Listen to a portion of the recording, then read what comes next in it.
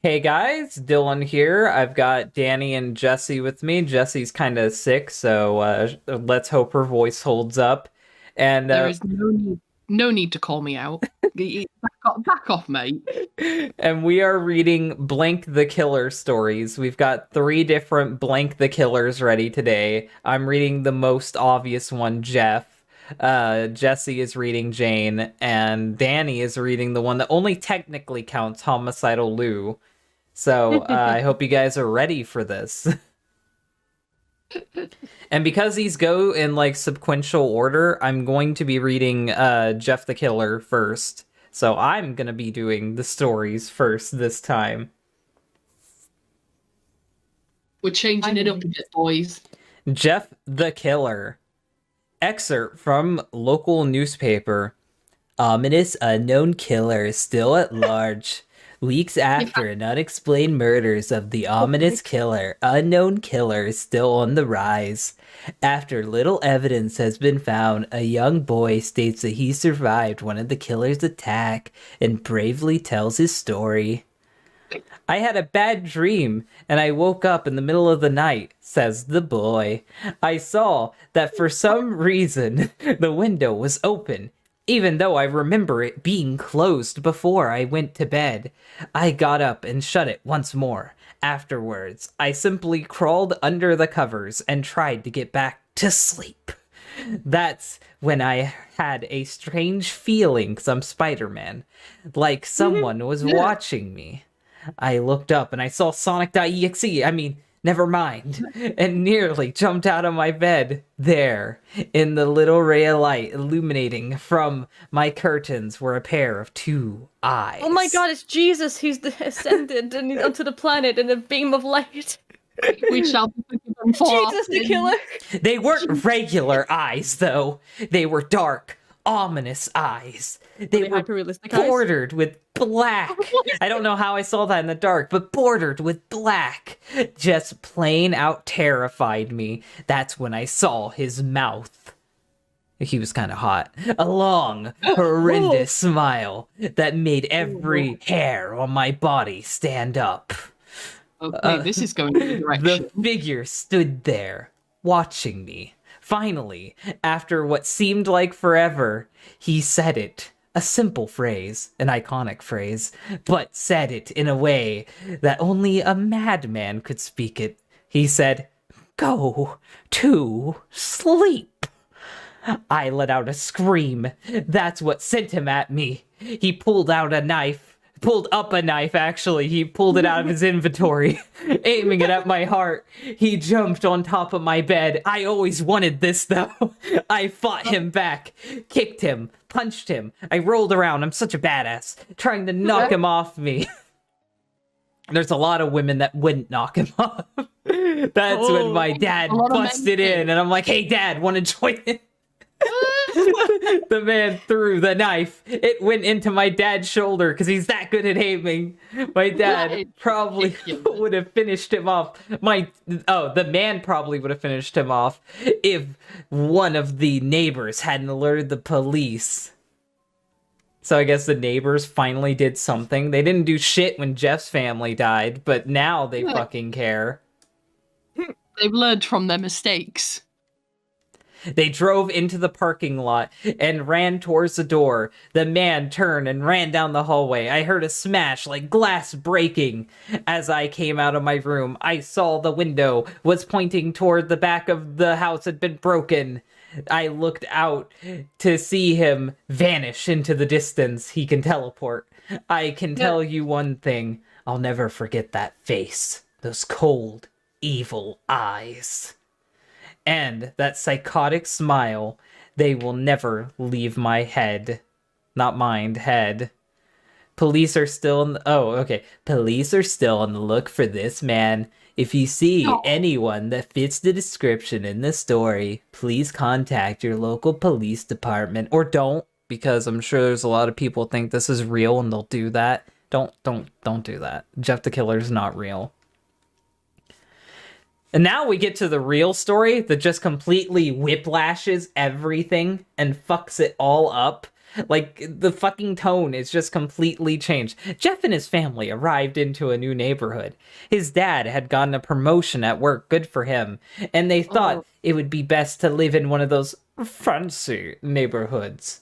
Jeff and his brother Lou, or it looks like it should be Liu, but it's Lou. No, it's Lou. I'd never seen Lou spelled that way. It's a Chinese name. L-I-U. It's okay. Liu Kang. Think of Liu Kang from Mortal Kombat. Okay. Why though? Are they Chinese? I'm gonna assume they're half Asian. Jeff's got some pretty black hair. Oh my god. Lou couldn't complain. Wait. Where was I at? Jeff and his brother couldn't complain. Yeah, Okay. Go away, Styro. Quit playing Gary's mod. Piss off. I'm gonna close Steam. I'm gonna close Steam now because of that fucking Gary's mod notification. Thank you. You sure you don't want to play Gary's mod? Gally's mod? I'm gonna kill myself. That sounds like a creepypasta character, Gally. Gally's mod. Okay. Jeff and his brother Lou couldn't complain, though. A better house? What's not to love? As they were getting unpacked, one of the neighbors came by. Hello, she said. I'm Barbara. I live across the street from you. Well, I just wanted to introduce myself. I'm Barbara, by the way. And I live across the street. And introduce my son. She turns around and calls her son over. Billy! These are our new neighbors. Billy said hi. I'm sure he'll be an important character. And ran back to play in his yard. The story got 1,000 times more boring. Well, said Jeff's mom, I'm Margaret. Of course you'd be named Margaret. And this is my husband, Peter. Peter. Hey, Peter. And my 2 sons, Jeff and Lou. They each introduced themselves. And then they each introduced... I thought this is... Who is telling the story? Okay. And then Barbara invited them to her son's birthday party. Jeff and his brother were about to object when their mother said they would love to. When Jeff and his family were done packing, I think you mean unpacking, Jeff went up to his mom. Plot twist, we're moving again. Mom, why did you invite us to some kid's party? If you haven't noticed, I'm not some dumb kid. You tell her that now. You know what? I don't blame him. I hate when parents do that shit. My parents never invited me to shit. Jeff said his mother. Okay. Did I miss a sentence? No, she's like going Jeff, and then like it continues. Okay, I guess that's right. Okay. Yeah, Jeff says his mother, not said his mother. We just moved here. We should show... It's written like a script. Why is it written like a script? We should show that we want to spend time with our neighbors. Now we're going to that party, and that's final. Jeff started to talk, but stopped himself. Experienced the riveting fucking neglect of Jeff the Killer as he's a fucking kid, but stopped himself, knowing that he couldn't do anything. Whenever his mom said something, it was really final. He walked up to his room and plopped down on his bed. He sat there looking at his ceiling when suddenly he got a weird feeling. Oh, not Spidey sense again. Not so much a pain, but a weird feeling. He dismissed Oh my god, he's going through puberty. Jeff, don't tell us about your weird feelings. He heard his mother call him down to get his stuff, and he walked down to get it. Thank you. All you needed was that other part. You didn't need that second part. The next day, Jeff walked down the stairs to get breakfast. I'm sure they'll tell us what he's eating for breakfast.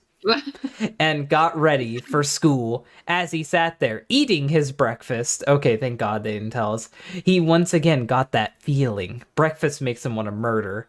This time it was stronger. He really hates cereal. It gave him... Not in front of your brother. Oh, thank you. Go to the kip. Thank you, Mohammed. You got a bunch of yen. Yen? Yeah, Oh. quite a lot actually. It gave him a slight tugging pain, but he once again dismissed it. As him and Lou finished breakfast, they walked down to the bus stop. They sat there, waiting for the bus, and then all of a sudden, some kid on skateboard... Okay, so I have to explain the voice that I'm gonna do for that kid, and I don't care if it strips my throat. Fuck me. I'm doing it. So, Internet Historian did a dub of Jeff the Killer, and in it, he got Mumkey to play the bully. So I am doing my Mumkey voice for the bully, and I don't fucking care. I don't care if it tears my throat apart. I'm fucking doing it. The bully doesn't talk a lot, so I'm fine. He does. Not a lot. Not a lot. Oh, no, Randy talks a lot. He doesn't talk too much. I'll be fine. Only inches above their laps. They both jumped back in surprise. Hey, what the hell? The kid... Can I just say, if someone skateboarded like over my lap like that, I'd have to applaud them. Like that is like some achievement to like directly jump over someone, like a proper like ollie over them. Holy shit, impressive. He plays a lot of Tony Hawk Pro Skater. But this kid's like what, 12? I'm impressed. This kid could have gone somewhere. This little bully could have gone somewhere. He has guns and knives. Like he has a lot of life experience at 12. To be fair, Danny, I think your most accurate response would have been jealousy if the young 12-year-old was able to ollie over you. Not anger at the fact he jumped over you, angry at the fact he could jump over you. Leave me alone. The kid landed and turned back to them. He kicked his skateboard up and caught it in his hand. The kid seemed to be about 12, 1 year younger than Jeff, which Jeff is 13, by the way. He wears an Aristotle shirt and Aeropostale. Aeropostale. I never wore that before. He wears an Aeropostale shirt and blue jeans that are ripped, by the way. Oh, Well. It looks like we got some new meat. Suddenly, the two other kids appeared. One was super skinny, and the other one was huge. the other one was huge. Did I write this story picking on fat kids? Dillin, you're one of the bullies. Well, the fat kid gets bullied a lot. Well, since you're new here, I'd like to introduce ourselves. He introduces himself as a unity. Over here is Keith. Jeff and Lou looked over at the skinny kid. He had a dopey face that you would expect a sidekick to have, whatever the fuck that looks like. And he's Troy. They look over at the fat kid. Talk about a tub of lard. This is so triggering considering. This kid looked like he hadn't exercised since he was crawling. Whoever wrote the story does not like fat people. Dillin, I swear, did you write this? And I, said the kid, I am Randy. Now for all, okay, that's him still. Now for all the kids in this neighborhood, there's a small price for bus fare, if you catch my drift. Lou stood up, ready to punch the lights out of the kid's eyes, when one of his friends pulled a knife on him. We're in Britain! They're 11-year-olds with knives. I can just imagine wearing leather jackets and fucking snapping. Like, what the fuck is this shit? Yeah, yeah. Tisk, tisk, tisk. I had hoped that you would be more cooperative, but it seems like we must do this the hard way. The kid walked up to Lou and took his wallet out of his pocket, because the kids that are 11 have wallets. Jeff got up. Jeff got that feeling again.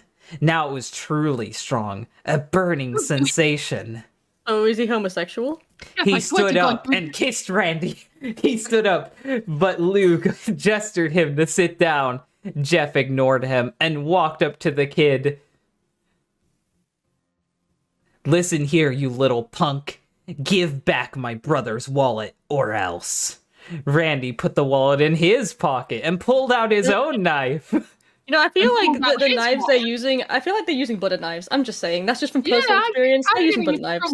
I'm getting a strong feeling that I'm gonna put my own experiences in this and say they have butterfly knives. They're butter knives. They're butter knives.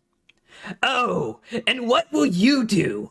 Just as he finished the sentence, Jeff popped the kid in the nose. As Randy reached for his face, Jeff grabbed the kid's wrist and broke it. Randy screamed, and Jeff grabbed the knife from his hand. Troy and Keith rushed at Jeff, but Jeff was too quick. He dodged like Ultra Instinct Goku. He threw Randy to the ground. Keith lashed out at him, but Jeff ducked and stabbed him in the arm. Keith dropped his knife and fell to the ground screaming. What is it with all these impossible action sequences? They're all like fucking preteens, except for Jeff, who's an actual teen. Troy rushed him too, but Jeff didn't even need the knife. He just punched Troy straight in the stomach and Troy went down. As he fell, he puked all over. Luke could do nothing but look in amazement at Jeff. Amazement? I'd be terrified. I just asked, this is like the debate that's been going on for fucking years. Is Lou older or younger than Jeff? I thought he was younger. I'm saying younger. I thought he was younger. Everyone thought he was older. No, I'm going younger. The fact that they specified Jeff's age but not Lou's. He could be older though, because Jeff was invited to the neighbor's place and Lou wasn't, as far as I'm aware of. I thought they were both invited together. I mean, yeah, Lou's already in the detention center when they go, but I didn't know if Lou was invited, because she specifically said it at Jeff. I thought it was like, oh, both the kids can go, and I thought that was it. Maybe. You know what? We'll have this debate. I'm gonna go with I think he's older, solely because it's like the thing for the big brother to take the blame, and it seems like he's more distant, and that's what would happen if you're older. You'd be more distant from your little brother, and you'd be more distant from your family. I'm younger, because I refuse to believe someone older than a 12-year-old would be scared by them pulling a knife. Like, he should have clapped that kid. I mean, Lou, it didn't say Lou was scared. It said Lou just didn't do anything. And if you're older, you could be smart enough to know that fighting is pointless, and that you can just fucking report them.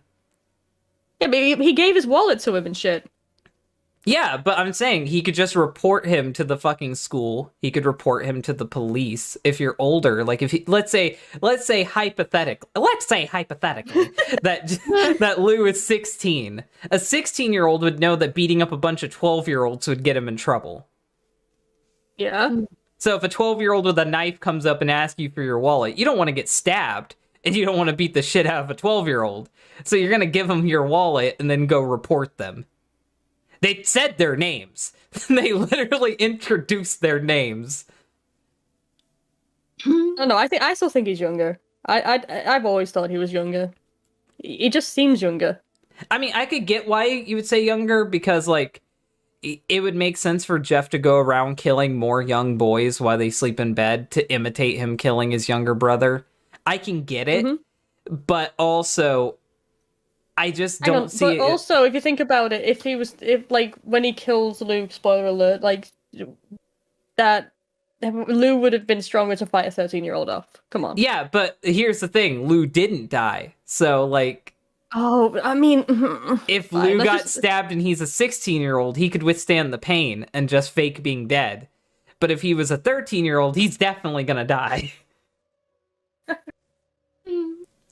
Well, this story's unrealistic anyway. They've got 12-year-olds with fucking guns and shit, and the fucking badass fight sequences between children. Let me just ruin this whole story right now. Bleach can't set people on fire. There. The story's unreal. Bleach, it wasn't the bleach. Bleach is anti-fire. Like, it's fire resistant. So if he got dunked in bleach, even if there's alcohol, the odds of him setting on fire are smaller. And even if he did get set on fire, it wouldn't bleach his skin. So no matter what, the story is silly and it's out of the realm of possibility. But I still think that Lou could be older rather than younger. Still think younger. Jeff, how'd you... That was all he said. They saw the bus coming, and they knew they'd be blamed for the whole situation, so they started running as fast as they could. Run, Jeff, run. As they ran, they looked back and saw the bus driver rushing over to Randy and the others. As Jeff and Lou made it to school, who's gonna pull the knife out of that other kid? They didn't say the knife got pulled out. That's a fucking pain in the ass to do. That'd be the worst thing to pull the knife out because that'll cause him to bleed more. Yeah, he's gonna have to go to the hospital with that knife in his arm. They didn't dare to tell what happened. All they did was sit there and listen. Lou just thought of that his brother beating up a few kids, but Jeff knew it was more. See, Lou thinks it's not that important. No, I think it's because Lou's older that he doesn't see it as important. If he was younger, he'd be terrified of Jeff. No. I'm an older brother. If my fucking little brother beat the shit out of a bunch of kids, I'd be like, okay, well, that happened. And then I'd walk away. Okay, I'm an older sibling too. If my younger brother, like, stabbed a kid, I'd be like, bro, that's not okay. It's not like, cool, but conversations like that. they tried to stab him first, so I would overlook it. But Jeff knew it was more. It was something scary. Jeff, as he got this feeling, he felt how powerful it was. The urge to just hurt somebody. He didn't like how it sounded, but he couldn't help feeling happy. He felt a strange feeling go away and stay away for the entire day of school. I guess the urge to murder lessons at school. That's weird, because most people, that's opposite. The masculine urge to kill someone. The masculine urge. Even as he walked home, due to the whole thing near the bus stop, and now he probably wouldn't be taking the bus anymore, he felt happy. When he got home, his parents asked him how his day was, and he said in a somewhat ominous voice, "It was a wonderful day." Next morning, he heard a knock on his front door. He walked down to find 2 police officers at the door. His mother looking back at him with an angry look. "Jeff, those officers tell me that you attacked 3 kids, that it wasn't regular fighting, that they were stabbed. Stabbed, son!" Jeff's gaze fell to the floor, showing his mother that it was true. "Mom, the kids were the ones who pulled the knife on me and Lou." "Son," said one of the cops, "we found 3 kids, 2 stabbed, 1 having a bruise on his stomach. That's worse than the stab. And we have witnesses proving that you fled the scene." Okay, I guess you just get arrested. It's just a stupid cop. Now, what does that tell us? Do justice? A proper trial? That's hopefully what it tells you. No, it tells me if someone threatens you, you beat them up. Jeff knew it was no use. He said he could say him and Lou had been attacked, but there was no proof that it was not them who attacked first. They couldn't say that they weren't fleeing because the truth was they were. So Jeff couldn't defend himself. I can solve this case. They didn't get the wallet back? Yeah, they have the wallet, unless they threw it somewhere. No, the kids were like beaten up. There's no way they could throw the wallet while one's got a broken arm, one's been stabbed. Like, that's not their priority. He fucking puts his limp arm in his pocket. Get rid of the evidence. They fucking, these fucking kids get taken to hospital. Like, hey, why do you have like this wallet? And you see the like ID of fucking like Lou, and it's like, oh, you fucking because mugged he's somebody. old enough to have an ID. But I don't know how ID works in the US. It's somebody else's wallet, though. Maybe it's bus pass. His fucking little bus pass. Oh, okay. Jeff couldn't... Wait. Son, call down your brother. Jeff couldn't do it. Since it was him who beat up all those kids. Sir, it was me. I was the one who beat up the kids. Lou tried to hold me back, but he couldn't stop me. The cop looked at his partner, and they both nodded. Well, it looks like it's going to be a year in juvie. I can sentence you right now, by the way. That's how the legal system works. You can tell a kid wrote this. Wait, says Lou. They all looked back up to see him holding a knife. And because this is America, they would have instantly shot him if he was any other color but white. The officers pulled their guns and locked it on Lou. It was me. I beat up those punks. Have the marks to prove it, he said, lifting up his sleeves to reveal cuts and bruises. As if it was a struggle, he cut himself, apparently. Son, just put the knife down. I know you're white, but I'll still do it, said the officer. Lou held up the knife and dropped it to the ground. He put his hands up and walked over to the cops. No, Lou, it was me. I did it. Jeff had tears running down his face. Ha! Poor bro, trying to take the blame for what I did. Well, take me away, officers. The police led Lou to the patrol car, which seemed a lot more epic in Lou's head than it actually was. In reality, he was crying and pissing Lou, himself. tell them it was me! Tell them! I was the one who beat up those kids! Jeff's mother put her hands on the shoulders. Surely they could ask the kid, like, hey, which one beat you up? And it'll just all point at Jeff. Jeff, please, you don't have to lie. I know I thought it was you a second ago, but now I know it was your brother. He was always evil. We knew it, Lou. You can't you can stop. Jeff watched hopelessly as the cop car speeds off with Lou inside. A few minutes later, Jeff's dad pulls up in the driveway, seeing Jeff's face and knowing something was wrong. Son, what is it? Jeff couldn't answer. His vocal cords were strained from crying. Instead, Jeff's mother walked his father inside to break the bad news to him as Jeff wept in the driveway. After an hour or so, Jeff walked back in the house to see that his parents were both shocked and sad and disappointed. He couldn't look at them. He couldn't see how they thought He couldn't see how they thought of Lou when it was his fault. No, manga. We've already got 3 stories. Sorry. Wait, what was that manga saying? Manga's pinging, asking if he can join. Oh, I mean, now I feel bad. It's fine. We already got 3 stories ready, and we have a theme for all 3 of them. Maybe next week. I mean, we've still got another killer story in the but chat. these ones follow up to each other. They're You had 2 Jane killers, to be fair. I don't know. I don't want to do it at the last second. Fine. Pick one now. Pick one now, and I'll do it. If he takes that other Jane the Killer, it's really short, so like it won't add too much time. Paste And that one. one Paste that one in the chat right now, and I'll fucking get it up. I would love to hear manga do a freaking I'll find it.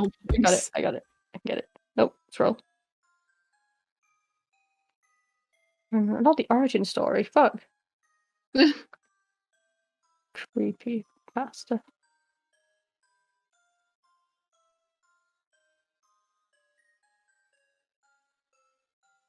He's like, nah, it's fine, go on without me. No. No, Dillin, keep reading this, and I'll get it up for him. Okay. After an hour or so, Jeff walked back into his house, seeing his parents were both shocked, sad, and disappointed. He couldn't look at them. He couldn't see what they thought of Lou when it was his fault. He just went to sleep. Actually, he just went to sleep, trying to get back to trying to get the whole thing off of his mind. 2 days went by with no word from Lou at JDC, Juvenile Detention Center, by the way. Oh my God. No friends to hang out with. Nothing but sadness and guilt. That is until Saturday, when Jeff woke up by his mother with a happy, sunshiny face, which I wouldn't be happy if my kid went to fucking juvie and all this shit happened, but whatever. Okay, tell Manga he can fucking hop in. Hop in, boy. Get in here. I know you're listening. Come on. Oh, this one's really fucking short. Exactly, so it won't add too much time. Okay, Yes. Manga, you've got a short epilogue story. Okay. You're gonna be reading after Jesse. Or should you be reading before Ew. Jesse? Read it first, and then have Jesse read it, because then it has like the Jeff the Killer effect, where it's like the main story first, like the mini bit, then like the origin story afterwards. Okay. Sorry about this. No, it's fine. Very Where quiet. am I at? He is quiet. But that's the problem we've been having with him. He's either really quiet or really loud. All right. let's go. Try boosting your mic up a bit, Manga. He just muted himself. Okay. Is this better? A better. little bit more. Okay.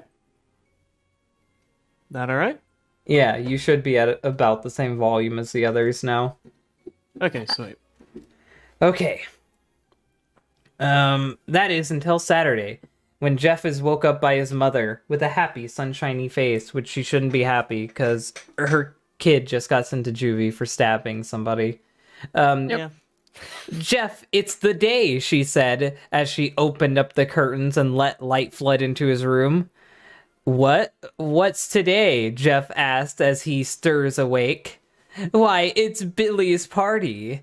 He was now fully awake. Mom, you're joking, right? You don't expect me to go to some kid's party after... There was a long pause. Jeff, we both know what happened. I think this party could be a thing that brightens up the past few days. Now get dressed. My social This is the standings worst matter parent. more than your help. She is the worst parent I've ever met in my life. Fuck this acted woman. like- I'm glad she gets murdered. She deserves it. We're trying to protect our image here, Jeff. Okay, just suck it up. Suck it up. We don't want people thinking you're stabbing party. people. Jeff's mother walked out of the room and downstairs to get ready herself. He fought himself to get up. He picked up a random shirt and a pair of jeans and walked down the stairs. He saw his mother and father all dressed up. His mother was in a dress and his father was in a suit.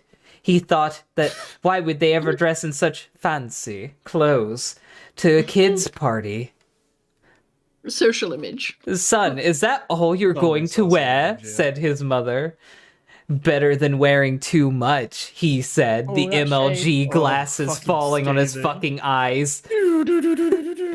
His mother pushed down the feeling to yell at him. I guess they all have the crazy urge inside of them, and hit it with a smile. She's the worst woman. Men, look at me. Look at me through the screen. I'm looking at you right now. Here Don't we get go. with this person. Don't get with this person. If your wife is mad, if your significant other is mad at you and they smile, don't get with this person. Why does she want to It's yell like at her number kid? one Why to does she want to run. yell at her kid after the shit he's gone through? Though, like that's just not fair. Because it's about her today. It's all about her today. Don't worry. This is why she deserves it. She deserves everything she gets at the end. There was like a rewrite of Jeff the Killer that actually like made their self-obsessed image actually a part of their characters, and it was actually Oh. really good. I mean, Yeah, I liked it a review of it before. It's actually like a really fucking good rewrite, but yeah, go on with this. This is trash. okay. Now, Jeff, we may be overdressed, but this is how you go if you want to make an impression, said his Going to a father. kid's birthday party. Fucking calm down. Jeff grunted and went back upstairs to his room. I don't have any fancy clothes, he yelled downstairs. I'm trying to make it whenever he goes into his fucking rage that he's the Joker. That's what I want it to be. So whenever he talks normally, he talks normally. But when his fucking anger comes out, he's full on Joker society. I don't want to wear fancy clothes. You guys may live in a society, but I don't. Just pick up Hormones. Just pick something, called his mother. He looked around in his closet for something he would call fancy. He looked and found a pair of black dress pants he had for special occasions, but no suit, and a undershirt. He couldn't find the shirt to go with it, though. He looked around and found only striped and patterned shirts. He realized that he's not Laughing Jack, so he couldn't do that. None of which will go with the pants. Finally, he found a white hoodie and put it on. Which, by the way, just when like I was a that. kid, when the story came out, I had long black hair, and I also wore hoodies. So this story didn't help with anything. I didn't read Jeff the Killer as a kid, but it didn't help people from calling me gave you- Jeff the Killer.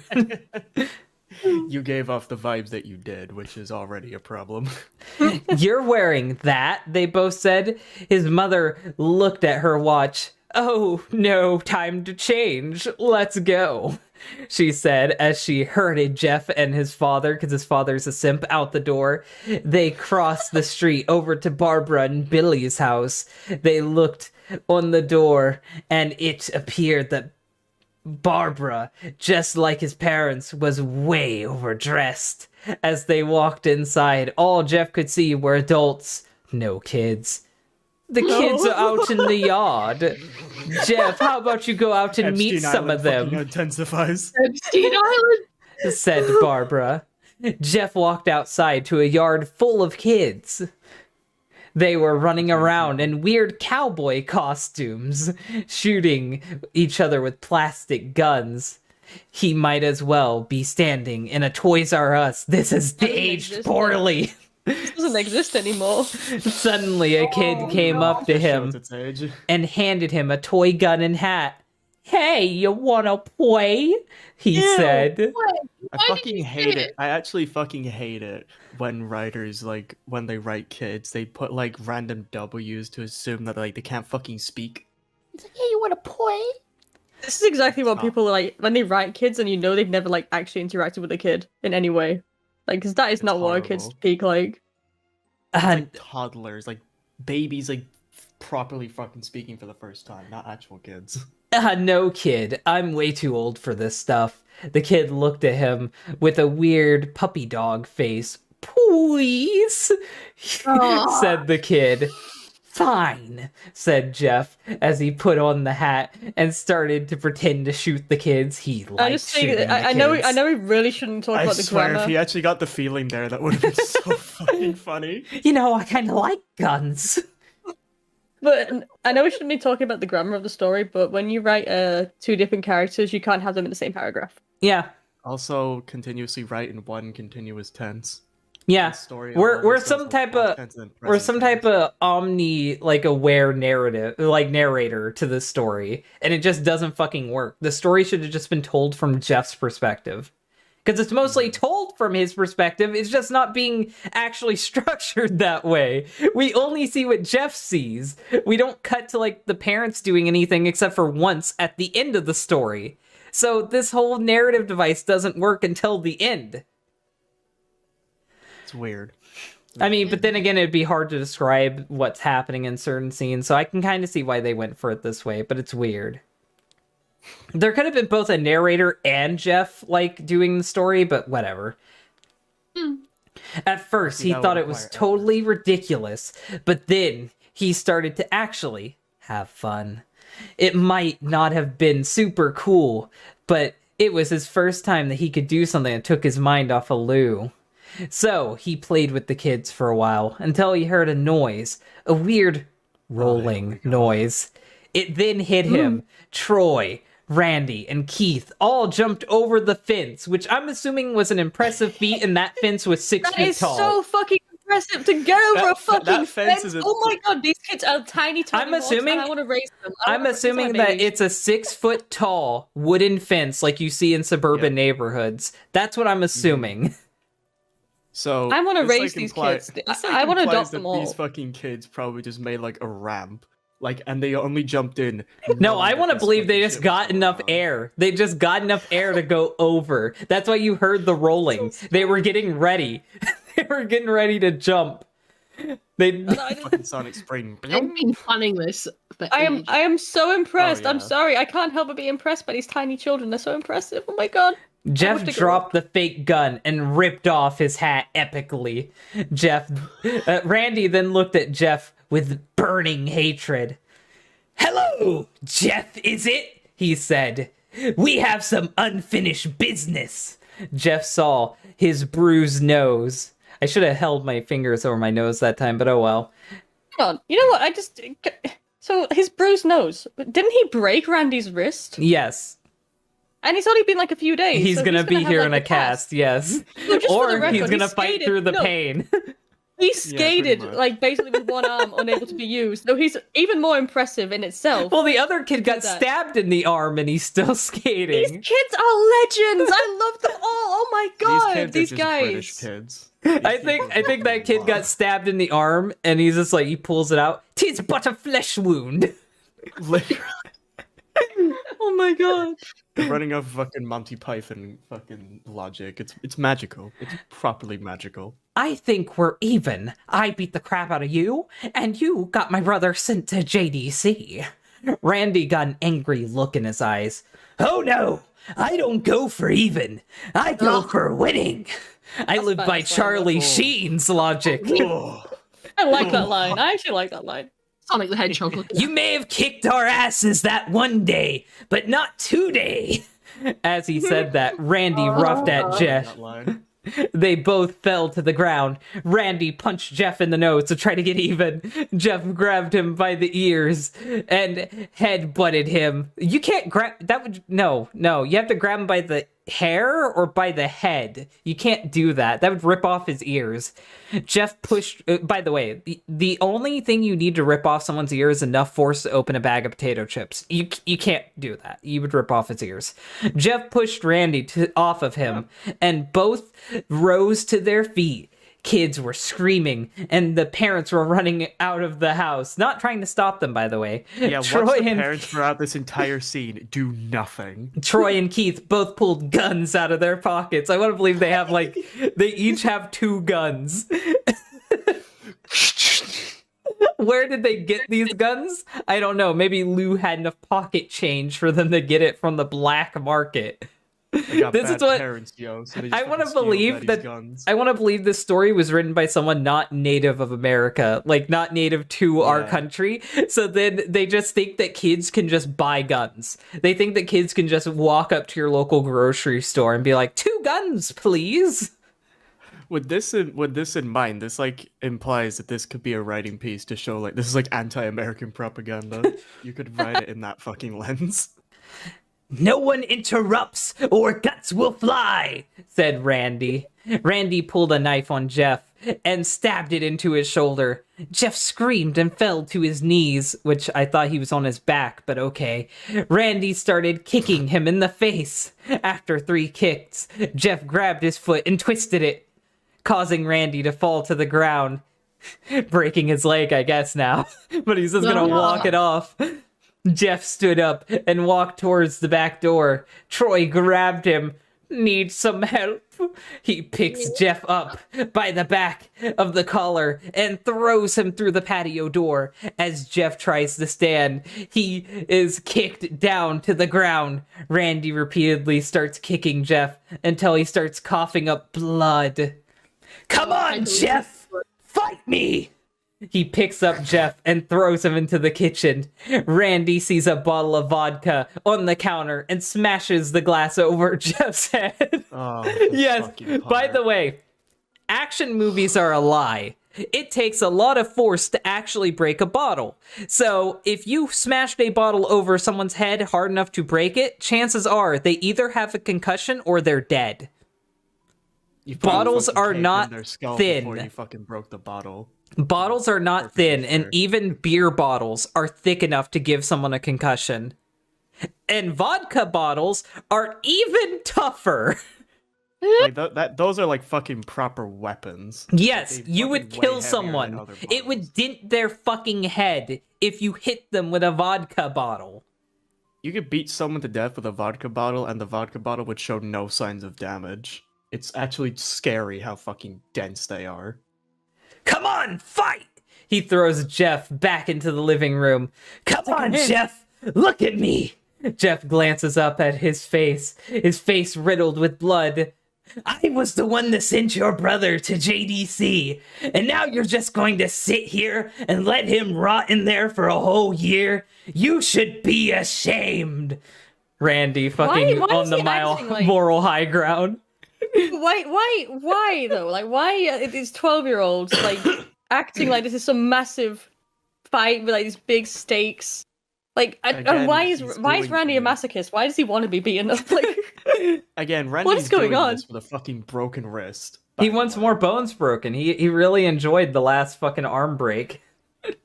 I would have loved it if one of these kids just got like one of their skateboards and just used that as a weapon. That would have been really impressive. Jeff starts to get up. Yeah. "Oh, finally! Yes! You stand and fight!"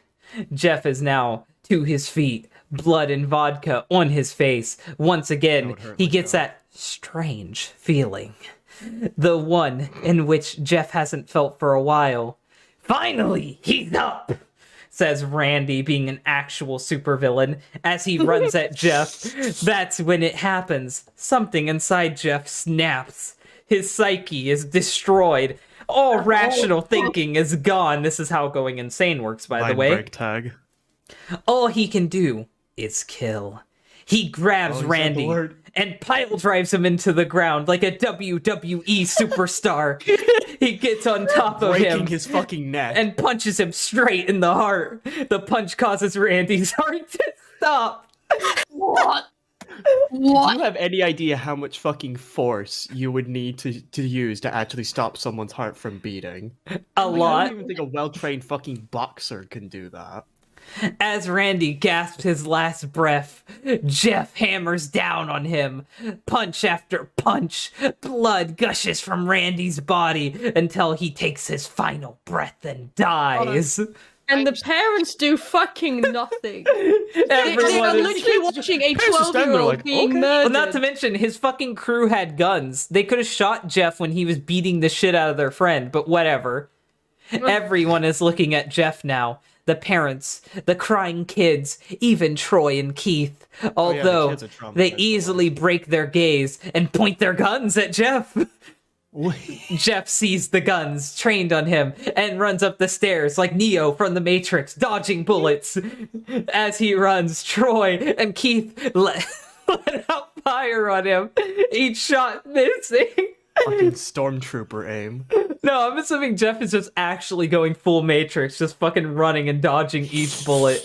Jeff runs up the stairs. He hears Troy and Keith follow up behind. As they let out their final rounds of bullets, Jeff ducks into the bathroom and grabs a towel rack and rips it off the wall. That takes a lot of force, too. Yeah, that takes Troy way too and much Keith fucking race strength. in, knives ready. Troy swings his knife at Jeff, who backs away and bangs the towel rack over Troy's face. Troy goes down hard, and now all that's left is Keith. He is more agile than Troy, though, because he's skinny, and ducks when Jeff swings the towel rack. He dropped the knife and grabbed Jeff by the neck. He pushed him into the wall. A thing of bleach fell down on him from the top A shelf. thing of bleach. Like, they couldn't even describe By the way, what it actually was. I want to say this now. This This is what I was saying earlier. When people add up if it was possible for Jeff to be burnt like that, they always say, well, he had vodka spilled on him. He had vodka spilled on him a while ago. Vodka is a fucking fire substance. It can easily catch on fire. But that's only when it's wet. That's only when it's fresh. If vodka dries, it's just you that catches on fire. Vodka isn't really going to fucking help. So the vodka dried, and then he got bleach poured on him, which is fire resistant. I've seen someone prove this. Like, it's like- someone debunked yeah. this with a hot dog. Yeah. Hot dog. The bleach would make it to where Jeff couldn't catch on fire. Basically, boys, alcohol is not fucking gasoline. Yeah, it's not. It burnt them both. They both started to scream. Jeff wiped his eyes. It actually would burn because open wounds with bleach are not a good combination. They would be in terrible, excruciating pain. You think salt is bad? Get bleach in an open wound. Jeff wiped his eyes as best as he could. He pulled back the towel rack and swung it at Keith's head. As he lays there, bleeding to death, he let out an ominous smile. "What's so funny?" asked Jeff. Keith pulled out a lighter and switched it on. "What's funny is," he said, "you're covered in bleach and alcohol." Jeff's eyes widened as Keith threw the lighter at him, like that scene in Yu-Gi-Oh! Season 0. As soon as the flame made contact with... I want to say it's one of those old-timey 1950s lighters that stay lit. You just have to light it once. You know, one of the ones with like the spinny wheel and it flicks open. Like it has like a guard over it. Yeah, those stay lit. The flames ignited the alcohol in the vodka. While the alcohol burned him, the bleach bleached his skin. Jeff let out a terrible screech as he caught on fire. He tried to roll out the fire, but it was no use! The alcohol made him a walking inferno. He ran down the hallway and fell down the stairs. Everyone started screaming as they saw Jeff, now a man on fire, drop to the ground, nearly dead. The last thing Jeff saw was his mother and the other people trying to extinguish the flame. That's when he passes out. I like to imagine they just all have talent and just are fucking violently beating him to like try and get the fucking fire out. Yes, a Zippo lighter. Here's where Dillin gives you another lesson on things. If you burn, just being in a house that's on fire can completely strip your throat forever. You'd be lucky to talk. But actually catching on fire is a whole nother thing. If Jeff did survive being burned alive, he would sound like this for the rest of his life. He probably does. No, they say he's basically like completely fine in the story. Yeah, he's fine. He just fucking is burnt. Yeah, but this is the same guy who lives without fucking eyelids, though. And if you have no eyelids, you fucking die. Yes. Doesn't the fire also like affect your eyes as well? Yes, it can affect how well you see. Yeah. Also, bleach. Wouldn't that make you go blind? Bleach and fire definitely would make you go blind. Also, Jeff, your hair wouldn't exist anymore. I don't know how he keeps his hair wouldn't be scorched black. It would just be gone. When Jeff woke, he had a cast wrapped around his face. It should be around his whole body, because he caught completely on fire, and his clothes should have been completely scorched off of him. He couldn't see anything, but he felt a cast on his shoulder, and stitches all over his body. He tried to stand up, but he realized there was some type of tube in his arm. There should be tubes in other places, judging by how fucked up you got. Yeah. He tried to get up, and it fell out, and a nurse rushed in. I don't think you can get out of bed just yet, she said as she put him back in his bed and reinserted the tube. Jeff sat there with no vision, no idea what his surroundings were. Finally, after hours, he heard his mother. Because, of course, she had to be surroundings. Where the fuck? How did you know it was a nurse?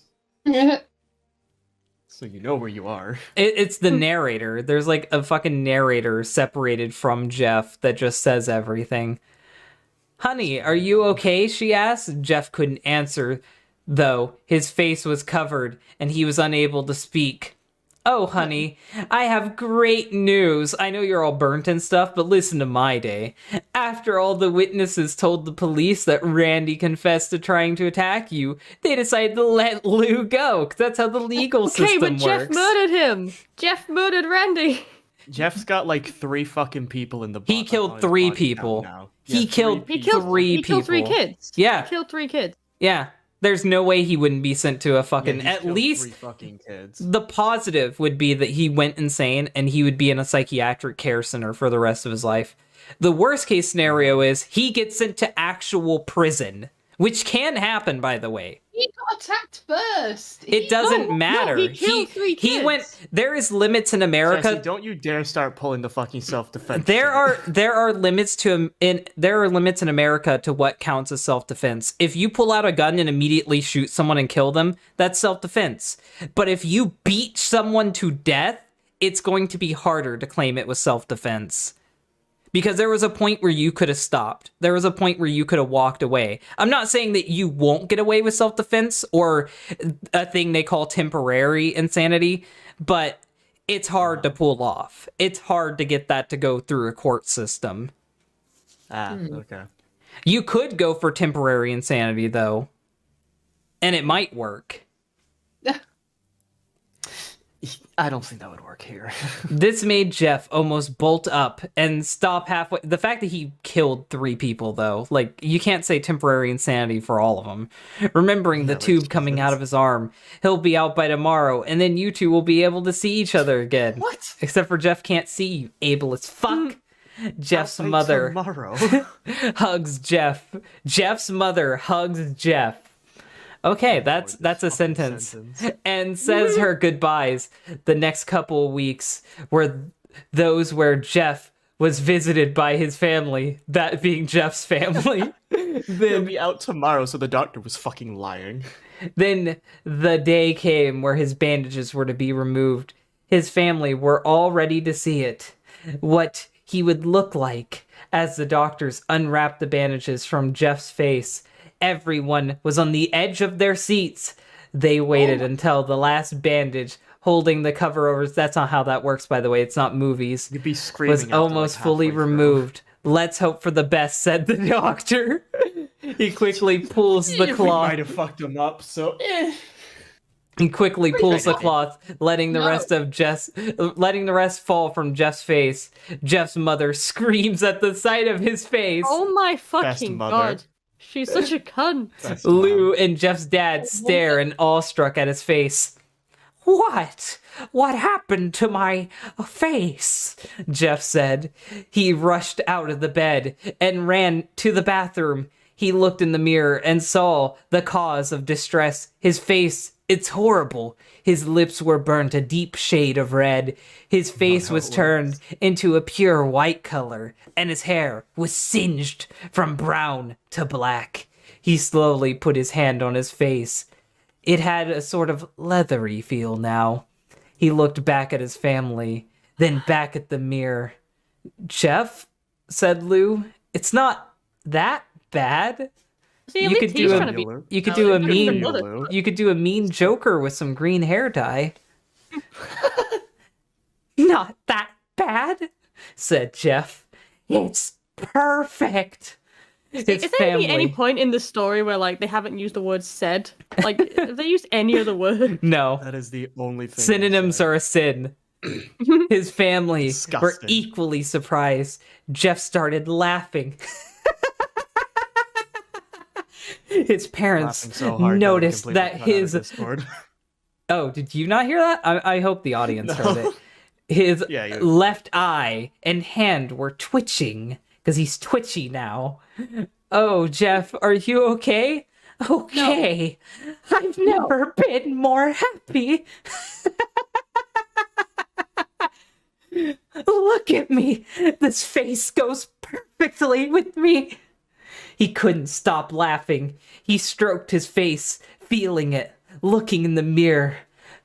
What caused this?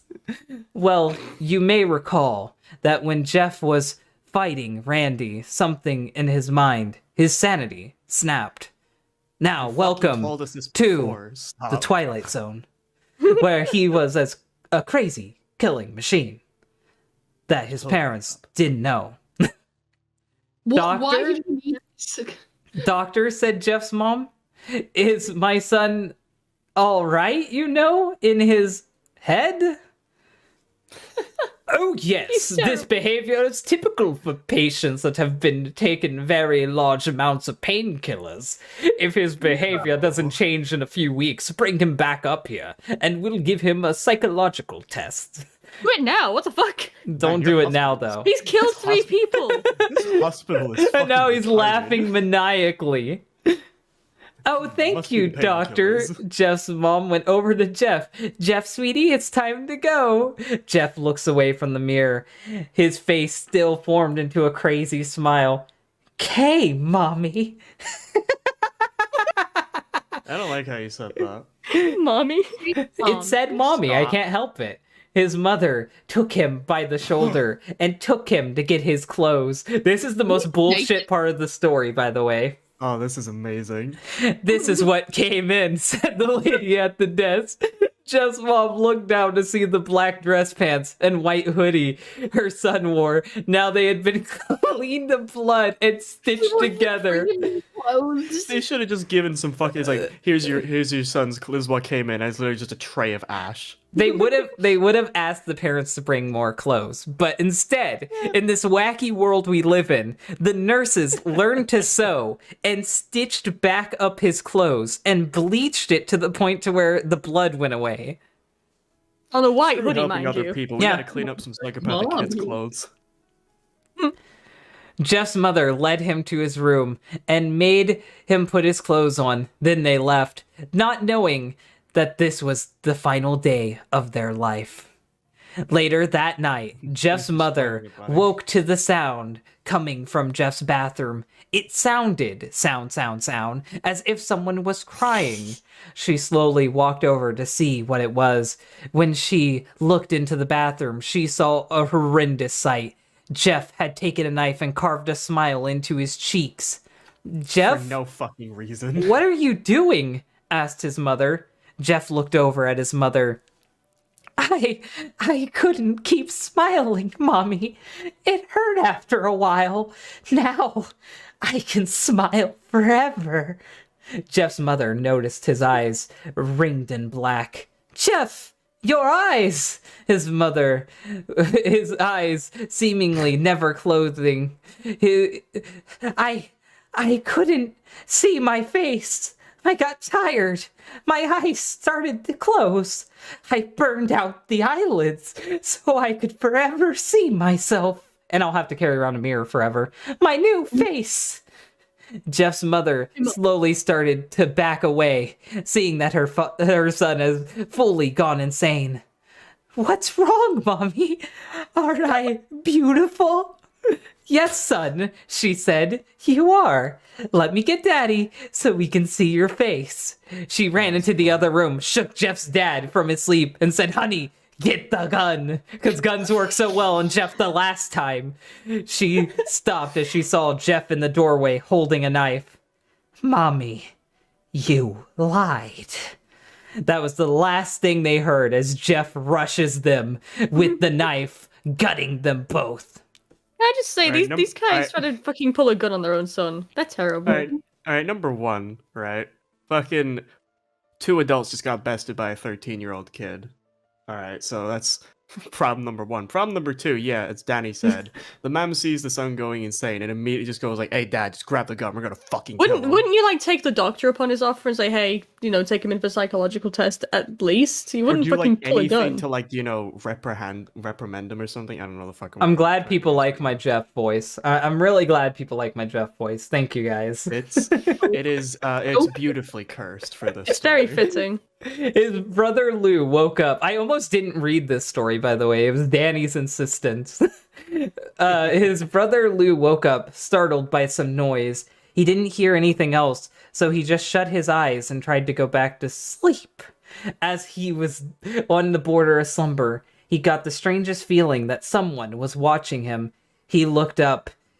Before Jeff's hand covered his mouth, he slowly raised the knife, ready to plunge it into Lou. Lou thrashed here and there, trying to escape Jeff's grip. Shh, Jeff said. Just go to sleep. Dun dun dun. The end. And then we'll know.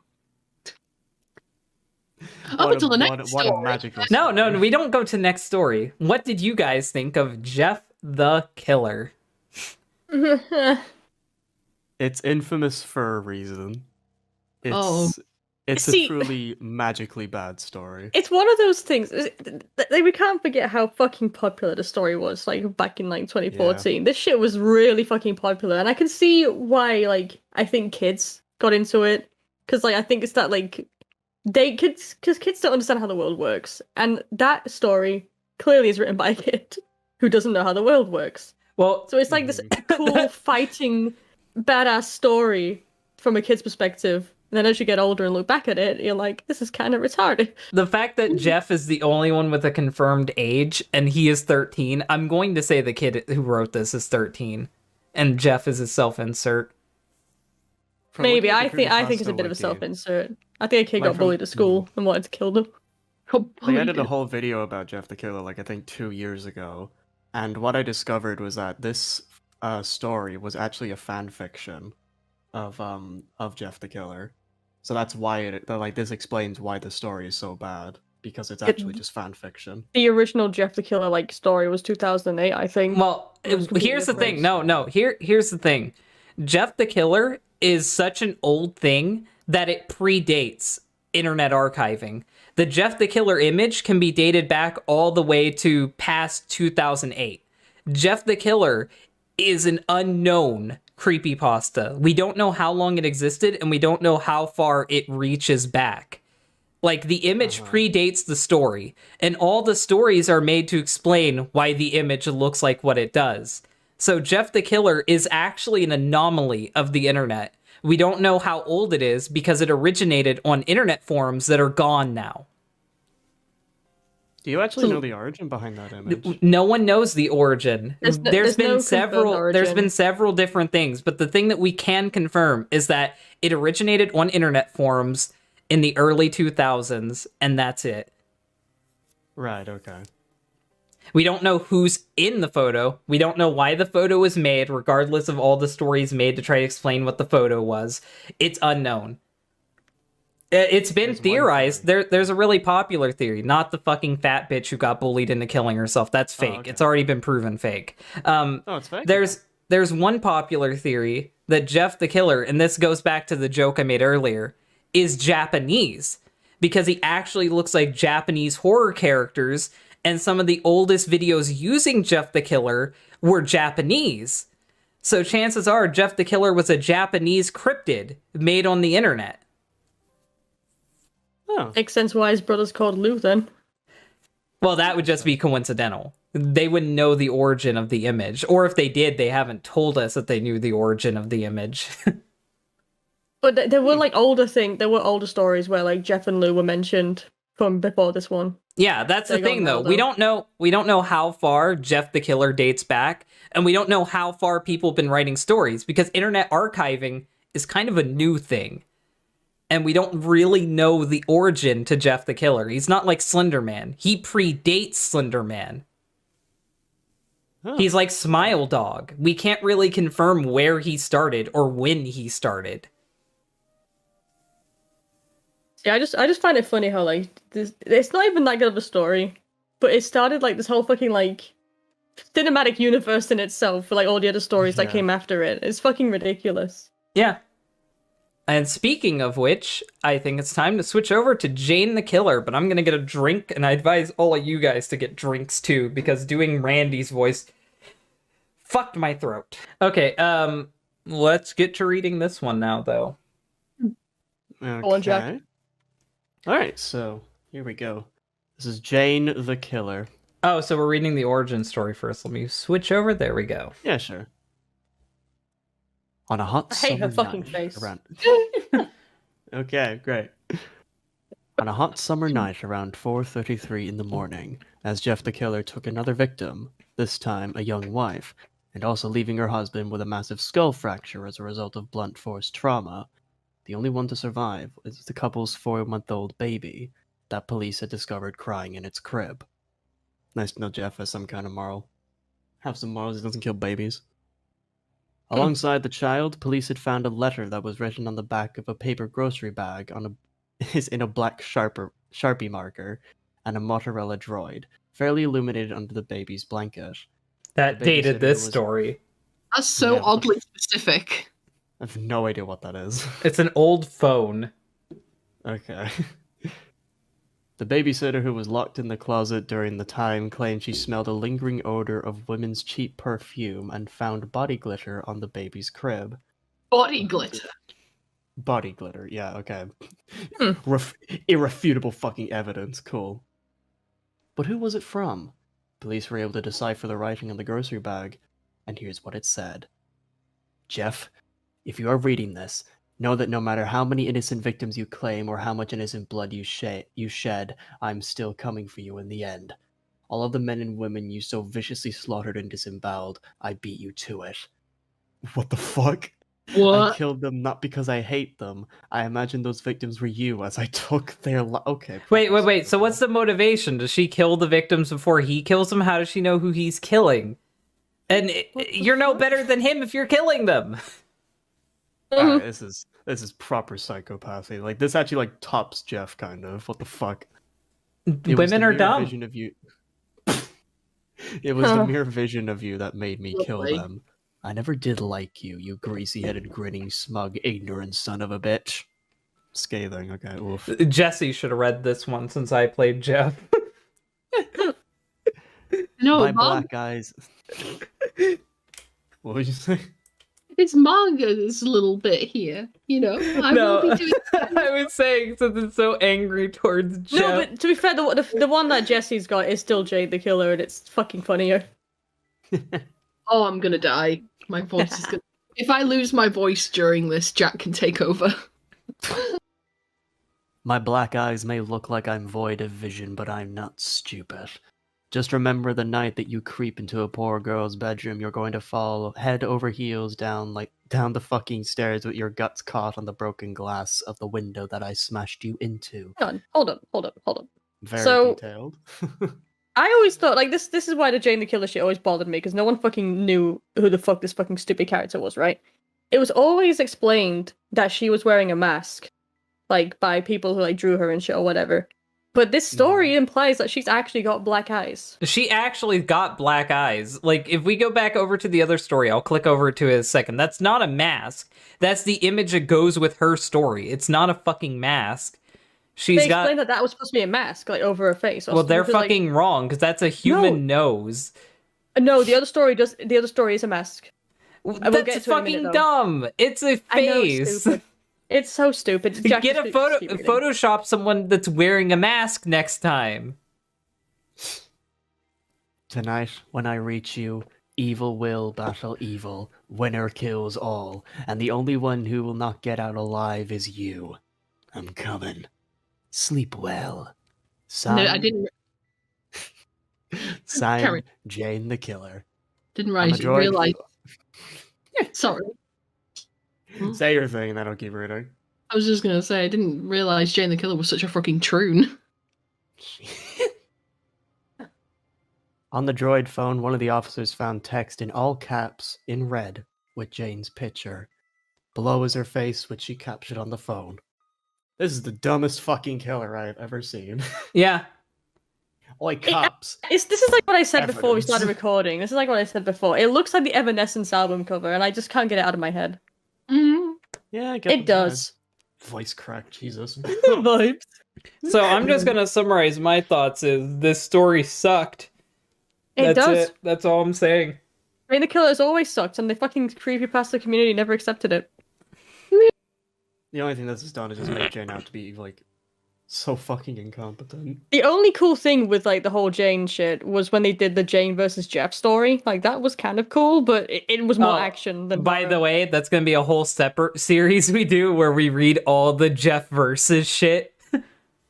Oh no! Oh, it's gonna be There's like no- the Godzilla series where it's like Godzilla versus. Just saying, I wrote the best one, and no one ever found it, so We need to find it. no. Okay, Please. let's go over to need to Jesse's prove that. story now.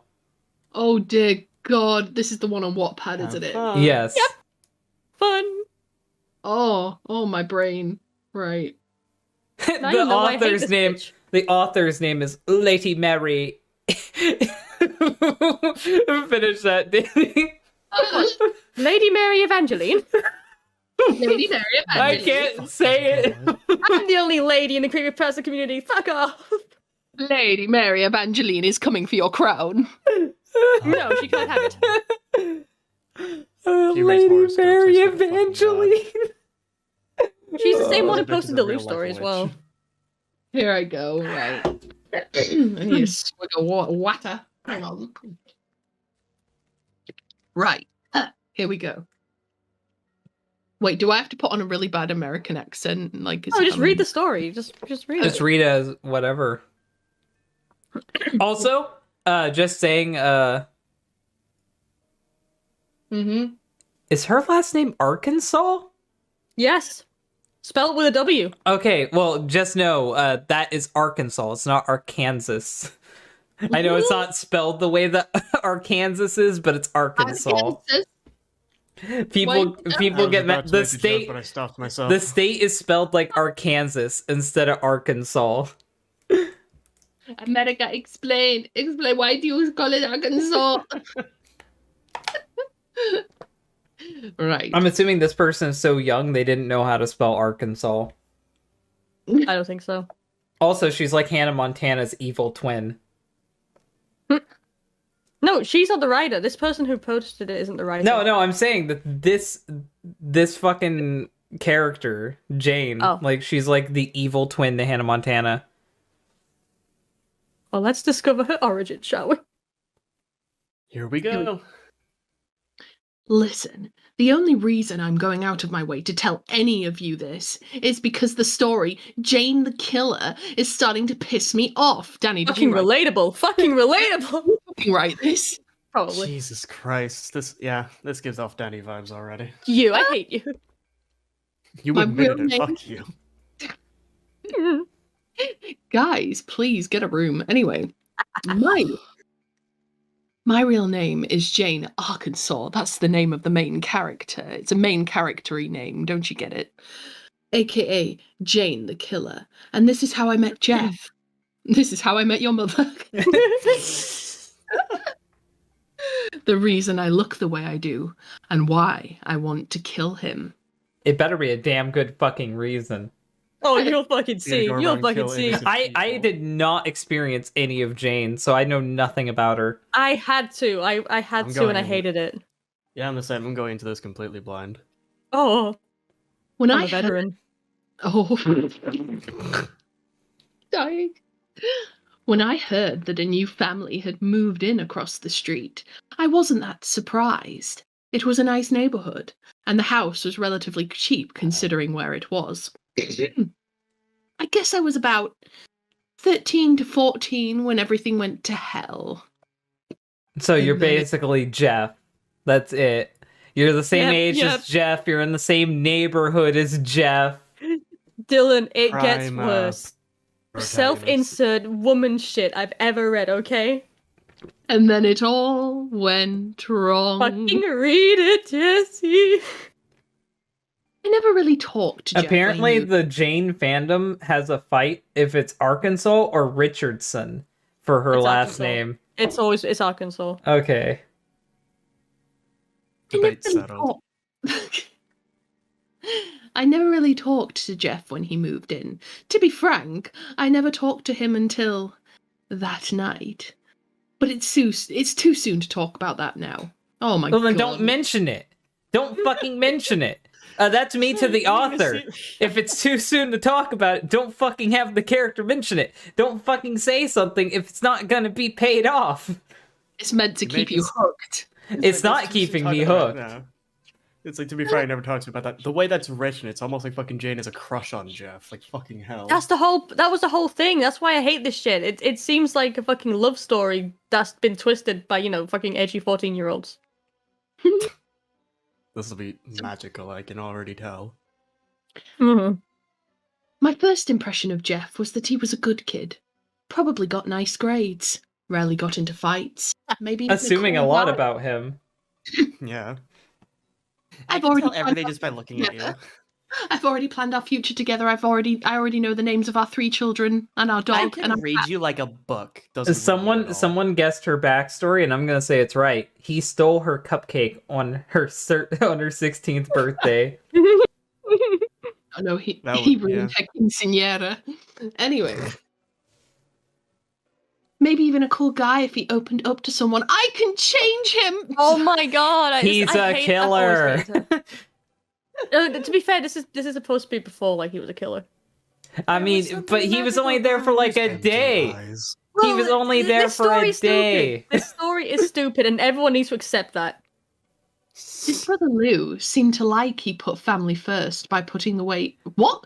Lou God, was his- there for 1 day before getting arrested. 1 day.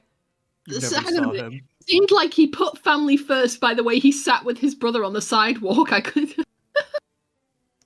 Oh, okay, yeah. He seemed Do you to know put what- family first by the way he sat with his brother on the sidewalk. Do you Yeah, know that what sounds she good. reminds me of? She reminds me of one of those people that watch people and then like just live through those people that they watch. Dylan, trust me when I say it gets so much fucking worse.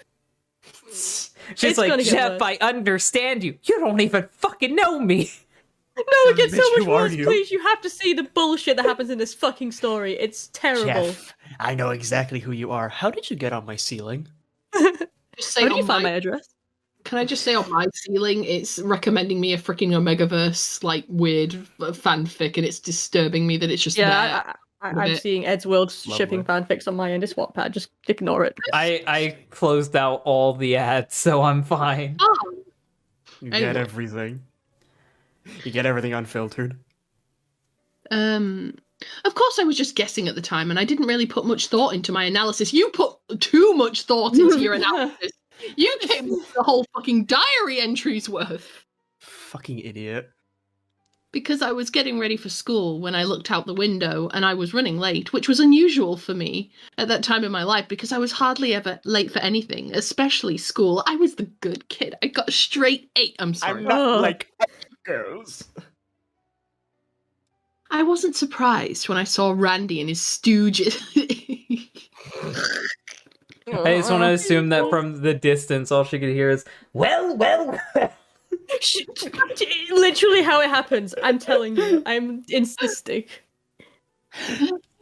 Go up to Jeff and Lou on that stupid skateboard of his. Oh, Danny, Oh, you I tricked. fucking hate this bitch. How dare she fucking insult the skateboard? This kid is so good on the skateboard. These things are expensive. You spent like, what, $100 on these fucking things? He does not know the way of this skateboard. Stupid fucking little bitch. I would fucking break her face. Just saying. You are losing it. I fucking hate Jane. Mentally sane individual. Randy was nothing but a bully. He always picked on anyone who was smaller than him. He's smaller than both of them. He picked on people older than him. Like, the fuck? Wait, Jeff is smaller By the than way, there are multiple versions of Jeff the Killer too, and in some of the versions of Jeff the Killer, the ages were switched around, and the descriptions were switched around. There are some versions of the Jeff the Killer story where Jeff was 16, and the other kids were differently aged. So this could be referring to any other version of the story that they read. That version of Jeff the Killer where he's 16 is actually really fucking good. Yeah, I read the one where he was 16 when I was a kid. Yeah, good shit, good shit. I read the comic when he was like 16. Then it got Oh, cancelled. there's a comic? Then you made It the got cancelled, but it was this old guy on DeviantArt did a really good comic, but That's A lot Cancelled of it. people remember Jeff being 16 because we read the aged up version of the story. well, Who's the author? And the aged up version of the story isn't as stupid as the other one. Do you know the name of the author who wrote that? No, I don't. It's been too Okay, long. That's a shame. He was even the reason why my parents drove me to school instead of letting me take the bus like everyone else. So incompetent.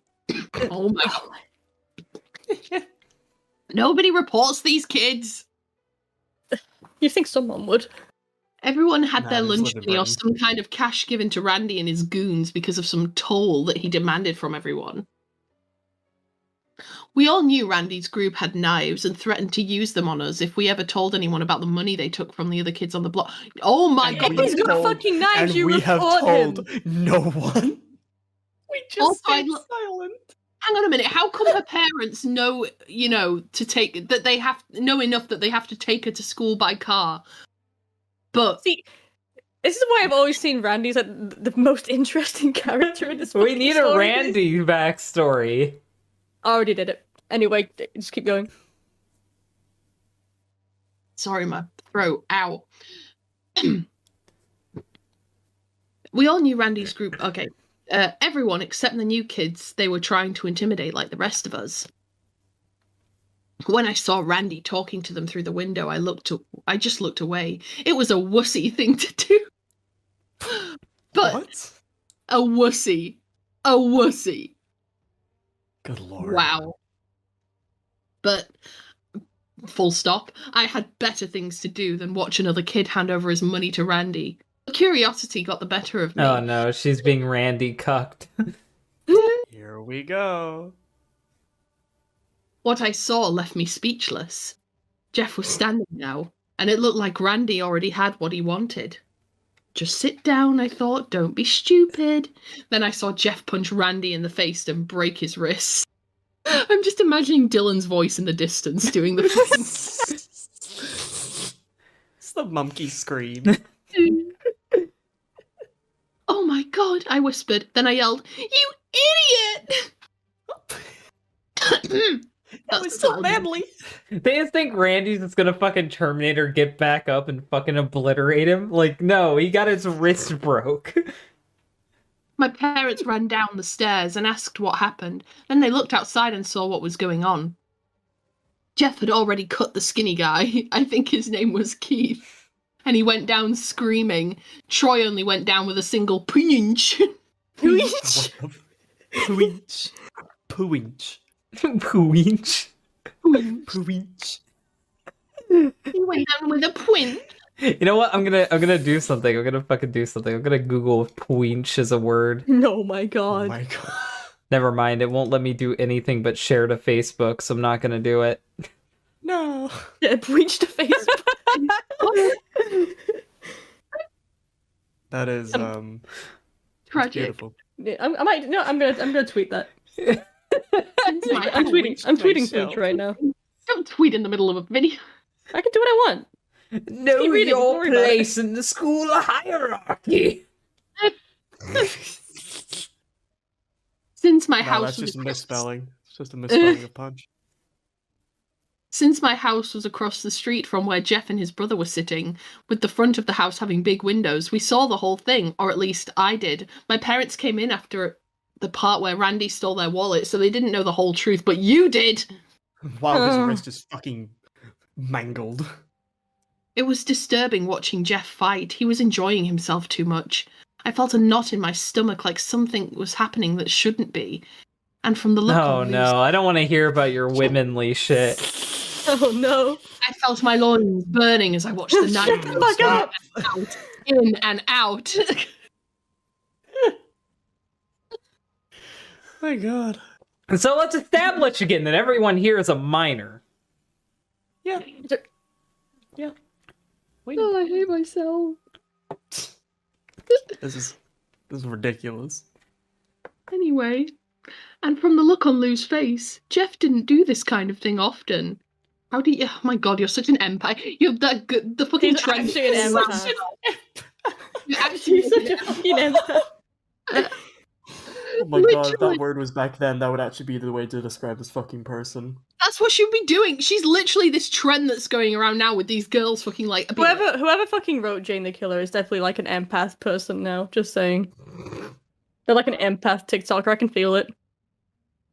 oh, the shtick is making shit. Dylan being here 25, not realizing the word that you're using and feeling ancient. What, empath? Oh, it's Mm-hmm. It's a word that people started using to mean that like they're so like empathetic towards people that they can just like tell by seeing them, and it's They know the stupid. whole picture. Oh, okay. I can They act feel like empathy is special, basically. It's fucking retarded. I It mean, was like everyone one- should be empathetic unless you're like a fucking psychopath. Unless you're Next thing I know, I hear sirens, and the new kids bolted out of there. The cops came round with the bus driver to check on the victims, in quotations. It seemed like they were going to be all right. one know- had a broken wrist, one had been What- stabbed in the arm. Yeah, they're gonna. what they're do you alright. mean, They're not actually victims? victims. They're not actually fucking victims. idiot. You know, considering the amount of crap kicked out of them. What the fuck? Since my parents' policy was no cops, ever since my dad got framed by a narc cop, I think there's some bias in this police, story. defund the police. You know what we say, honey. No cops. We don't get the cops involved in any of our stuff. By a narc cop. Oh my god. Narc. When he wanted to draw attention off himself when police were investigating the case of the missing coke. The fucking feds ruined our whole coke industry. Terrible people. We don't talk to them anymore. They took the Coca-Cola. Now, if Jane was actually the daughter of a mob boss, that'd be so This much was a better. Pepsi town, and I wanted to bring coke in, and they weren't ready for it. It I ended wanted with to my make dad. these people cultured. It ended with my dad quitting the force. So when we heard sirens, we went into the backyard and got into the car and left. Oh my fucking god! They've done Okay, so they're anything. just runaways. They just ran away. They're just criminals. That's cool. Jane was already fucked. I want to This is a believe fucking that criminal Jane's neighborhood. parents are actually just crazy fucking conspiracy theory people and nothing actually ever happened wrong to them. They just completely misunderstood it. That'd be so funny. And two crazy people having a kid, chances are their kid's gonna be crazy. yeah. Whew. Sorry, I'm allergic to Is bullshit. that- Anyway, Fuck you. I'm sorry. When my parents drove me to school, they told me very clearly that they didn't want me talking to Jeff ever. I did not disagree with them. I don't want you talking to that Jeff boy. He looks like what you call, emo. He disrespects our family. I see you're making googly eye with emo boy over there. I approached him and he didn't kiss the ring on my hand. Disrespectful. Bad boy. Now because of him, I've given the other kids that bully him guns. Hopefully they'll deal with the problem themselves. I've just read ahead and James fucking got sent a hit on Jeff. That'd be so funny. That's how they got back. That's how all the kids got back. Whoa. You don't understand, honey. I'm in on it. Randy takes the money, and I take a cut from Randy. It's all part of my organization. I give the 3 family kids serum so they can jump over a 6-foot fence. It is perfect, believe me. I had art first period, so I didn't see Jeff until close. Sorry. Of course you did. That art student looking at us. Disgusting. Sounds like an art kid. Ugh. I had art first period, so I didn't see Jeff until close to the end of school. I can still see the colours in my artwork if I think hard enough. But when I try to look at anything now, it all seems great. Shut the fuck up! Shut the fuck up! A woman totally wrote this. I'm just Wake saying. me up. Wake me up! Here's evanescence. I guess that's the price someone pays for losing their innocence. Where did you innocence? I can't do. Get beaten up. I can't do a Hank Hill voice, so I can't do her dad as Hank Hill. I just have the mafia voice. I guess that's the price someone pays for losing God their damn it, Jane. What the fuck you gotta do? smooth jazz, please. Disgusting. I didn't see Jeff until the final period of the day. When I did, he seemed off. No shit! I'm just such an empath. I can tell something is wrong. You saw him fucking murk 3 people. Of course you would seem off. At first, I thought he was just faking the joy so people wouldn't suspect him of the crime that he did.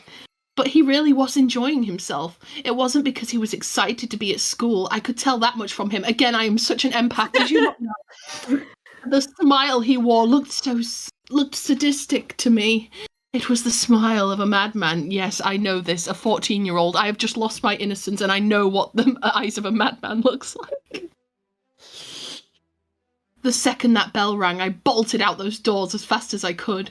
Nobody but me knew what Jeff really was. A freak! You don't think the 3 kids he beat up think he's a freak? Like, what? Oh my god. Oh my This god. bitch experiences 1 fight that she wasn't even in, and she's just gone completely fucking bonkers. It's like that joke from that I saw a while ago on YouTube. It's like 3 kids get beat up, women most I could have affected. been in that fight. That could have been me. That could have been me. You just had to do this, Jeff. I was set on fire, and we had to deal with it. The next day seemed to be passing without incident at first. Then I saw the police car in front of Jeff's house.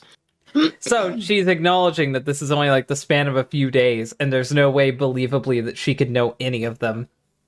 No, this was the span of a day. Yeah, not a day. That's what I'm saying, day. though. Like, there's no way she could know any of them. Also, serious fucking stalker vibes. Like, what the fuck? Yep, she must have a really boring life. This is Oh, we got more money. weird. Jane the Killer was written by a pro-Nazi. That is a fact. I'm gonna take your word on that. Oh my god. Muhammad If is that really actually into creepypastas, and he's the whole reason why I'm doing this series. So I'm taking his word as gospel on that. Okay, Anyway. if that actually turns out to be the case, then holy fuck. Yes. Jane the Killer here. Let me tell you about the ethnos. And let me tell you why Jeff is unworthy. Jeff is Asian. That's why I hate him. Oh my He god. whitewashed himself. Oh. He made his eye. He cut off his eyelids to make himself look white. Now Oh, he can't stop, squint. stop. Oh my god. Oh my god. At best, she's just a freaking... Daddy, could you rewrite this story and just make fucking Jane a fucking Nazi? That'd I'm be like- so funny. I'm not putting my writing efforts into that. Fuck that. Please, it'd be so funny. I've already Unlike that Just- stupid Jeff, I make sure that the people I kill are the ones that shouldn't be on the earth. Oh, Cloud fucking says that apparently there's all Nazi artwork that the author had on DeviantArt. It doesn't make it even better. Why did she have to be a Nazi? Let's just fucking finish the story, shall we? What? I'm slowly getting out of like creepypasta readings into like fucking media lunacy right now. Oh, that hurts. Never leave you. You see, I'm such an empath. That's why this is hurting me. I can feel all of you hurting. And... I'm Oh an my empath God, shut too. up, I'm woman. I'm such an empath. I'm an I can feel empath the too. Nazism from here. I'm feeling the Aryan blood right now. I mean, she's a Nazi empathizer. Oh no. I'm feeling the spirit of Hitler. Fucking stop. Stop. Stop. Oh my god. Oh my Hang on. god, I'm such an empath. Oh, so you mean another word for Nazi sympathizer. Okay. We found them out. Maybe that's why she looks down on Jeff so much, because she's a fucking Nazi. She just looks down on everyone. You know what's bad? I saw like one the other day where it was like a girl in front of Auschwitz or something like that, and she was like, "I'm such an empath. I can feel like something bad has happened here," or something like that. I think that trend. No. That trend's a joke. I saw someone do the same thing at Yeah. Chernobyl. Oh my god, that's a joke. Okay, please stop talking and go back to reading. Oh, you're killing me. It's proper fucking Oh no, I feel so bad. I can feel that as an empath. Oh my god, Jesse, You read the fucking can't story before Dylan continue fucking with the dies on Nazi stream. jokes. You're gonna fucking kill me. Looks like they got you. I thought nobody could gotten away, fucking hell, with something like that. You know, with the neighborhood watch and everything. But I was wrong. What freaking neighborhood watch? The neighborhood I watch, mean, aka according you. to your author, someone got away with killing 6 million people and it didn't happen. Yeah. So, But I was wrong with who they arrested. Instead of coming out with Jeff like I expected they would, the police came out with Lou, his brother. Ah, well, one is better than none. I was barely forming the thought of Jeff framing his brother for the assault when he came out of the house yelling at Lou, "Oh, Dillin." Oh. Let me get back into the voice. Lou, tell them I did this. I was able to hear him this time because the front door was open to my house. Oh my you could god. have easily said, I was able to Stalker. hear him this time because I'm such an empath. I couldn't hear what Lou said in reply to Jeff's outburst. My empath powers were a bit off that day, but it was definitely not what Jeff So wanted. Jeff's a fucking psychopath and she's a super Cloud Lucy. empath. Someone Cloud fucking and Lucidy's commented, just- someone commented she is an empath so she can find the juice in the floorboards. Oh my god. Someone commented Jane Kump. Oh my god. This is magical. This is so good. We have created a whole new story. This story makes so much sense now that fucking Jane's a Nazi. A few seconds later, the police drove off with Lou. Ah, yes, another one for the camp. And Jeff was left outside with his mother.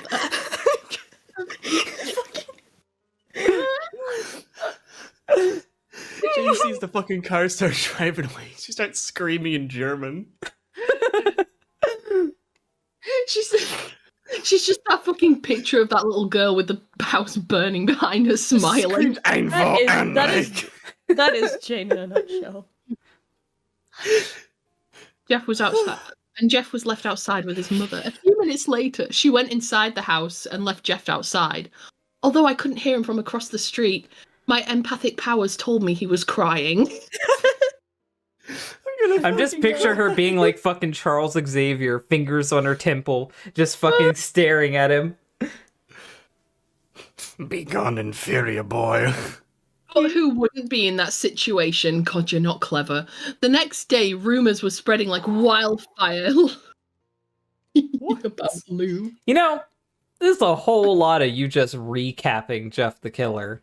That is exactly why I hate the story yeah, so much. I was literally about to make a joke where it's like we could have just The like only skipped thing, Jeff okay, no, altogether and read the this thing I like story. with this little bit, the thing I like about this little bit here though is like I like how like it affects the school life, just like little things like the rumors spreading and shit, like which would happen at school if someone got arrested. Like I like that it's trying to remind you that these are like kids. The other story doesn't really. I'm now just It doesn't do a crossing. good job. And now just crossing my fingers, hoping that when we get to Homicidal Lou, it's not just, let me tell you about what happened with Jeff. This is a story all about how... No, it's not. It's not.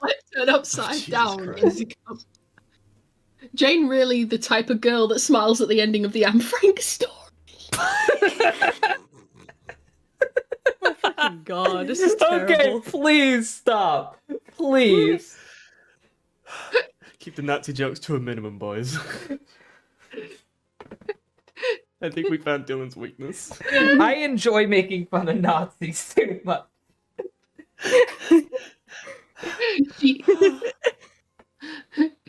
No, I won't make that joke. That's going too far. Just keep reading. Just keep reading, keep reading.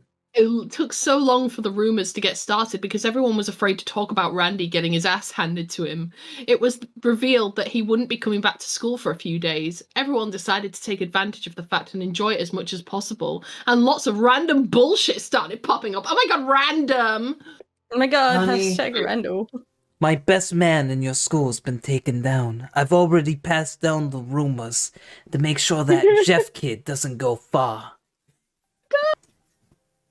Jane wants to We're rent all Jeff gonna be Curry an fine, Jane. ashtray. Right, enough. Let's just ignore the chat's Nazi jokes. Come on, let's just fucking keep on with the story.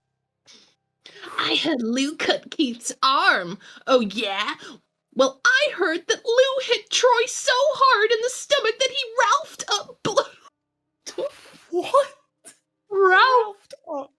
I was a kid at the time that this story was written, and no one said Ralphed. Okay, I was literally about to ask. That's nothing. No, I heard he punched Randy so hard in the nose that it came out the back of his head, and etc., etc., etc. Wow, So- he's very descriptive there. That's funny. Etc. Personally, I didn't want anything to do with Jeff or his brother, but he just... I'm above all these fucking Oh bully god, flags. no! He just looked so alone and upset that I had to do something. So I wrote him a note See, telling it's a him good thing you guys didn't have me read this story, because it would be read like this. Personally, I didn't want anything to do with Jeff or his brother, but he just looked so alone and upset that I had to do something. So I wrote him a note telling him that he had a friend in this place. That would be the whole story if I had to read this. That would be the whole story. So, Jeff, do you know of outfits? Oh my fucking God. Let me tell you about my manifesto. This. This is weird that the author was a Nazi because fucking Jane's coming off Would like a you want to So take a me and some of shower? the classmates are going to be demanding for worker rights. Are you joining in? I think the author may have been converted. Lou, would you like to take a special type of shower? Oh my God, just... Come on. We'll keep going. So I wrote him a note telling him that he had a friend in this place and that I was going to testify at Lou's trial about what really happened. Oh, so there's a trial now. I thought he just got immediately sent to juvie. Juvie. I left the note at his desk signed with the letter J before class started, then left the room. When I came back, Jeff was at his desk and the note was gone. Ugh. Fucking threw it out. He ate it. Saturday rolled around, and I was home alone while my parents were at work. The kid next door was having a birthday party. At the time, I left my window open because I wanted a nice breeze in my She's room. always looking out the window. I'm always Fucking looking out the Because you window. cannot find- daydreaming You know, with a I always have to be keeping an eye on the neighbors. I do not trust them. I've got to make sure they do not stay a step out of line. They need to remain in the gated community. Oh my God. In the They are fucking always ghetto. trying to take my wealth. I wanted a nice breeze, like such a main character. Disgusting creatures. But the kids were getting so loud that I decided to close my window. I was about to close it when I saw Jeff playing with the kids. You do a pretty He good was German. Oh, Like a mixture of German and French. I'm sorry. No, That's the you do a pretty difference. good German voice. I like it. So she's blonde. All right. What? What? Yeah, that's a German sound right there. Ich bin ein blond. I was about to close it when I saw Jeff. Now it is French. I'm going French. Jeff. He was running around wearing So one. is he a thing? And I was like, "Vivi, Jeff." He He was running around wearing one of those fake cowboy hats. was running around wearing one of those fake cowboy hats and carrying a toy gun, filthy westerner. Why am I going? What is this? Just fucking read in your normal Alright, just read accent. it This is getting normally. We have ridiculous. actually gone fully off. We have gone fully off fucking course. That's how bad this story is. Look at how far. far we are, by the way. Look at that little ticker. I'm sorry. Orc boy, have you ever considered eugenics? Have you ever considered eugenics, Jeff? Oh my god. This isn't even a creepypasta stream anymore. Okay, guys, seriously. Alright. Stop with the Nazi shit. Stop. I get it. She's a Nazi. It's funny. I get it. Let's stop. We say anymore, we're actually gonna give Dillin a fucking community strike. He looked Alright. so ridiculous. I had to laugh. Maybe he isn't the monster I think he is, I thought, Oh my ashamed God. of myself for suspecting that he could have. Oh, maybe you're not such a good empath after all. Hang on, but didn't she send him a letter like to comfort him like a day ago? So like she already was And I know she's thinking full of shit. fucking Ugh. bullshit lying cunt. As I was closing the window, I saw Randy. Keith, They and did Troy jump over it. There was no ramp. They straight up jumped over the fence. Filthy westerner. Sorry, I can see. It's not true, that didn't happen. Jump over the fence on their skateboards to where Jeff was. Again, I said to the open window. Have any of you guys ever seen the film The Neverending Story? Yes. You know when like the kid's like screaming at the book, like he's reading, like empathizing with the main character? Like this is the vibe I get from Jane. You know what this is reminding me of? Lion King 1.5. Oh my god. That's what this is reminding me of. It is. I She's a saw fat Randy. sidekick away from being fucking Timon. I saw Randy and Jeff exchange small talk, but I couldn't hear what they said over the sound of the kids yelling and screaming. God damn, they're getting in the way of my empathetic vibes.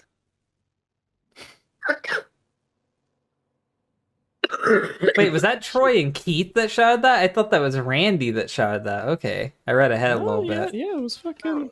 Yeah, it was random. So Then she doesn't Randy even ripped remember this, right? and tackled him. I was about to grab the phone and dial 911 when I heard Troy and Keith shout, "No one interrupts or guts will fly!" No, that was Troy and Keith who shouted that, wasn't it? Ah. They pulled the guns out. They Well, pulled the maybe guns I out and pointed them. misremembered it. I read it earlier. Maybe I misread it earlier. I had it be fucking Randy that said it. Oh, this is I thought bullshit. it was them too because they pulled out the guns while Randy and Jeff were like fighting. Okay, I thought Randy fucking said that after they pulled out the guns. I don't even think they also specified who it was. I think they just like wrote it in. This next sentence, my fucking god. I know, my brain is... I just read ahead and... Oh, What? I'm mad. No, voice cracked. no. It literally I'm not- has to be the mafia story now because I thought they had a pistol because that's believable. A kid might be able to get a pistol, but this is bullshit. And there's no way they didn't kill Jeff. Read this shit, Jesse. Read this shit so I can complain about it. I looked out the window again and saw that they both had matching guns in their hands. Oh, I thought couldn't- it said machine guns for a second there. Never mind. Wow.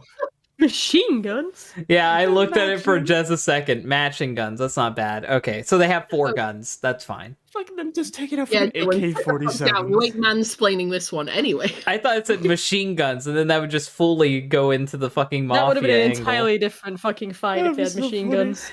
It's 2 Tommy guns. I made sure that Jeff kid wouldn't get out of the party. I organized the party, by the way. That's why all of the parents are wearing fancy suits to honor me. It also explains the next bit. I couldn't have called for help then without endangering the lives of others. I couldn't have called 911 anyway. The batteries in my phone were dead. You don't have a home phone? Oh You don't have my a charger? God. Oh my This is why I hate the story so much. It's like Jane's just right there, but she just conveniently can't do anything at all. What is this She's a, comment? she's It's a because background character in her own fucking story. she's a background character in a story that's already written. So because of that, she has to not interfere. So this whole beginning part is pointless because she can't do anything. It's just being told from her perspective. Jeff was on his side getting kicked by Randy in the face when he grabbed his foot and twisted it. Okay, can we Phil. skip this honestly? Can we honestly skip this to the point to where it's something different? Hang on, it is that I heard glass breaking and I knew that they were going to kill him. I've skipped that a little bit. Okay. Randy, you asshat! I screamed at him, but he couldn't hear me over the sound of the kids screaming. What would they do? Was she dating Randy? Like, why does she care so much about Randy? Just hears a voice like, what the fuck's that all about? I couldn't wait anymore. What is that? As an empath, heard my name. I could feel their pain in this. Stop. So I ran to my parents' bedroom and searched for my dad's cell phone, hoping that he forgot it at home. My heart was pounding in my chest, knowing that the longer it took for me to get help, the higher the chance of someone getting killed was. I finally found the phone underneath the bed. That's his fucking burner phone. That's not even his phone. That's his burner phone. It's a pager. I finally found the phone underneath the bed. I wasted no time punching in the numbers. 911, hello. I need help. There's an emergency going on next door. Some guys jumped the fence and are beating up someone. They've got guns though. Like you'd prioritize saying that first. They've got guns. You need to hurry, please. Okay, miss. I need you to tell me the address and I'll send help right away. I quickly told her my address and the address of the house next door. Please hurry, I said. It's okay. Just stay on the line. Bang, bang, bang. Bang, Also, bang, I bang. love that only the last bang has like an explanation point. Yeah. Just bang. Bang. It's like a fucking K-pop song. It is. It's bang, bang, bang. Stop. Fuck you. We don't do fucking K-pop shit here. It just did. I Bang, want to bang, go bang. back to the Nazis over K-pop. Thank you. Thank you. I heard Wow. loud gunshots come from next door. I yelped and dropped the phone. It landed on the ground and broke. Why is it going Jamaican? Then I That's ran you. to my bedroom. Then I ran to the bedroom window. And I was like, Billy! Billy, what the fuck you doing here? and tried to figure out what was going This is on. not the way of the you people. Stop. But no sooner had I poked my head out the window, I heard the whoosh of a fire and the screaming. I'm going to make... You Oh couldn't my- hear the whoosh. You couldn't hear the No. whoosh. It happened inside Why the is that house. loud? If fucking Randy couldn't hear her calling him an asshat, she could not hear Jeff being set on fire. Yeah, there's no way in hell. She wouldn't even know he's set on fire till he comes out the door. Yep. Oh my god. I'm going to make Jeff scream like that again when I find This him. is a fucking sadist, like, writer, I'm just saying. He deserves to burn. You The know, I've only always had the fond sensation of burning someone alive. Almost like it was in a... Stop. No, Just keep Gosh. going. the only thing I can compare it to is the death cry of an animal. It was at the time, for me, horrifying. But now it sounds like music to me. And there is nothing I want to hear more in the world than him screaming. Okay, you know what? This is trickster, just saying. You reading this, Jesse, makes me think of fucking, Baby from FNAF. Because she's fucking British. You're making The only connection. me sick. No, she says shit like that. She actually does. She's Yeah, like, she your does. screaming is music to my ears. I saw fire spew out of the house like an angry dragon. Oh, What? what the fuck is with these... Oh. I ran downstairs immediately and got the portable fire extinguisher from the kitchen. And outside. As if you're going to do anything. As I was running, I popped the pin for the extinguisher for immediate use. Luckily, the door was unlocked as I barged in, but when I saw Jeff, I completely froze. He was lying at the bottom of the stairs, almost completely on fire, with adults trying to put it So out. she's the reason why Jeff got fucking saved. They made their fucking self-insert character be the reason why Jeff didn't burn to death. Because she has to do at least one thing to make Honey, herself you broke relevant to all the story. rules while I was gone. You used my burner phone. You called the police, and now I'm out of a fire extinguisher. You disappointed our family. What are we gonna do with you, honey? Jeff, said- why'd you come here on the day of my daughter's birthday? He was lying at the bottom of the stairs, almost completely on fire, with adults trying to put it out. I saw bits of his skin through all the commotion. Some parts pink, some parts charred, but it was all covered in red. At the It shouldn't sight of be all the- anything but white, according to the story's own logic. What are you talking about? What's logic? The prior sight- story said that he just got bleached white. It never said anything about his skin actually being burnt. It just said it's leathery. Jane's Third Reich. Sorry, I just... Don't, please. You're gonna fucking tempt people to make more jokes. At the sight of all this, I screamed, and then I passed out, because it's all got to be about me. It's got to be all about me. It's not So about here's Jeff. here's my question. We've already established Jeff is the Joker. We've already established that her dad is a mafia leader. How the fuck did she become a Nazi? Like, where did that come from? When did she become a Nazi? That's what I'm saying. Like, besides the author being a Nazi, how does it fit into Jane at all being a Nazi? Because the author's a Nazi. Okay. You Okay. just have Self to, insert. you have to, I mean, keep up, Dylan. Oh my god. Like, Honey, I God, get it that you're going through a phase, but our people don't have a good history with them. They do, don't they? I No, they thought- don't. No. Italy was one of the countries that was occupied. Didn't Italy's like what inspired the Nazis? The last History thing I lesson remember. 101. Last thing I remember is some of the adults running towards me. Whether it was to help me or get the fire extinguisher, I don't know. How When did I she not came- remember? I don't know. Because the author didn't write that in the first Hang story. on. The next chapter, I'm gonna Oh. kill myself, please. The next, hey, the next thing, read. When I came to, I was in a hospital bed wearing one of those gowns that a patient wears. Why And, was she Really? hospitalized? Yeah, what? Did she pass out on the spot and they just wanted to be sure? I guess. That's fucking stupid. She's gonna be in the same hospital as Jeff. She's gonna be in the same hospital. I'm calling it now. Yep. A nurse came in a few moments later. She had long brown hair in a bun hidden. I mean, under she her- couldn't continue to just steal Jeff's story if she just went back home. No, you know what? I just read ahead, and Yeah. oh my god, it gets so much worse. Please, oh my god, I'm gonna have a fucking seizure. Please keep reading. Felt like she didn't want to be there. I asked what happened.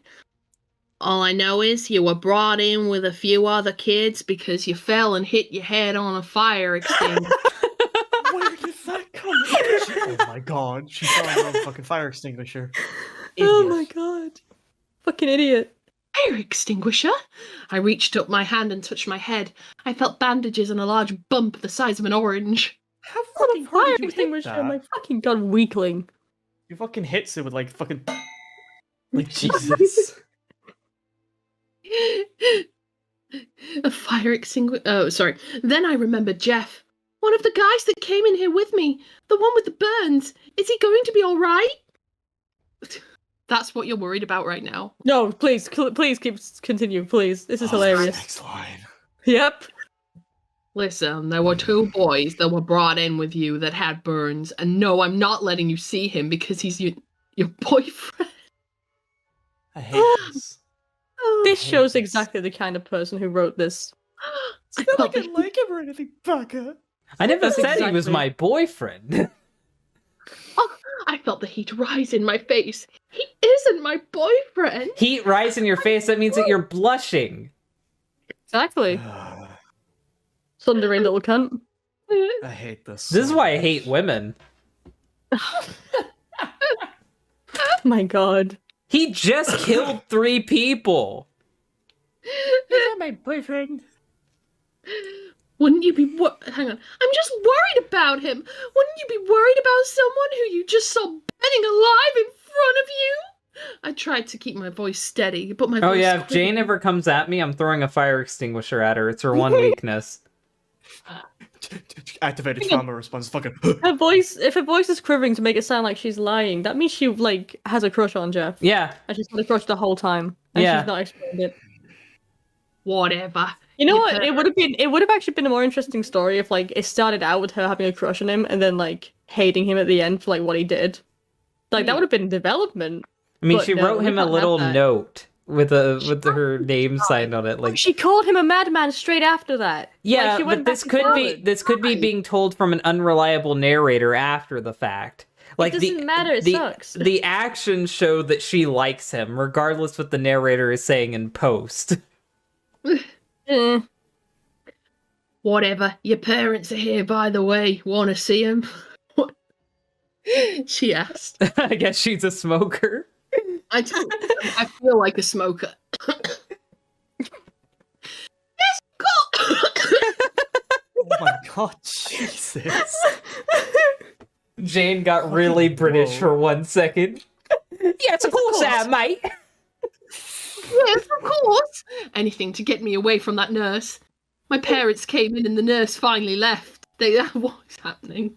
They asked what happened. I told them everything. The fight, the note, all of it. Fucking note? What? The note? You told them about the note. Honey, I already note in class. Honey, I Also, already he got told burned you alive. many times you cannot be with the Jeff boy. He's not good enough to be in our line of work. You should be with Hang that on. Randy boy. The next line makes me want to shoot myself a little bit because The whole next bit makes me want to shoot myself with a fire extinguisher. I knew that Randy was no good, my mum said. even though like everyone. Now, already honey, knew he watch was your carrying knives fucking around. mouth. I do not want have you dead heard boys anything in family blood. So, have you heard anything about Jeff's condition? I asked. No, not a thing. He said, my dad, I can't do mafia accent. No, not a thing. We got here just as soon as we heard about what happened to you. Sorry, people in chat saying that she told him about the death note. Mother, I have a death note. But who told you? I asked. I didn't think anyone's at the party. I saw anyone at the party that my family knew. The hospital called us. You think if there was an incident in a small neighborhood, everyone would just find out? Hold on a minute. Yeah. This next bit is what's getting me. Well, I guess that makes sense. It made absolutely no sense to me, of course. How would someone be able to identify me without having any form of identification? How were you able to identify No. Jeff just from his screams alone? Idiot. She's an empath. She knows these things. I've heard Jeff scream before.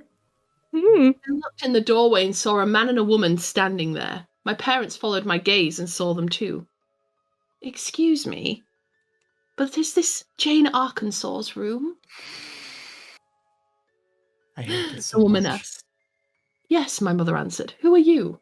I'm Margaret, and this is my This is my My Peter. My This is Peter. my Peter. My Peter. I'm Margaret, Wow, and this is Peter. My Peter. my husband. Hi, Peter. The man beside her. We're Jeff's parents. Why are you there? Same I sat hospital. on my bed. I'm Isabel. This is my husband Greg and our daughter Jane. I've already You told bought her. you so many times. It's Gregory. It's Gregory. Gregory Arkansas. Gregory, do you see that vent on the floor? Gregory. Oh, you're the girl who ran in with the fire extinguisher, Margaret said. Yes, I replied quietly, embarrassed.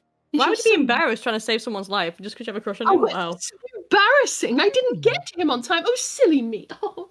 Retard. I swear to God, I'm gonna kill this kid. How is your son all right? He just came out of surgery a while ago. The doctor said he will be fine. I can't with these parents. Mhm. I relaxed at that thought. It's good, I said. Listen, I know what happened to Jeff and Lou on their first day of school. And then I told Jeff's parents what really happened to Randy and his crew. And then I recounted the whole list of events again. Oh It my seems God. like this story keeps being repeated over and over again. We're in a time loop. Over again. Over and over again. No. That's right, I Stop heard it. the story over and over again. I fucking hate all of you. I mean, that is Jane in a nutshell if you think about it. Oh, I love triggering Jack. Anyway. I swear to God. Gregory, we must burn this fanfiction to the ground, I said to myself. We had no What makes idea the- that Jeff was capable of something like this, Peter said. I'm telling you, willing I'm to rewriting this story. Fucking Jane has a death note, and she wrote for Jeff to fucking light on fire, and that's why Randy's fucking heart went out, because she wrote for Randy to die, and then wrote all those my other events God. in the death note, and that's why Randy's heart stopped. It wasn't because of Jeff punching really hard. Randy died, so she could save Jeff, but she knew that she had to make Jeff look hurt, so he could get away with it. She wrote all of this down. This is Big brain. this is all what is written in the Death Note. This whole story is what is written. Oh my god, Jane is Kira. I've got something to tell you, Jeff. I am Kira. I am Kira, the Kira Kira. Arkansas. I am the I'm Kira. the god of this new perfect race. I will be the god of this new perfect race. Huh? Sorry, I never get a chance to do Nazi voices. Never. When do we ever have a Nazi character in our fucking shit? Ever. Never. That's why I'm just so fucking tempted to just take it over and make it all... No. Hang on, just Hold one. yourself back. Jeff, I have something to tell you. Ich bin ein Kira. Nine Kira. I know, outbreak. Boys. Jeff, now since you're white, can we actually talk about my abilities? Oh my fucking.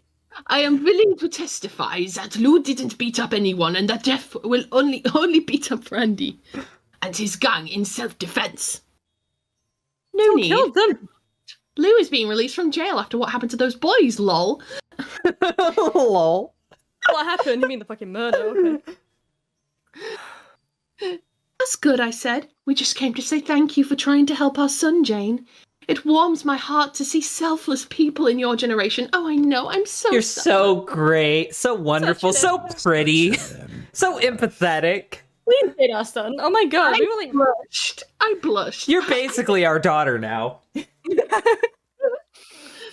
I did anything anyone would have done in my situation. Oh my god. I'm not a hero. Oh. I'm no Pretentious fucking hero. hack. She's just jerking herself off now. And hater. Since She even Margaret talks like a said, Nazi. She's "The not fucking least- egotistical. oh my god, the least we can do is invite you over to our place for dinner when Jeff gets out of the hospital. Why? Come to dinner, it will be... It's like a matchmaking You know- ceremony. I'm quite a good guest when it comes to dinners. Stop. I just looked at hope my that mum. you're ready for my type of company. She didn't even do anything. All she did was she ran in with a fire She ran in with a fire extinguisher and fucking fell on it. Yeah, but someone used that fire extinguisher after they pulled it off of her fucking unconscious body. Jeff, fire extinguisher. Yeah, Lava is right. No one called her a hero to begin with. She did that as a way to compliment herself and hope that no one would disagree. Fucking retard. I looked at Mum and Dad. It would be an honour, my mum said. What? This is not honourable. Hmm. It would definitely be a pleasure on our behalf to arrive to your house for dinner. It's all settled then. We'll call you as soon as Jeff gets out of the hospital. LOL. We said goodbyes. YOLO. We said our goodbyes and then they left. About 2 days passed and I was allowed to be released from the hospital. 2 days? That's how... Oh, right. I thought they were going to say, like, that was when the meal happened or something. I don't know. 2 days passed and I was allowed to be released from the hospital. During that time, I had no contact with Jeff or his family, but I felt that Lou was released from jail and that Jeff's wounds were healing. I could feel them healing as if they were my own. Did you know I'm an empath? Oh god, this next bit. When I got back to school, I became the center of attention. More or Danny, less. Danny, you have to voice this character that's coming up. What? Danny? Of course. You.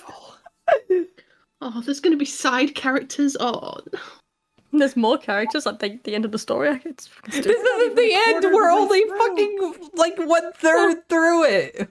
no. We're gonna need to do a fucking 2-part stream to this. Jesus. No, we're gonna Christ. keep reading till it's done. Then let's stop Get your sidetracking fucking with drinks. Nancy jokes and let's finish this. Get your shit. fucking drinks, because we're only through the fucking prologue. I'm not allowed to. We're not allowed to leave. We have to. When I was Game boys. more or less because I was the only one who saw what happened at the party, but the only well, like, wow, I'm dying. What happened were my friends, Danny, Marcy, and Erica. Of course, that's their names. I didn't know what to tell them, so I told them what I saw, and then I recounted. I didn't know the what to tell them, but I told them everything. What? Danny, do the most Danny voice you can in a second. What do you mean the most Danny voice? That's just my voice. do Most it. British voice. No, me a not break. British, just Danny. Just your normal voice. Don't do any other voice. What just do my voice. Yeah, don't do any fancy voice. Hey guys, Lord Danny here. Sounds like Jeff got his ass handed to him. He even has black hair. Oh, but not blue. Oh, doesn't have green eyes though. Sorry, Danny. Close enough. This is the alternate universe. Or she's colorblind. Oh, she's acquiring To be friends. fair, from my Aryan eyes race. my eyes are blue green, so She's only acquiring friends with Aryan traits. Anyway, She used to have the most beautiful blonde hair, but then she had to ruin it by dyeing it. that's what people said about my hair. you weren't blonde. No, but they Right, said it's that the there's a rumor accent. went around my school saying that I was blonde and dyed my hair black. Oh yeah, Funny shit. it's usually the most level-headed of us. Okay, that isn't Danny. That's not Danny. Oh, yes, I am. Fuck That you. flat out is not Danny. Danny, tell Go me. to hell. Count the feet. You know what? I'm gonna kill everyone in this call. Just saying, like, you're all dead. Oh, yeah, I'm the most level-headed. After this fucking story, we can play Pizuno and we'll see if that's true. No, I'll kill you. I'm sorry. I just saw one of the dishonor on you, dishonor on your family, dishonor on your cow. Well, at least he went down. Oh wait. Oh, I'm That's American. Yeah, you can just do Erica. Yeah, doesn't fucking matter. He went down fighting.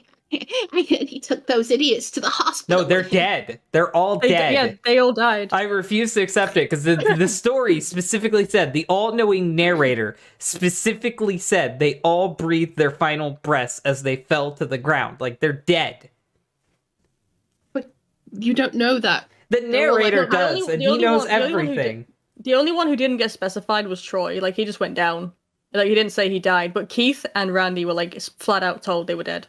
I'm saying Troy's dead. I think it's implied, but, like, literally it was completely confirmed that the other two were dead. Like, there's no denying it. I've just read ahead and I'm wanting to be sick. Reading, keep reading. She always dressed like she was from the 80s or something. Long, thigh-high, rainbow-coloured socks with hair to match rainbow hair. And I would always like wearing... her. Huh. Dylan, Let's remind never mind. Back when I was in school, I dated girls with rainbow hair and weird outfits.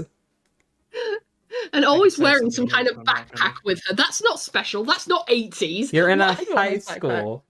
You're in a school. Shouldn't everyone have a backpack? To be fair, No. my high school banned backpacks, and you were allowed to have a back. Your school Why does sucks. no. shit up your skull? It did suck. He also took Jane to the hospital. Maybe she was trying to beat him up too, Marcy laughed. I'm gonna die. She seemed to be the girly girl of our little group. She was blonde with brown eyes and Oh my nearly god, that sounds like another girl I know. and nearly every time we saw her she had some sort of pink on her. Hey, I wonder who I'm thinking of. Whether it was the colour of her shirt or the jewellery around her neck, she was one of the biggest drama queens. Well, who the fuck could it be? Always stretching out the truth or blowing something out of proportion. Hey, I don't stretch the truth. I do blow. I mean, but you're tall, so you're stretched out of proportion. told you. I went over there to try and help Jeff because something was wrong, I muttered. I was the plain Jane. Plain Jane. No, Danny, this is you. Brown hair, green eyes, completely unremarkable. Oh no, that's mean. I'm throwing myself out a fucking window. That is actually me. Oh no. Oh, that one. Did I write this and have I like blocked it out? Why is it spicy? Sorry. Why is it spicy? Why is it spicy? Or maybe you wanted to see your loved one last time before he left to go get help for himself. What? Marcy said in her dramatic voice. What the fuck? I just We're looked shipping her with a my eyes stranger. the size of dinner plates. What? You can't deny it, Jane Arkansas. You have a crush on Jeff. So, can we talk about the tone of the story just completely changed now since she has friends that spawned out of nowhere? This is complete and total whiplash. This is like anime level shit. This is literally anime shit. Every blood cell in my body decided to migrate to my face at once when she said that. What? No, I just wanted to help him, that's all. Liar! I saw you leave that note you left on his desk. What was it? A confession of your love for him? No, it was nothing like that at all. I was just, so you admit you left him a note then? This is an interrogation now. Literally. You admit you left the note. Admit it, damn it. Fair, in high school, like, female friends were like this, and I couldn't stand I'm it. gonna back away from the mic. Objection! Take that! No, that's wrong. No. What do you mean? I was guessing. She gave me a cynical little smile and then just waited for my response. The other girls started laughing. How did you know? 'Cause you just told me! Mm-hmm. Jane, it was only a joke. I was just kidding, Marcy smiled. Your face is redder than a tomato. Erica cackled. I hate all of you. This is Danny. I hate all of it. That is me every 5 minutes with my friends. And then it's you again. Danny. Oh, stop being so serious. Oh, stop being so serious. I'm a lot like Joker. From the movie Joker. Fuck you. Come on, let's go. Danny puts a hand on the shoulder. Come on, let's get to class. I'm Lord Danny, signing up. I'm Lord Danny and I'm going off to class.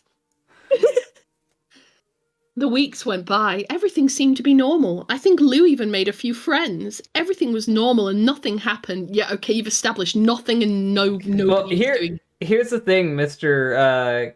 Castillo. We used to do like comic readings and stuff where we would do voice acting all the time. But then I started doing just fucking like Christian shit, and we haven't done this for a while. So we are all like really experienced when it comes to like putting on voices and shit. I just exist, so hi. You've done voices too.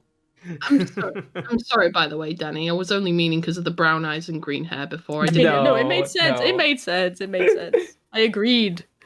No, but like, It's fine. I literally agreed with you when you said it. Lava's I told you the blonde Lava's just messing around. I know. I just felt bad. I'm sorry, Danny. Stop feeling bad. It's me. But you're a remarkable woman. Okay, it's just Jesse's fucking nice gonna on be stream. apologizing for 2 minutes, so I'm gonna get a drink. Read the story while he's gone. Wait, But read no what? more. Get all your Nazi jokes out now. Anyway, the weeks went by. Then Lou came up to me one day and told me about Jeff. Why? Me, your name is Jane, right? Your name is Jeff. Name of Jeff. My name is Jane. Why? That is one thing that bothers me as well. Like, the fact her name is so close to being Jeff's just shows how fucking forced this character is. Just saying. Mm-hmm. She's not called, like, Annie or something. It's like Jane. J. Yeah, you're Lou, right? Jeff's brother? Yeah. He looked a little uncomfortable. Then again, so was I. Look, my parents wanted me to tell you that Jeff is getting his bandages removed in a few days. So expect a phone call inviting you to dinner soon. They I remembered. like how you've made Lou sound more feminine than Jane herself. Tiny child. Okay, well, thank you, I say. He was about to turn away when I said, "Hey, listen, what you did for Jeff, that was really..." Oh, she said that? Oh, she's Oh, praising. God, she's like simping for both of them. It's fucking weird. Is this like a Yugi Yami situation? It's not a Yugi Yami situation. Hang I on. cannot. This is just like a typical anime like love story where it's like, oh, I liked him, but I liked his brother. They're both kind of hot. I have a crush on 2 boys! It's in a high school setting too. It fucking like just is an anime. Anyway. Thanks. I heard you tried to help my brother with a fire extinguisher. That was cool. I love how they all just heard about this fucking girl running in with a fire extinguisher and fucking falling on it. Like that's all they've heard. Yeah, well, Man, Yeah. that time when your head did this to the fire extinguisher, it was beautiful. Are you like actually hitting a fire extinguisher? What's going on there? No, there's like a bit that's okay, let me fucking speak English first. Holy shit. I mean fucking meh. The table legs on my table are made of steel, so I can just tap them. And then just I tap just them read with ahead. them. I just know. read ahead. Oh my god, I was right. Sorry, I was right. I was right. You know what? Give me an award. I have a sneaking suspicion Dylan does not want us to do this. Do what? What? We read ahead. Oh. Well, where Oh, are I you read at? Where are you at? We haven't gone that Oh. far. I'm just reading it Where- like normally. I'm at, excuse me, your name is Jane, right? Alright, do I need to do it again? No. I'm saying, where are you guys at so I can scroll? It was the thanks I heard you tried to help my brother with a fire extinguisher. That was cool. That was Okay, cool. there it is. Okay, there we go. Yeah, well, thanks. See you around, I guess. See ya. I really expected the apologizing to last a whole minute. It almost did. It did not. I carried on. I've grown. Please don't, or I'll start feeling bad again. Anyway. Jane's the leader of the bunch. You know her well. You're all bullies and you need to be reported for bullying. Anyway. Says the person who did a Nazi joke. All of us did Nazi That's jokes. what You're I'm not saying. special. You're included in the bully brigade.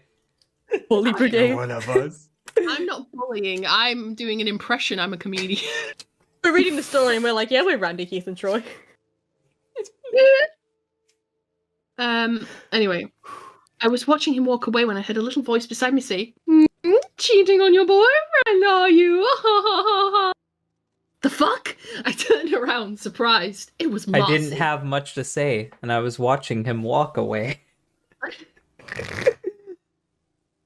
And That's with a his song own lyric right brother, there. nonetheless. She fake gasped. Shut up! I yelled, and then I turned my head to make sure Lou didn't hear me. He didn't. Let's just get to class, I mumbled. Man, these women are fucking horny. Yeah. Yeah. Dillin, they're children. You don't get, like, I didn't like every child that I went to school with. Like, I didn't like every single girl I went to class with.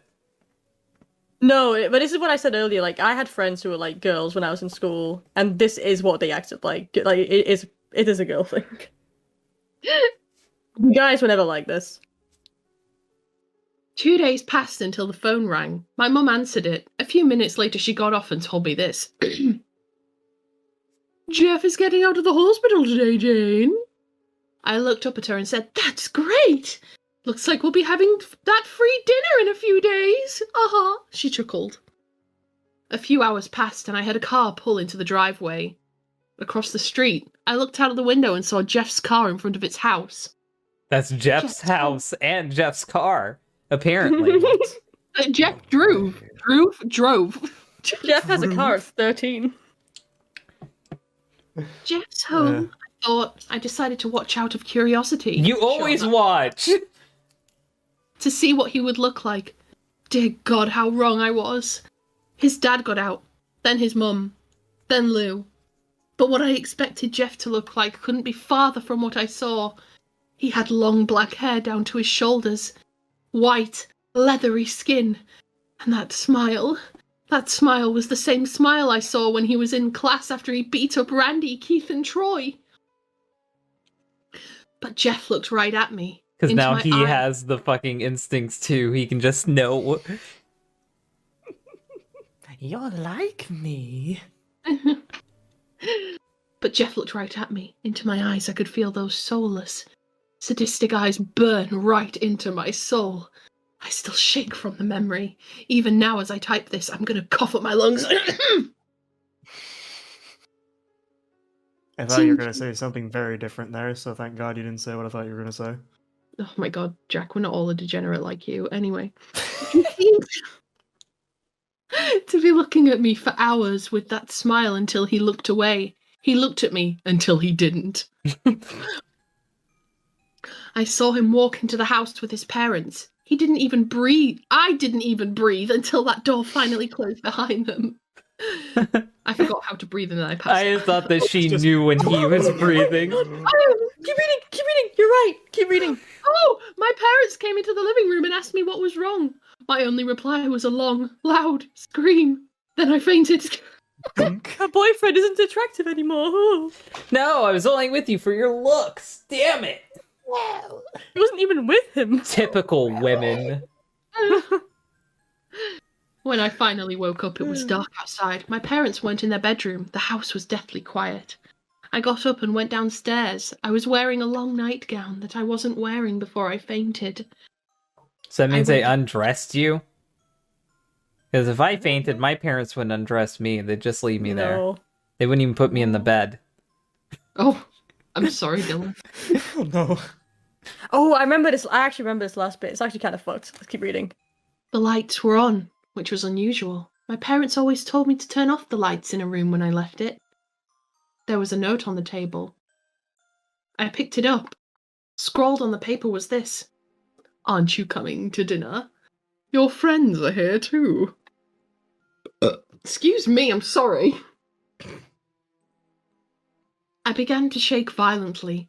I dropped the paper. I went to the living room window and looked out. The lights were on in Jeff's house. I knew that I had to go there, but I was terrified out of my mind. I shook my head and looked back again. I saw Jeff leaning on the window in his house, staring at me with a knife in his hand and tapping it against the window. Tap, tap, tap. He was still smiling. Tap, tap, tap. I'm singing in the rain. Anyway. I started stepping back from the window, never taking my eyes off him. Then I turned and ran away from the window into the kitchen. When I peeked out of the kitchen to look out at the window, all I saw was a smear of red on the window. That was quick. The window. To the window, to the floor. To the window. Just make a whole song and call it Jane the Killer and just only use the part where they say to the window. To the window.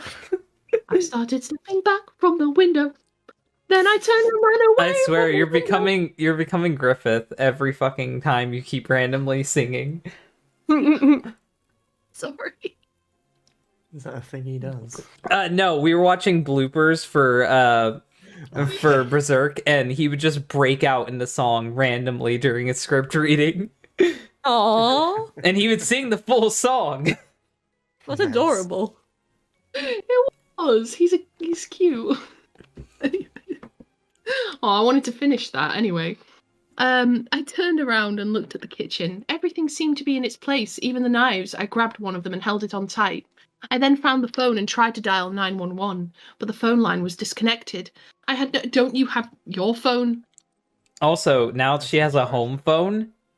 She didn't have a home phone before. She had to go look for her dad's cell phone. Oh, the phone. Sorry, I'm just thinking of a Windows song in my mind. Anyway,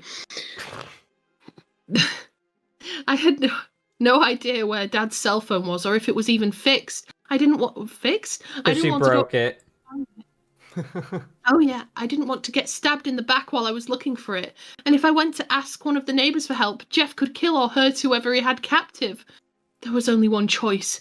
to fight Jeff alone. These are still children, mind you. Decide the destiny. 13-year-old kids are at it death again. pit.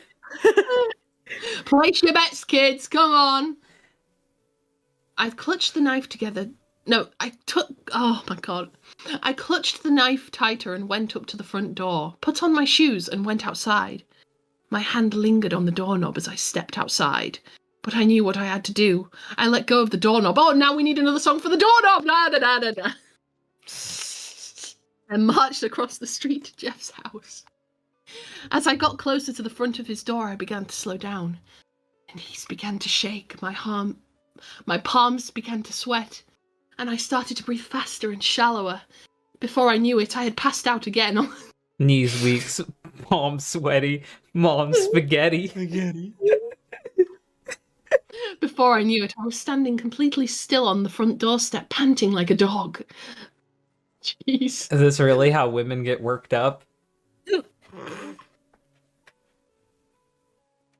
Well, I manned up, grabbed the doorknob, squeezed my eyes shut, and jerked it open.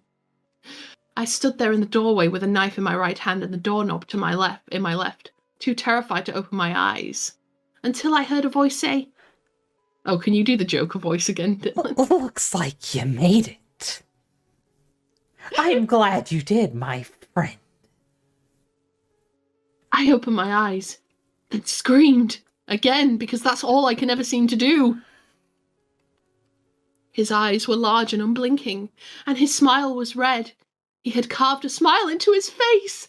His clothes were covered in blood, and then I passed out. She's passed out 3 times in this story. Just saying. That's like her Every thing. time Jane passes out. Maybe like when she hit her head on the fire extinguisher, everything else has just been fake, and now she just doesn't understand what reality is. But hey, that's just a theory.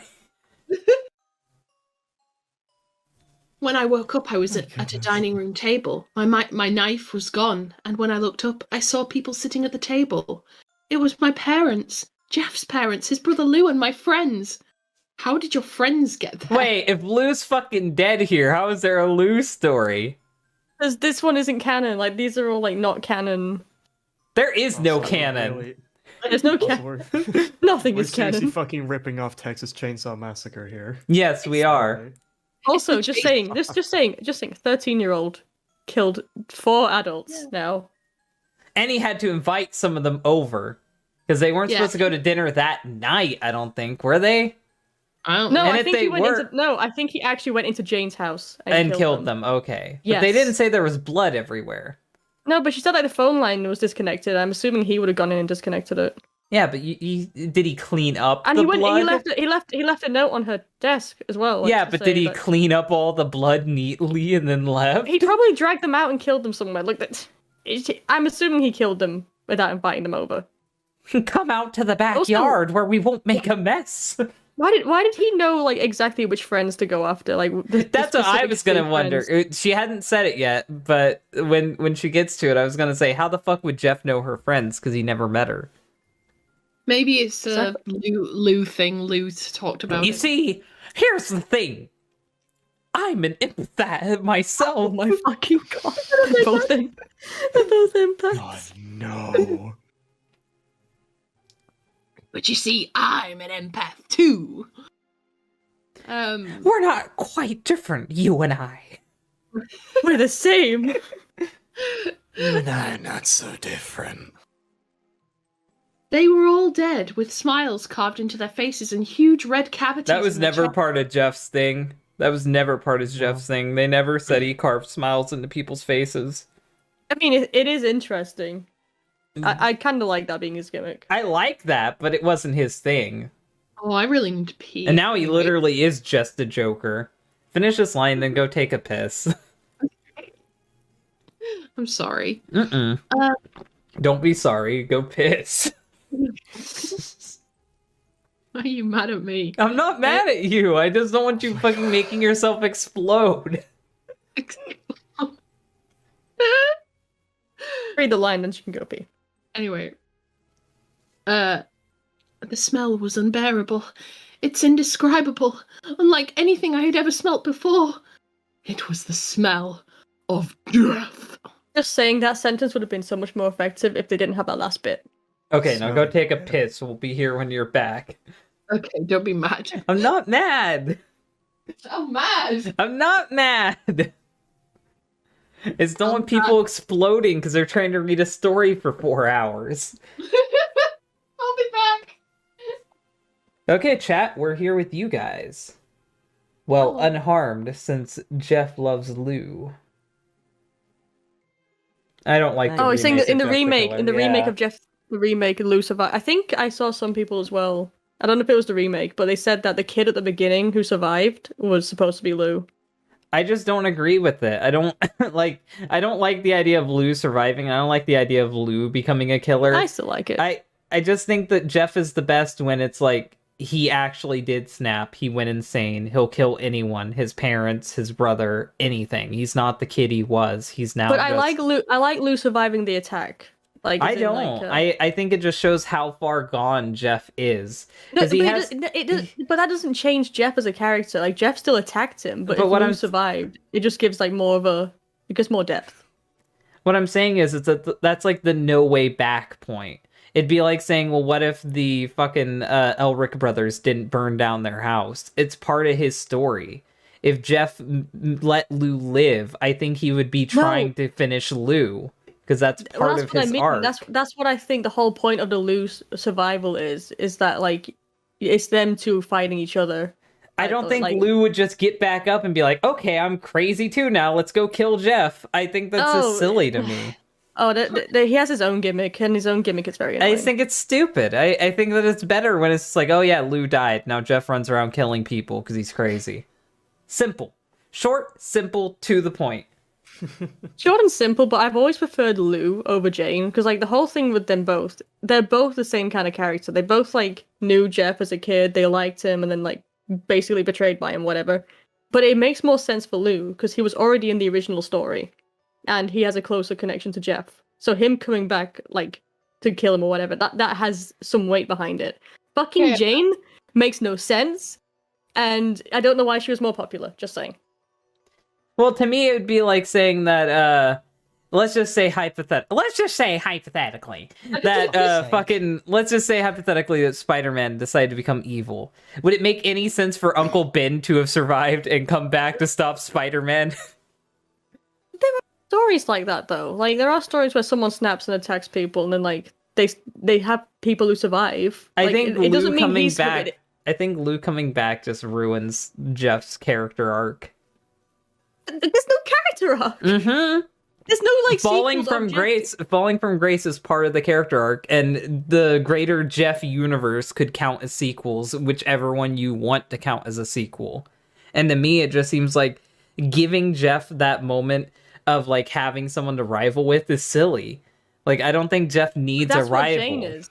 I don't like Jane. I don't like Jane because of that. Every sequel to Jeff is giving him a rival. I just think it's stupid. I think it's more interesting to have him be like a Johnny the Homicidal Maniac, where he just runs around randomly killing people, because he's crazy. Let's keep reading. Anyway, I've returned. But then again, maybe it's just me, because I actually read Johnny the Homicidal Maniac as a preteen, and I just liked that angle, and Jeff is really similar to Johnny the Homicidal Maniac. Anyway, I tried to scream, but I had a gag in my mouth, and I was tied to a chair. I looked around the room in disbelief. Oh my god. What? Sorry. This fucking story just doesn't stop itself, does it? It just doesn't. Tears were welling up in my eyes from the sight and smell of the bodies. Look who's finally awake. I turned and looked beside me. Jeff was there. I tried screaming, but the gag was in the way. You can still scream, it's just muffled. Yeah. Suddenly, he was beside with the knife against my throat. Shh, shush, shush, shush, shush. It's not polite to scream at friends. He began sliding the blade across my face, constantly tracing invisible lines from the corners of my mouth up my cheeks in a large, grinning smile. I shivered as he did this. I hope it was shivered in the scared way. Yeah, that's what I was gonna say. All of us are. Same. When I turned away from him, he grabbed the back of my head and forced me to look at the scene at the table. Now. Don't be rude. You're insulting everyone by not looking at their pretty faces. I looked back at the table, looking at everyone with their faces carved into smiles, with some with their chests still bleeding fresh blood. Hot tears began running down my face, and I began to sob. Oh, what's wrong? Jeff purred. Ugh. Are you upset that you don't look beautiful like them? Kind of harsh, Jeff. You ugly. You just got rejected. So much for the perfect Aryan race. I looked at him, trying to understand what he said, but I looked away when I saw his face again and looked back to the table. Oh my god, pick a fucking area you're looking Pick a in. lane. Don't worry. I'll make you look beautiful, too. What do you say? He then slid the knife under the gag and cut it off. I spat out the gag and looked him straight in the eyes, trying to hold his gaze. He tilted his head to the side as he looked at me.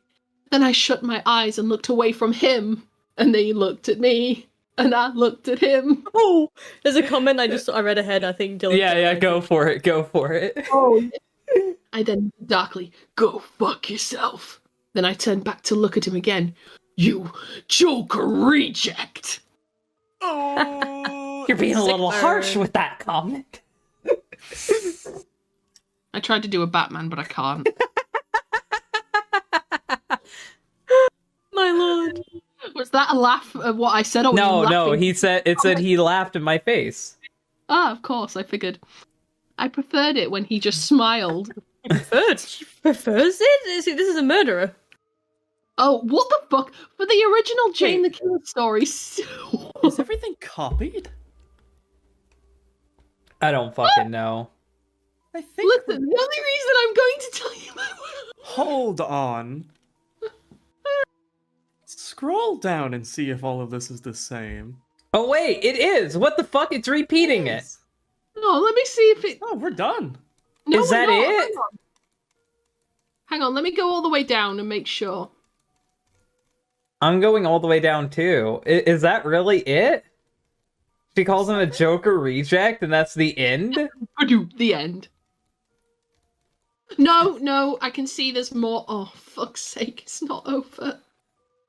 Oh, I hear it. I see it now. I see it now. I found it. Yeah, just scroll down and find it. Oh my god, I was so hopeful for a minute. That's why it looked so long. Then why did they copy and paste? I don't know. I think they just got... Because I think they were copying and pasting the stories into this Wattpad, and I think it's fucked up a little bit here. He just laughed in my face. I preferred it when he just smiled. You're funnier than I thought. He came closer to me. I looked away again, feeling his breath against my skin. My fucking god. Turn down the horny for like a minute, Ryder. Jesus. Friends do friends favors, right? Well, I'm gonna do a favor for you. Oh. Oh! I felt him let go of the back of my head. When I looked back, he was out of the room. I looked back at the table once more, taking it all in. Fresh tears started to come down my face again as I remembered my family and friends who were alive only a few hours ago. I was still crying when Jeff came back. Don't cry. He said. It'll be all over soon. I looked down at him and I saw he was holding a jug of bleach and a can of gas. The bleach. Why the bleach? Do you think it works? A jug of bleach. My eyes widened and I looked back at him. I didn't have any alcohol, so that's what we'll have to do. Yeah. He then began to douse me in bleach and gasoline. We had to hurry, Jane. I've already called the firemen. He then lit up a single match. Oh, sorry. He then held up a single match, lit it, then threw it at me. Pretty lit. Stop. The flames erupted as soon as the match came into contact Gotta admit, with me. you look real hot now. I couldn't do it. Contain yourself, could you? I couldn't hold the character saying that. I screamed as loud as possible. The pain was unbearable. I could feel the flesh melting off my body, the heat invading every pore in my body, blood evaporating in its veins, and my bones becoming charred and brittle. Surely, How did it get to... How? you would have You'd been be fucking choked dead. on You'd smoke. be dead if your bones were, like, being charred. You'd be fucking dead. Yeah, your skin, by that Your point... whole skeletal structure Maybe this is like a superhero universe where things that should kill you just give you magical powers. You know what? That's what I'm gonna believe. That's what I I'm become believing. Fire Woman. Lady Inferno! Before I blacked out again, I heard Oh my Jeff God. laughing. That's the fourth fucking See you time. later, my friend. I hope you become just as beautiful as I am. Jesus. Then everything went black again. Is this the 5th time she passed out? Yep. Yeah. And taking another God. drink. Yeah, we should do a drinking game whenever anything goes black. No thanks, I'll die. When I drink water, God, I'm not a monster. When I woke up, I was sitting in a hospital bed, bandaged from head to toe again. Everything was spinning, and it hurt to blink and breathe. I looked around and saw an empty room. I groaned loudly because my mouth was bandaged. Everything hurt. Same. And I'm such an empath, I can feel her hurting. A nurse came in a few minutes later. Jane, can you hear me? I looked towards... Howdy, Jane. Howdy, Jane. I hope y'all are doing okay over there. You got burnt like a steak. Oh no, Jack, you should be reading this. Because look, I looked towards her. The room started spinning even more. Oh, for fuck's sake. Jane, I'm your nurse Jackie. I don't know how to say this, but your family died in the fire. I'm sorry. They would have already known they were dead because, like, they have giant fucking holes ripped in them. Like, I'm assuming that he had to, like, break their ribs or something doing that. Yeah. Mm-hmm. Yeah. Tears started falling down my face again. I sobbed. No, honey, don't cry. You won't be able to breathe if you do. Jeez, say Oh, this. Jesus. Morbid cunt. I couldn't stop. Jane, I'm going to give you something to help you calm down, all right? A full frontal lobotomy. Drugs.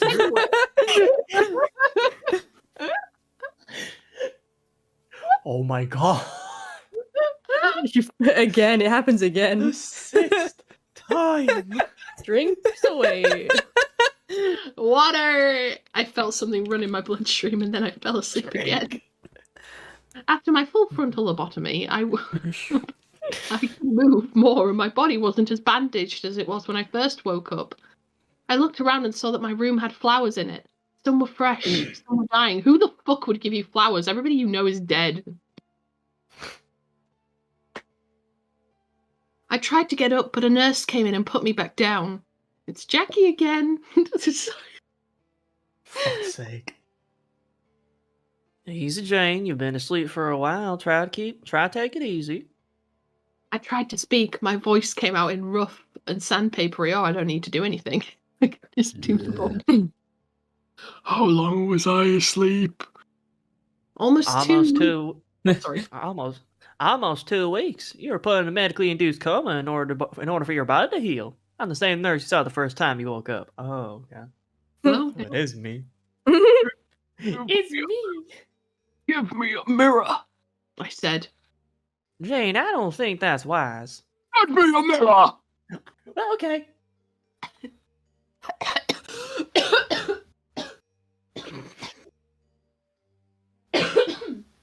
Our Sorry, narrator, ladies everyone. and gentlemen. Sorry, everyone. I felt the handle of a mirror get slipped into my hand. When I looked into the mirror, I dropped it onto the floor. The shattering of the mirror didn't compare to the shattering of my realization. Oh, they were proud of that, I can tell. 2014 writers. That is 7 years bad luck, Missy. You'll never catch Jeff now. My skin This was is why leathery. she's still chasing him. Oh my god, she changed races. My skin was leathery and brown. I didn't have a single hair on my head. See, that was the punishment. You liked being white. I didn't want to make you look like me. Turns you black. And the skin around my eyes was saggy. I looked almost as bad as Jeff. Everything came flooding back to me. I began to cry harder than I ever had before. The nurse was hugging me, but it didn't help much. At the height of my sobbing, I was surprised that nobody else came in to check on me. By No the one time was paying attention to me. It's all about me. Barely speak, someone came in the doorway. Excuse me, I have a delivery for Miss Arkansas. I'll take those. Jackie stood up and went to the doorway. It was a bomb because they were so stupid they didn't check it. It just was able to go straight to her fucking room. Yep. I didn't want the delivery guy to look at me, so I stared at the wall in front of me. Someone certainly cares about you, Jane. Looks like the same person who sent you all those flowers got you a package too. I looked around at her. She was holding a pink paper package tied... Well, say that 5 times fast. Pink paper package. Pink paper package. I reached out and took it from her. The second I took that package from her, I knew something was wrong. Wait, I was voicing a woman this whole time? What? Of course you were. What did you think? Her name was Jackie. That's a guy's name. You can name No, Why were you doing that voice if you thought it was a man? I thought it was boy. No. It's I'm not not a changing the boy voice. moment. I'm saying, why the fuck did you think it wasn't a woman? I don't know. Oh, you poor guy. I'm not talking about this. Anyway.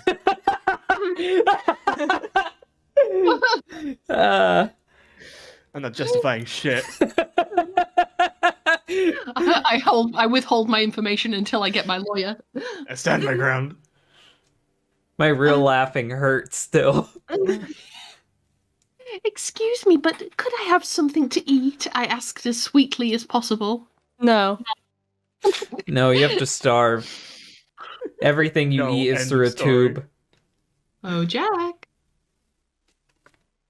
Of course, I'll get you some food right away. I'm not putting on a woman voice. Jackie smiled back, then left the room. My hand shook as I grabbed the string and pulled it.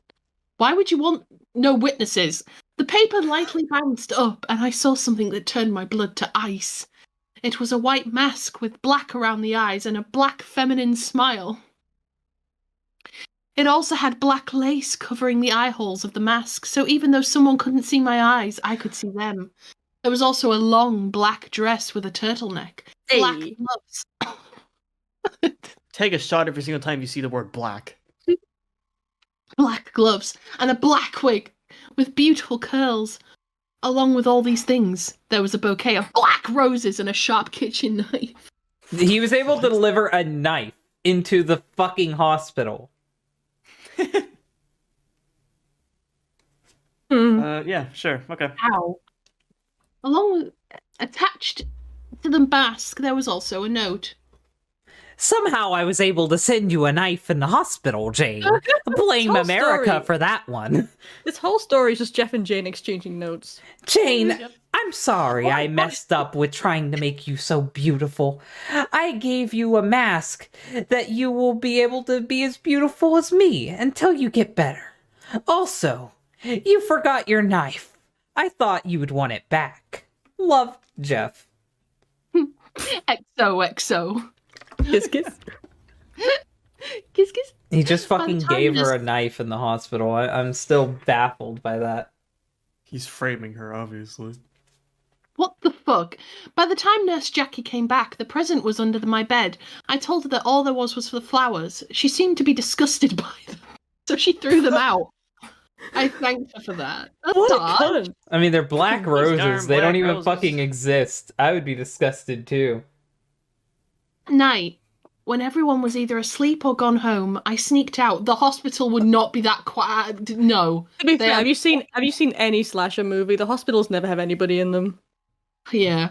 Well, not to mention, Scream, fucking Halloween. not to mention, she doesn't have to sneak out. You can leave a hospital anytime. I think you have to be discharged. You can discharge yourself. You can discharge yourself, but she doesn't have parents anymore, so that's where the real question comes into play. Can she discharge herself? She should be going to be put into the system and be in a home after this, but we live in Fantasyland where you can bring a knife into a hospital. I sneaked out. The only thing I had to wear was that dress, so I put it on and I found a pair of shoes outside in the hallway, forgotten by some careless nurse. Oh, that Jackie. I wore the wig to look less inconspicuous. I didn't know where I was going. I don't know where I'm going. And I didn't care. When I finally stopped walking, I was in front of a cemetery. Convenient. They buried them that quick? They buried them that quick? Did they already pay for tombstones? How the fuck did this happen? That is impossible. That is literally impossible. People buy tombstones. Like, how they take a long time to be installed, too. Yeah. Like, no. I don't believe this. 2 weeks. 2 weeks. They were burned. They're gonna be cremated. I just read on, and oh my god. I know, I'm reading on too. This hurts. I went inside and found 2 tombstones, Isabel, Arkansas and Gregory, Arkansas. Gregory. I sat down in front of their tombstones and cried once more and passed out again. When I finally sat up, the sun was beginning to rise, and was a new chapter in my life. Don't say that. That's the most cliched shit you can end this on. This whole thing is a cliche. Just get ready. Just get ready. It gets worse. Just keep going, keep going. This is funny. I took the mask and put it on. I then picked up the knife and held it as tightly as I did before. Then I turned around and looked at the rising sun. On that day, I swore my revenge against Jeff the Killer and donned my new name, Jane Everlasting. That's so fucking gay. But you called yourself Jane the Killer earlier. You said Jane the Killer earlier. She said AKA Jane the Killer. No, she was basically going like, that's not my name. This is my name. Like, this name is any fucking better. Well, sorry, Jane Reloaded. It ain't happening. You're Jane the Killer. Jane Reloaded? Fuck's sake. Hang on. And way to go, author. You know what? Finish it. Finish it. I'm sorry. Yeah. I have to fucking roast this author for at least 2 minutes. For I want the only thing to be more everlasting for Jeff than his madness to be his death. Ever since that day I have been trying to find Jeff and kill him. They would have found you. Everyone would have found you. Hunting him. You're the worst him like fucking the killer animal ever. he is. So why do you kill people? I will find you, Jeff. And I will kill you. Why do you kill people? As for the photo that has been popping up of me saying, "Don't go to sleep, you won't wake up," that pretty much explains what I want to do with Jeff's victims, prevent them from becoming victims in the first place. Whoever said that I kill them so they don't get killed by Jeff is a gross overstatement. Oh, okay. So this So this story is like it's saying the other story is bullshit that we read. So It's this saying one that doesn't have a kill people. This one's saying it's a full-on fucking retcon. It's like, you misunderstand. The stories of my adventures have been gracefully exaggerated. I'm just misunderstood. So, this is my story. Whether you accept it as fact or not is not put up to me to decide. Now, if you'll excuse me, the sun is going down, and the hunt is beginning once more. And then she Continue webs out. reading next She part. fucking webs out of the scene because this is a Sam Raimi movie with ending dialogue like that. That was fucking Jane the Killer, and let me fucking shit on this. So, while you shit on it, can I go for a pee? yes, in the attempts to make a good story, a better Jane the Killer story, what you do is you just steal Jeff the Killer. Like, it's literally just Jeff the Killer, but with new scenes added in and told from a different perspective. That's all you fucking did. Her being in love with Jeff wasn't set up properly. It wasn't explored properly. It wasn't developed properly. Jeff knowing her friends? That's impossible. There's no way in hell Jeff could have stalked her. There's no way in hell he would know to stalk her. There was no way in hell any of that could have been set up. The only people in her life that he could have killed were her parents. But because you threw her stupid friends into existence, now he had to kill them too. Even though it made no fucking sense, and any smart author would have just wrote the friends out of the story because their addition was superfluous to begin with. So let me continue shitting on this stupid fucking story. This story is so fucking pointless because I assume that the purpose of this is to be a new origin for Jane the Killer. But we don't get the origin till the fucking very last part of the story. It takes all the way till the end for that to even be a thing. And I'm assuming that the mask thing is a retcon by this author. And all what people think Jane the Killer is now is thanks to this author. When originally Jane the Killer was just someone's stupid fucking OC made to be a female Jeff. So you took something that had zero potential to begin with, you got super fucking pretentious, and you tried to make it something it could never be. And in return, you just plagiarized the fucking source material and made a Mary Sue to interact with it. The story sucked. The story fucking sucked. I mean, it was expected. I wasn't going into this with high hopes, but I can at least say throughout this whole thing I was very, very entertained. Oh, I was entertained too. It's one of the best stories we've read. Like it's entertaining in the fact that we had a lot to work with, but it is definitely a bad story. Like a really bad story. The setup is bad. The execution is bad. It's setting her up like she's some type of superhero when I'm sure Jane the Killer was just made to be another OC killer. Also, this is like fucking Jane the Killer, the director's cut. Previously. Oh god, holy fuck. Not a minute. I'm just relieved that it actually wasn't as long as we originally thought. Oh, yeah. Also, so we will get a female Dillin OC, Getsaberry says. Well, Dillin. No. You alright? You actually mad? No, I'm waiting for you guys to say something about the story. I'm done. That's all I had to say. I just hate how pretentious the author was when their story is shit. Yeah, it was. Just that ending paragraph was so fucking. Good Lord. Well, not the fact that just that they're pretentious. It's not just the fact that they're pretentious. It's the fact that they shit on the original Jane the Killer stories and shit on the people talking about it when their story is also bad. Yeah, it's like very critical. This is shit. Now let me give you some pretentious shit. And the sad thing is, it's like on top. It's just bad in so many different regards. It's bad. It is bad. I'm sorry, you've summed it up pretty damn well already. It's just fucking terrible. It's like ripping off Jeff the Killer isn't enough. It's like, oh yeah, let's rip off fucking Texas Chainsaw Massacre, like I said before. It's like, what the fuck? For me, this is how I see the Jeff the Killer story going. He kills his family, he kills his brother, then he goes out through the window, leaves, and then he goes around killing young boys in their house to continuously mimic when he killed his brother. Because he is obsessed with his brother, but now it's through the lens of being a killer. He'll kill people's parents, he'll kill their child, because he's trying to reenact his own life. He's trying to reenact the moment where he felt like he was alive. That's how I see Jeff the Killer, anyway.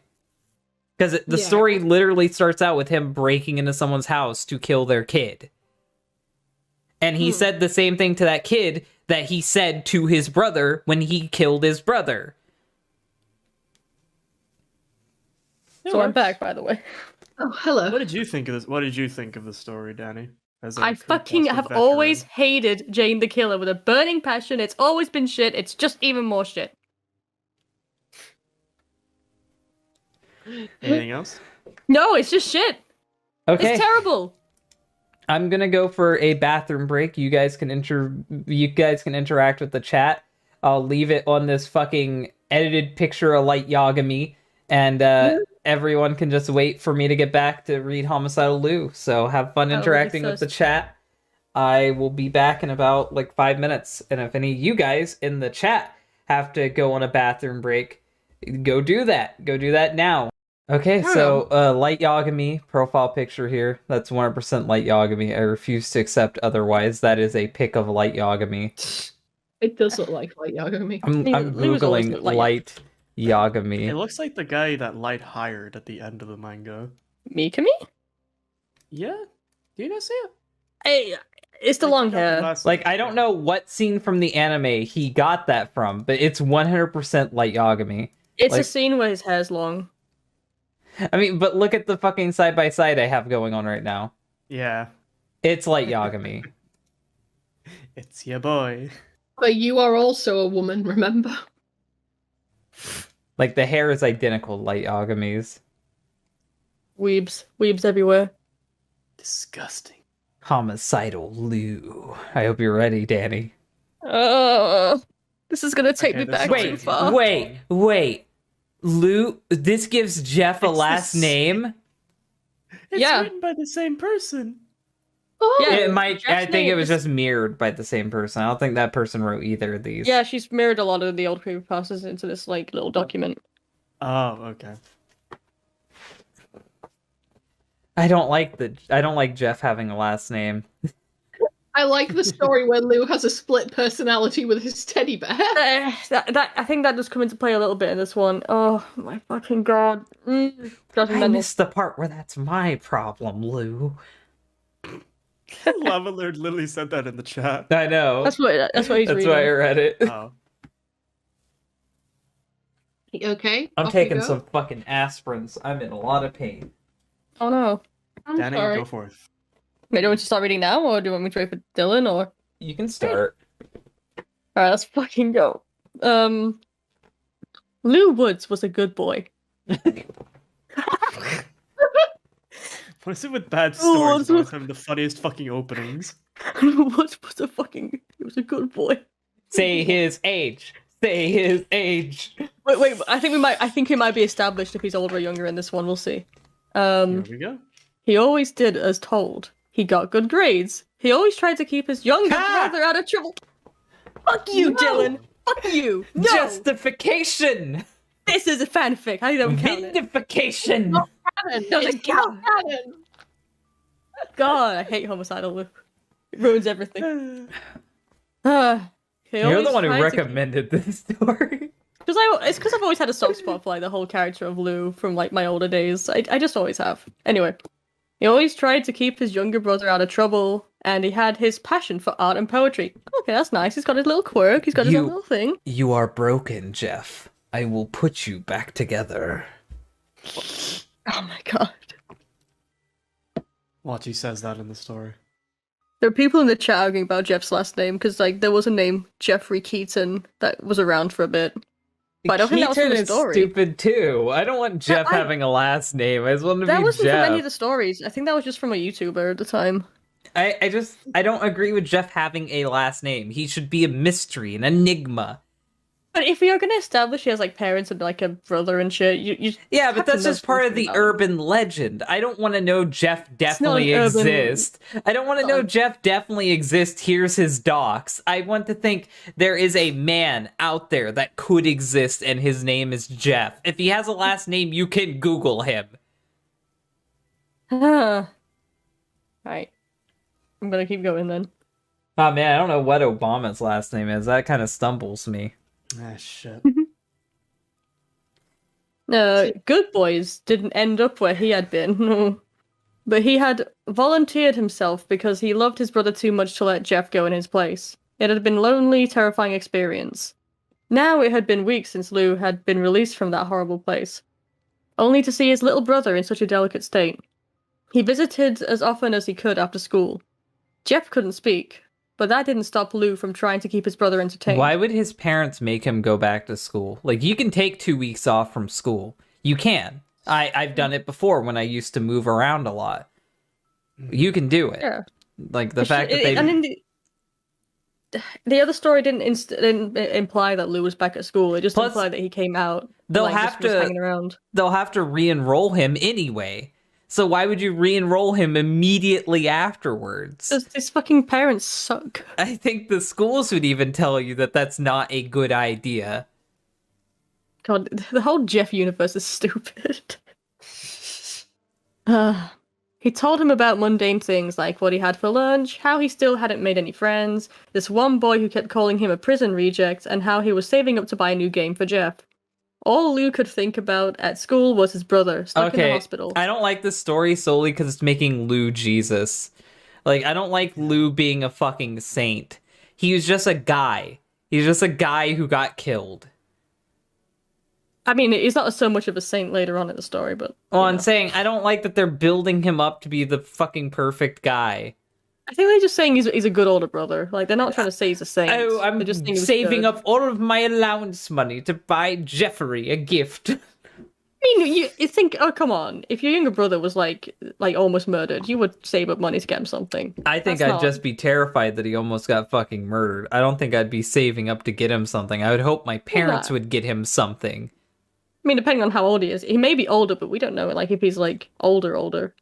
I'm gonna go with Lou is 16. That's the number it popped into my head immediately. Hang on, where am I? All Lou could think about at school was his brother stuck in hospital, but, oh wait, no, yeah. Wait, fuck, where am I? Jeff did have a hospital roommate, but Lou had a feeling it was just as lonely for his sibling without him as it was for Lou when he was in that joke of a correction facility. What? The fucking... Huh? No, but no, it's not that bit. That Jeff had a hospital roommate? The fucking Jane. That's what they're trying to imply. Is that what he's... Oh my fucking God. They're making Jane canon with this story. But Jane's canon story has Lou get fucking murdered. I don't fucking know. The Jeff canon is all over the fucking place. I hate the Jeff canon. My God. Time passed by quick enough, though, and the doctor was ready to release Jeff. Lou felt nervous as the bandages were slowly removed. He had to remind himself that no matter what his brother looked like now, he was still the boy who would play fight with him, play video games with him, and relied on him as a role model. So, the cloth was removed, and his mother's scream told Lou that what he saw wasn't an illusion.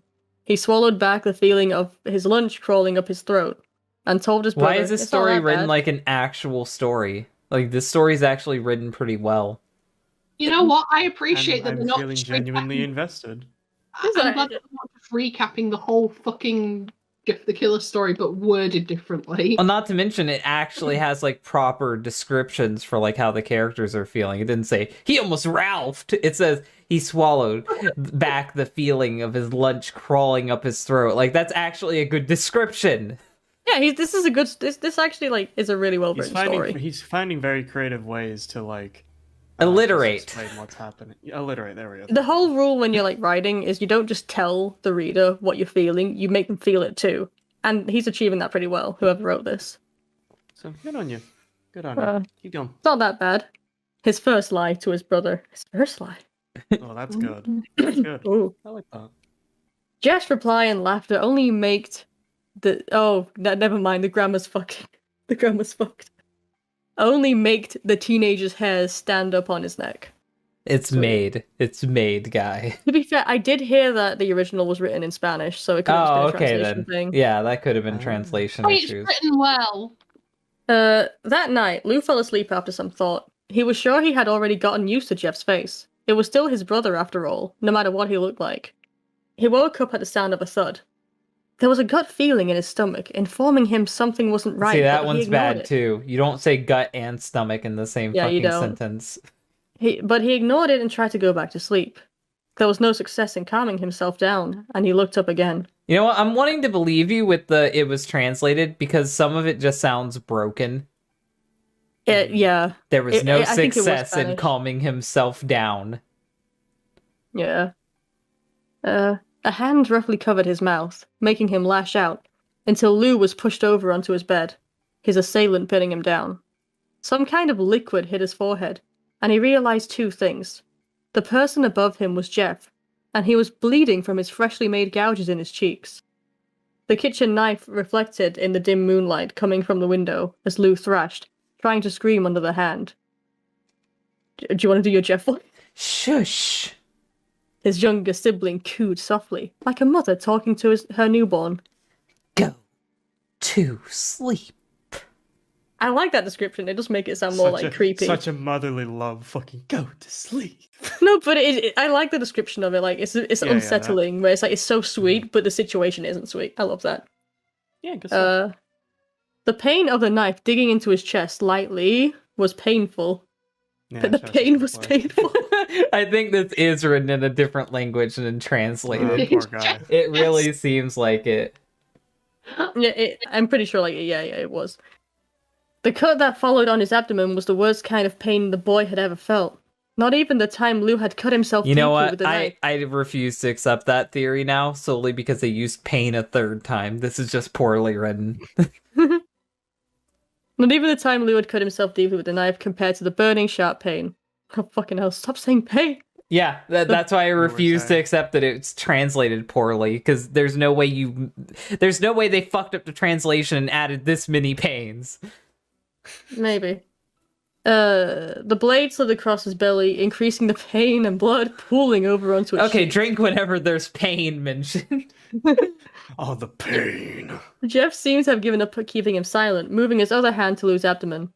The older boy was still screaming his head off as the lunatic stuck his hand inside the incision and gripped at something inside. Ugh, fucking hell, Jesus. My organs, Lou thought in horror as the world blurred and finally went dark. He wasn't sure if he had heard Jeff say, "Good night, big brother," or not, before passing out. Oh, okay, that's a bit of a weird No, detail. that actually made me feel something. What the fuck? Ugh. Nasty. Lou's eyes fluttered, his thoughts too scattered to form anything coherent. Oh, good, he's awake. I want to I believe think this that is was Nurse Jackie again. Swear to God. Please. They just all send them to the same hospital. Don't you dare. There's just one nurse. You won't believe the shit I've been seeing this week. There's like 20 kids in here, what the fuck? There's All a death victims. This is America. there's a killer, a homicidal lunatic. There's so many people in here, and they all have We got weird such diverse features. There's this we got a one girl diverse down. cast of Psychos. There's this one girl down the hall with a clock in her eye. God, it made me And spit there's out a my teeth. JPEG of a dog on the computer, and it's weird. This is just a greater creepypasta cinematic universe. You know what? I would live to see that if it was done right. Anyway. Everything was blurred and out of focus as a shadowy blob passed over him. Hey kid, take it easy. I know everything's been rough on you, but don't worry, you're safe now. He won't be able to touch you here. He? Lou took a moment to process the word. He who? Who's he? Where am I? Oh god, it hurts. Oh god, it fucking hurts. Jesus Christ.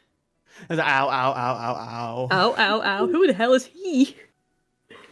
Yeah, calm down, kid. You're going to drive the heart monitor crazy.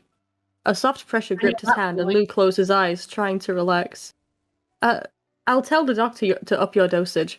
You're a lucky kid. That psycho bastard has already killed quite a few people. He looks like a demon or something from the police sketches. Wouldn't want to run into him in an alley at night. Lou frowned.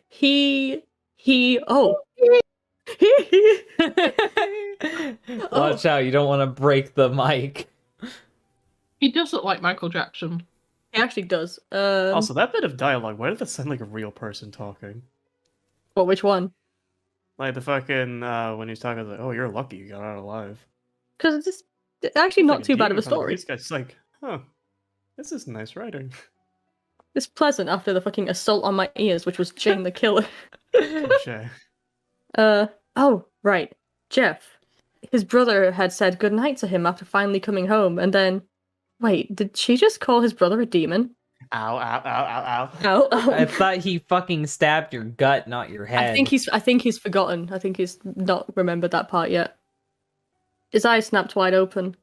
It was only now he noticed the loud, rapid beeping noise of the heart monitor as he caught sight of the nurse by his bedside. He hasn't even realized he had started to sit up until she pushed him down lightly. Lou's eyes trailed to her tools by his side. Kill her, a voice insisted.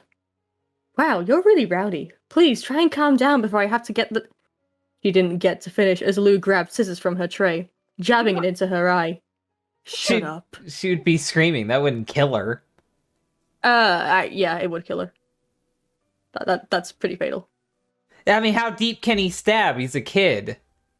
But he's older than Jeff, and Jeff is already pretty fucking OP, so... Okay, I'm just gonna assume they have super demon powers, and that's how he could stab it deep that it would kill her. When you notice the gimmick going on with Lou, it's Here we go. where am I? Shut up, he said lowly. Shut up, shut up, shut up!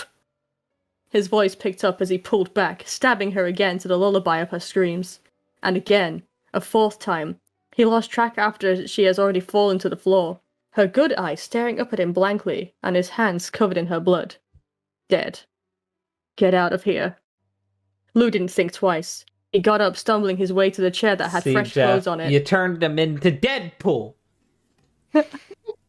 See, the continuity. There was a little card that said, "Get well soon. Billy." Billy gave him new clothes. Billy gave him new clothes. See, at least it's better than when Jeff getting his old clothes back. He got new clothes. Didn't I call someone Billy in the other story? Like, didn't I make up a Billy? No, Billy's the kid. Oh, the kid from the party. Yeah. Billy never even met him. You know, Billy the kid. Billy the kid. Oh, I get that now. He was a kid wearing cowboy stuff, and his name's Billy. Oh, I only just realized that after 7 years. That fucking author thinks they're clever. Oh, Fucking cheeky bastard. my fucking lord. We all came to a revelation today, kids. Jesus. Hang on. So, get well soon, Billy. He threw it aside and quickly got dressed, hissing in the pain when he tried to bend the wrong way on his stitches. One look in the mirror revealed his body was littered with stitches. Those are new, he thought as he finished pulling his shirt on, and walked back to the corpse. You're so goddamn annoying. And my brother is not a bastard or a demon. I'd beg to differ, but whatever. Random author fourth wall break. No. It's He's got voices in his head. He's got two personalities. That's the whole gimmick with Lou. Yeah, because I hate to be this guy, but I don't like that in media. Whenever anyone has like a split personality, they're automatically a fucking murderer. I don't. That's why I don't like the gimmick as much. It's not even a gimmick. It's an actual mental disorder, and they just throw it in here. When it's in stories, it's mostly a gimmick because they don't even do it correctly. Yeah, that's what I'm saying, though. It's like, it's an actual mental disorder, and they treat it like, oh, bitches be crazy. Hang on, let me just finish and then we'll criticize it in a moment. The voice was ignored as he shoved the corpse under the bed and used paper towels from the bathroom joined to the room to try and clean up the blood as much as possible. Hopefully that would buy him some time as he left the room and slowly navigated the hospital for the exit. Every once in a while, his stomach flared up in a painful protest, but Lou knew he couldn't turn back now. Jeffrey Woods was a murderer. Lou Woods was too. That's the whole fucking story? Right. The whole thing with fucking the Lou story is like, I think someone on Tumblr came up with the concept, and I think it was another Spanish guy. He came up with the concept of Lou, and then the split personality shit. And then I think a story was written afterwards, based on his concept. Like, the whole blog went into way more detail with it.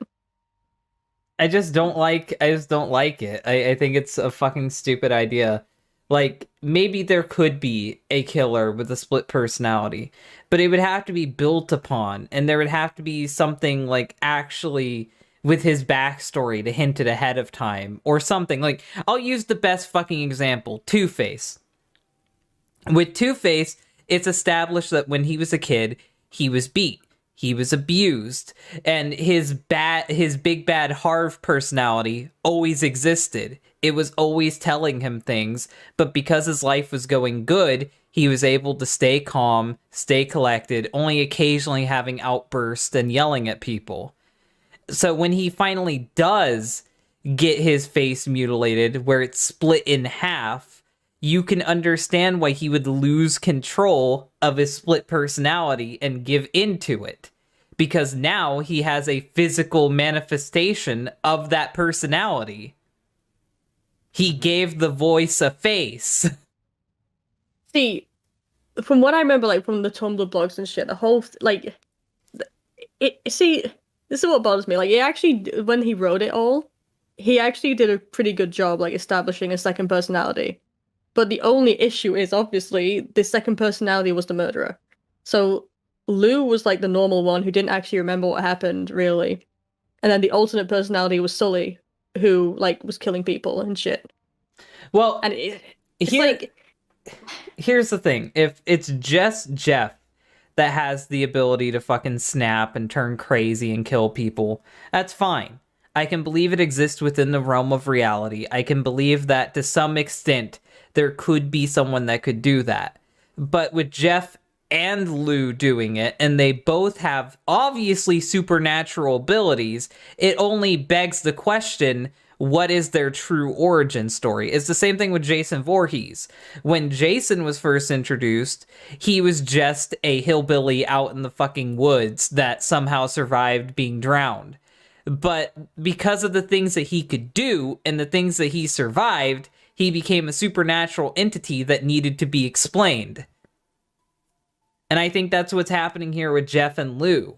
The more you add to it, the more complex it becomes, needlessly so.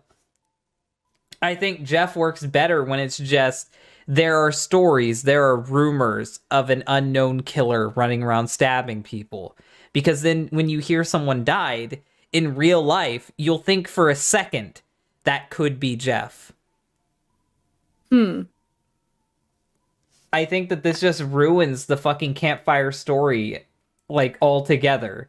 Because it's not a campfire story anymore. They have definitive names. They have definitive fucking origins. They have, like, things that you can track. You know where they live. You know who they are. They've got so many fucking cast of characters now. It's like, it's stupid. It's honestly stupid. The more the Jeff universe expands, the more it takes away from the intrigue of Jeff. I think what happens to Jeff the Killer, like, the whole concept, like, I think it started to own its own stupidity in a way. Like, you know like how, like, FNAF went down a campy route because after its success, like, it just stopped trying to be horror. I think that's how people look at the Jeff stories now. No one looks at them as campfire stories. No one thinks about Jeff the Killer being this thing that could exist. They think about the original story with, like, you know, the bullies and shit. Well, I mean... And I think, really, like, all you can do from there is make it into a campy story where a bunch of people survived and shit. But the first story did it better, because in the first story, the news said, unknown ominous killer. They didn't say, Jeffrey Woods, smiling man murderer. Like, but then it went on to, like, a massive backstory about but the backstory is for us, the audience. The fact that Lou got put in that hospital and then killed a nurse means that there's a paper trail. That's not mysterious. It's an actual story, yes, but it ruins the whole campfire nature and the mysteriousness of Jeff. It's just like, have you ever heard the story of the hook hand killer? That fucking, the call was coming from inside the house. Oh, yeah. He doesn't have a name. He doesn't have a name. He doesn't have a backstory. He's just a guy who kills people.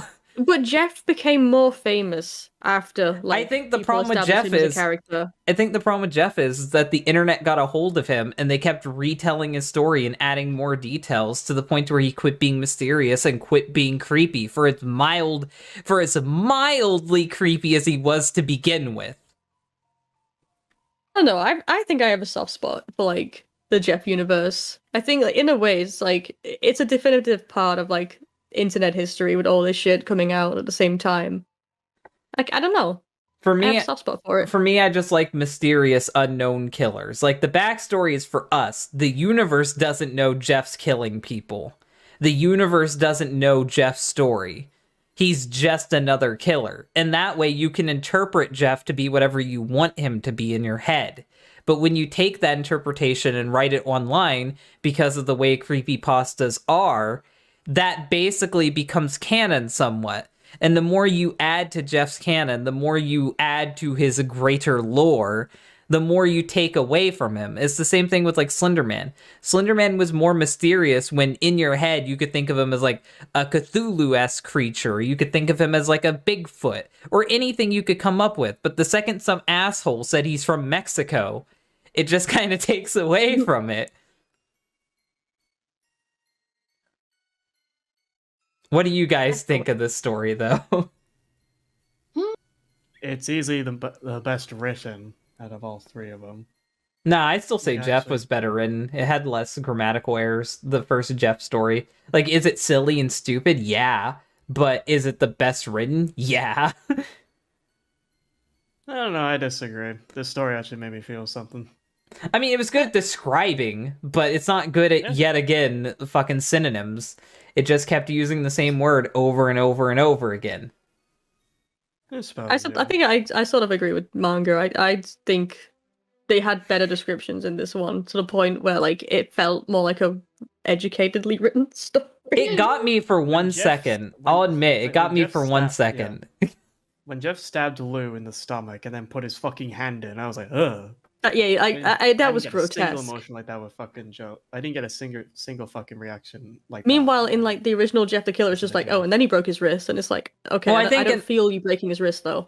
I think another thing that detracts from this story is the fact that it tried to connect itself to the greater Jeff universe while also contradicting the greater Jeff universe. Because the only thing they could have meant by he had someone with him in the hospital is that that's Jane. And he mentioned him punching into his gut because that was mentioned in the Jane story. But in the Jane story, he's dead. And if The you Jane go all story the... didn't have the gut thing. Yeah, all the guts were ripped out. That was in the Jane It story. said they had cavities in their chest. Yeah. No, that meant he stabbed them all in the chest. Oh, I thought they were saying that he ripped out their guts. No. The cavities in When the I chest. hear is meant to be cavity, stabbed in I the think chest. it's bigger. Nah, I think someone just That's chose a just fancy that one. word for a hole in the chest, meaning like they got Okay. stabbed. When I heard cavity, I thought it was like a giant hole and their guts were pouring Yeah, out. like something straight I out of, think like, the gimmick they went Amazon for. Monster.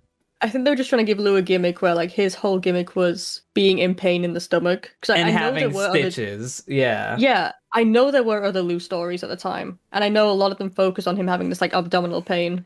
I know this is going to sound cliched, but to me, if I was going to make Lou have a split personality, I would burn part of his face. At least part of it. What? No. Why? Yes, Why? because at least No. then the split personality makes a little bit of sense. Instead, it just comes out of nowhere and it's like, hey, Lou, you want to kill people? No. Actually, yeah. No, because like The split personality wasn't hinted at. It just came out at the end, and that's not a character no, trait. no. That's a whole fucking thing that you have to build up. I know it's because again it was on Tumblr that like someone else created it separately and like build up to it, and then this story just puts it together weirdly. But like if you think about how these like illnesses work, it makes sense because a lot of them are developed after like I think trauma Jesse in might your have youth. passed out. The chat saying, Probably. oh, okay, the chat was saying, did Jesse fall asleep? No, I'm awake. It's just I'm losing my voice, and Oh, okay. Sorry, Jesse. But I'm sat at my table. what I'm saying is that when it comes to a character with mental trauma like that, someone who has DID or has a split personality, it's not something you can just throw in at the end. You have to explore it. You have to properly set it up. There needs to be inciting incidents that hint at this happening. They did it good with Two-Face. They did it good with Twice and My Hero Academia. Like, these characters, hell, even Deadpool got an origin for that, but his origin was really fucking stupid because he actually did have two people living in his head. But they explain it. It's not just something that's there. Right, I think the problem with this, like the actual story, is they do it too quickly because, like, you can see that he hears the voice first and ignores it, and then he sort of gives in very quickly. But I think if it was like properly written, like to be a bit longer, I think it would have probably explored it more. Because again, like homicidal Lou is a whole concept that's been thrown around between people, and no one knows where it started. And there was a lot of detail behind him having a split personality, but this particular story just rushes into it. I just feel like when they came up with him having a split personality, it wasn't them saying, hey, I want to make a character with a split personality. Instead, it's like, what's creepy? Oh, a person with a split personality. To be fair, the split personality, like the original creator gave him, it wasn't as creepy as like other media split personalities.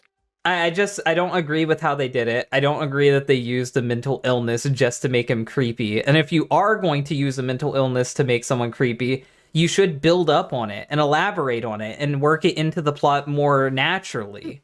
To be fair, like if you really think about it, like it's not that they're trying to make him creepy. It's more that like they're trying to make Lou stand out as a character compared to like Jeff, Jane, and the others, right? But let me speak. Okay. And basically, what I think the original creator went for is that Lou is torn between how he feels about Jeff. Because like Jane, he has the same instinct to go and kill him. But because he's Jeff's brother, he doesn't want to. So the Lou that's like the standard Lou, it feels a love for him still, and he doesn't want to kill Jeff, and he's blocking it out mentally. Like he's ignoring that what actually happened to him. The split personality, which is Sully, is, furious. Or he wants revenge. He wants to kill Jeff. Well, I think I know why we're coming at this from different degrees. You actually know what's going on, and I don't. From what this story has given me, it's just attention seeking, and they gave him a mental disorder just to make him stand out. And they didn't even explain it. They just said a voice was in his head. Yeah, if they explained it, if they built it up, if they worked with it, then I'd be fine with it. But it needs to be worked on. Like, there needs to be hints ahead of time that he's felt this way. There needs to be a struggle beforehand. Maybe when he decided to give himself to the juvenile detention center, they could have mentioned something about him having conflicting thoughts before doing it. Or when he's in the juvie center, maybe that's when the voices start appearing because he's alone. He's isolated. Maybe the voice is a friend that he made up because he was alone and didn't have any friends, and then it just spiraled into him being crazy. Someone in the chat is saying that there was a different story where the split personality was based on a teddy bear Lou had. Well, something. There needs to be an initial trigger. There needs to be something there, like to where the voice came from. Because if you start hearing a voice in your head all of a sudden, it tells you to do something, are you going to immediately do it? It has to be a long cycle of something wearing someone down. Like, Harvey didn't immediately become Two-Face. Two-Face is something he slowly slipped into. Mm-hmm. I just think that's distasteful to use a mental disorder just like that. It's the same thing that when you take someone who's mentally retarded and make them a slasher villain. It's like, them being mentally retarded should play into their character. They shouldn't just be mentally retarded because you think it's weird and creepy. Fair enough. But this also, yet again, just comes down to Jeff the Killer shouldn't have lore, and Jeff the Killer shouldn't be anything more than a fucking campfire story. You know what, though? I still appreciate Jeff the Killer lore more than freaking Fortnite lore, Dillin. This has nothing to do with Fortnite, Jesse, and I will not acknowledge that jab. How dare you? But that's my opinion on this, is that if you're going to use a mental disability, use it right. Use it tastefully. Yes. That's all I have to say about Homicidal Lou, because going into it, I expected something completely different than when I got out of it. And when I got out of it, I was just offended that they decided to just randomly give him a mental disability. Mm-hmm.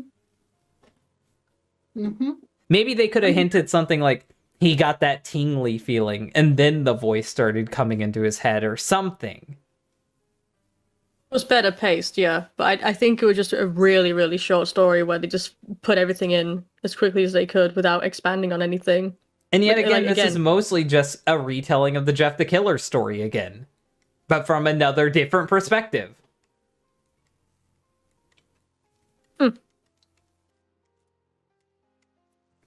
I just feel like Jeff the Killer isn't something that you can expand. It's not something you can build upon. But I still like it. I mean, personally, I still think Jane the Killer was the best. Jane is shit. Jane is shit because it's not actually that original. I think out of all three of them, Jeff is the one with the most intrigue. If they had to exist as their own stories, Jeff the Killer is the only one that holds up. Mm-hmm. Ooh, These two only hold up barely because Jeff the Killer existed. It's because there's like they're working like sequels though.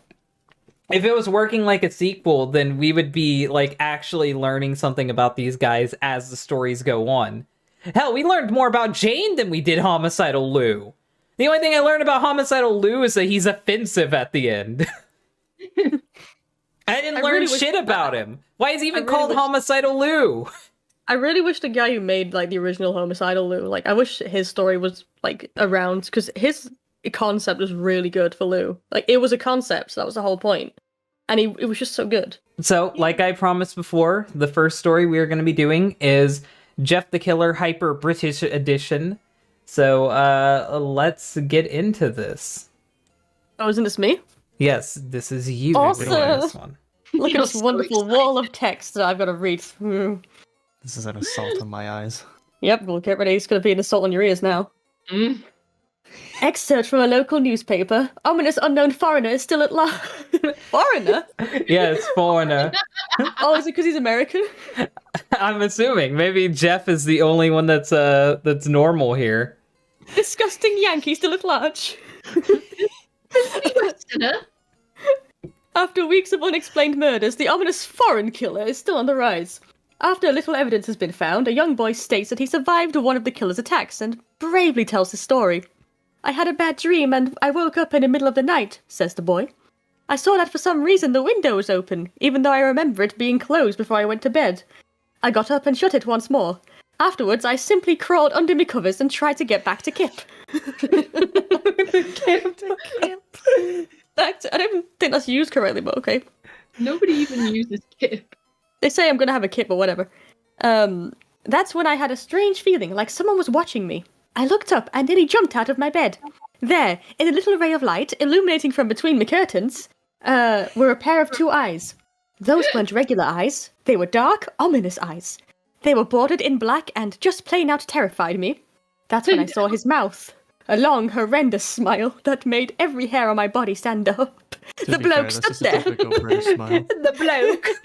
The bloke stood. The bloke. Oh my The bloke. Let's go northern. Oh, you're bloody going hell, northern. what you doing here? I'm not doing my natural accent for this one. The bloke stood there watching me. Finally, after what seemed like forever, he said it. A simple phrase, but said in a way only a nutter could speak. He said, "Go to Kip." No, I gotta do it. Let me see if I can do a British Jeff the Killer. No. Oh, Dillin. Go to Kip. Oh, this is gonna kill me, innit? Oi there, you need to go to the Cape. Go to Kip. I let out a scream. That's what sent him at me. He pulled up a jellied eel. A what? No, my grandma eats those. What the fuck's a jellied eel? It's literally in the name. It's just a jellied eel. What the fuck? Oh my god. You can't say acid attacks in this thing, so fuck it. Jelly deal. No, I think it's supposed to be a knife in the original story. It is a knife. Why is he called a Knives are illegal there, so you had to have a jelly eel, I guess. We have loads of knife crime. The fuck? Knives are perfect. We never call them jellied eels, though. Jellied eel. That Wow. he didn't say knife. I'm not British. I can't do a British accent. I'm sorry. I tried. That's all I can do is try. Don't attempt. Racist. Hang on. I'm getting so lost in this. It's just a fucking wall of text. I can't find where I was at. Jesus. Yeah, Hang it's on. not even a paragraph. It's just a giant fucking mountain. He pulled up a jellied eel, aiming at me heart.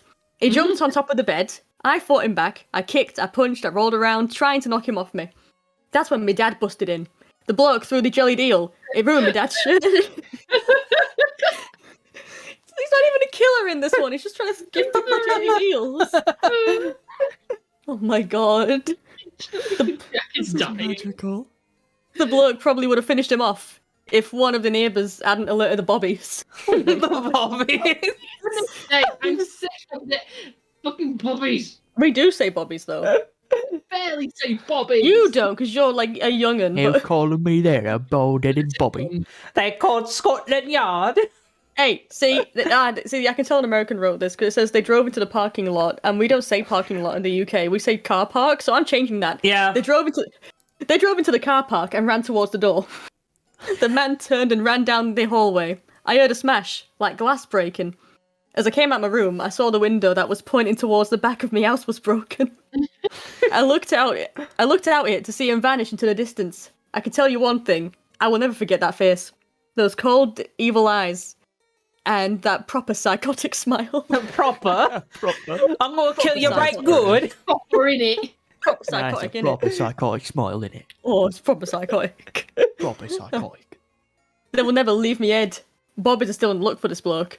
If you see anyone that fits the description in this story, please contact your local Bobby department. They don't even break off that bit from the rest of the fucking story. Oh my god, it's one fucking wall. Contact your local Bobby. The local Bobby. Hang on, right. And now starts the fucking backstory. And now on to our tale. Oh. The tall tale of Jeff the Killer. A proper story right at it. This is a story all about how My life got flipped and upside down. Dan. Man. Jeff and his family had just moved into a new neighborhood. His dad had gotten a promotion at work, and they thought it would be best to live in one of those British neighborhoods. Always Jeff and his... Okay, been so so I funny. guess Jeff is supposed to be American, so nothing different is with Jeff. Everyone else is British. It would have my been God. so funny if they said British neighborhoods. They took out the T, so it's just British. British neighborhood. British neighborhoods. British neighborhoods. British in it. Yeah, but the accent does it anyway, so... Yeah, Oh, true. yeah. Jeff and his brother Lou couldn't complain, though. A new... better flat- Are we live or pre-recorded? I don't know. live. Anyone feel pre-recorded today? Oh, yeah. So pre-recorded. We predicted what the chat would say. That's what's going on. Yeah, we're psychics. What was that stupid thing you kept saying that fucking Jane had? She's an Oh, empath. an empath. I'm an empath. I can just detect it. I'm such an empath. Right, where was I? Hang on. A new, better flat. What was not to love? As they were getting unpacked, one of their neighbours came by. Oi, she said. I'm Barbara. I live across the street from you. Shouldn't she be Well- Barbie? No, Barbara's a name I hear commonly over here. Bam Barb. Be more like Ayo. I know loads of Barbaras in the UK. There's loads. Well, I just wanted to introduce myself and to introduce my son. She turns around and calls her son over. Reginald.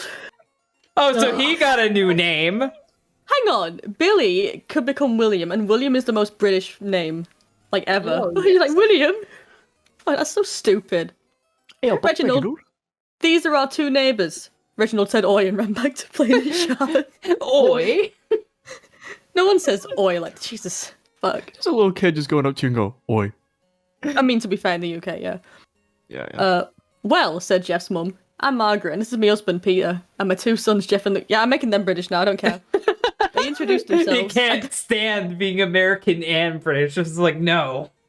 No. Body Trying to fit in, they're trying to rejecting. fit in. Listen, you know how people get pretentious and they fake accents and shit? You know. And motherfucker was like, I'm lost again. They each introduced themselves, and then Barbara invited them to her son's birthday. Jeff and his brother were about to object when their mother said that they would love to. When Jeff and his family are done unpacking, Jeff went up to his mum. Oh, he is still American because he says fucking mom. Yeah. Mom. So that's why they Mom. said foreigner earlier. They meant it literally. Jeff Oh my moved god, to so he England. literally is because he's a fucking Yankee.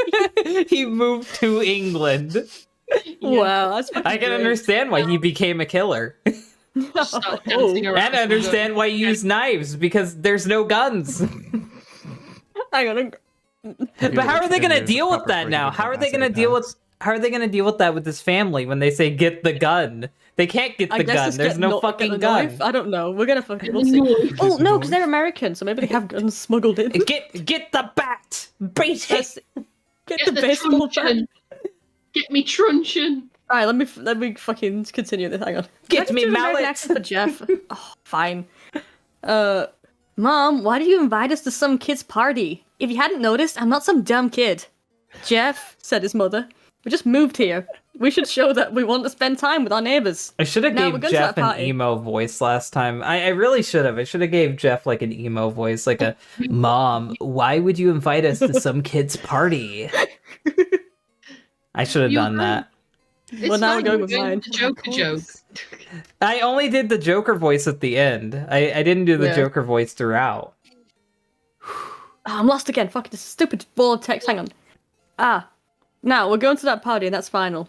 Jeff started to talk, but stopped himself. But I don't knowing that like British people. I don't want to go to a British birthday party, Mom. They might drink tea. That reminds me. Let me take a sip of my tea. I don't like crumpets. Oh, wow. How dare you? I don't even know what a cookie means to them. Fucking cookie. I don't want the biscuit. It's still No, cooking. we're not having an argument about British fucking politics. Shut up, everyone. That's politics. It's Food. politics now. This is More fucking politics. politics. We're not doing this. It's going to be 5 hours Hang long. on. I've lost. Where am I? Jane using her empath powers to Shut sense up, an we don't American need boy. fucking British Jane. I'm gonna. Boy, there, I detected American. I detect. Alright. You can be my East Side American slacking boy. America. Whenever his mum said Danny's anything, dead at that point. I'm trying to read. Where am I? Whenever his mom said something, because they forgot to change it to mum, it was final. He walked up to his room and plopped down on his bed. He sat there looking at his ceiling when suddenly he got a weird feeling. Not so much pain, but a weird feeling. He dismissed it as just some random bone. He needs a wank. Some random Oh bone. dear, just give me morning wank.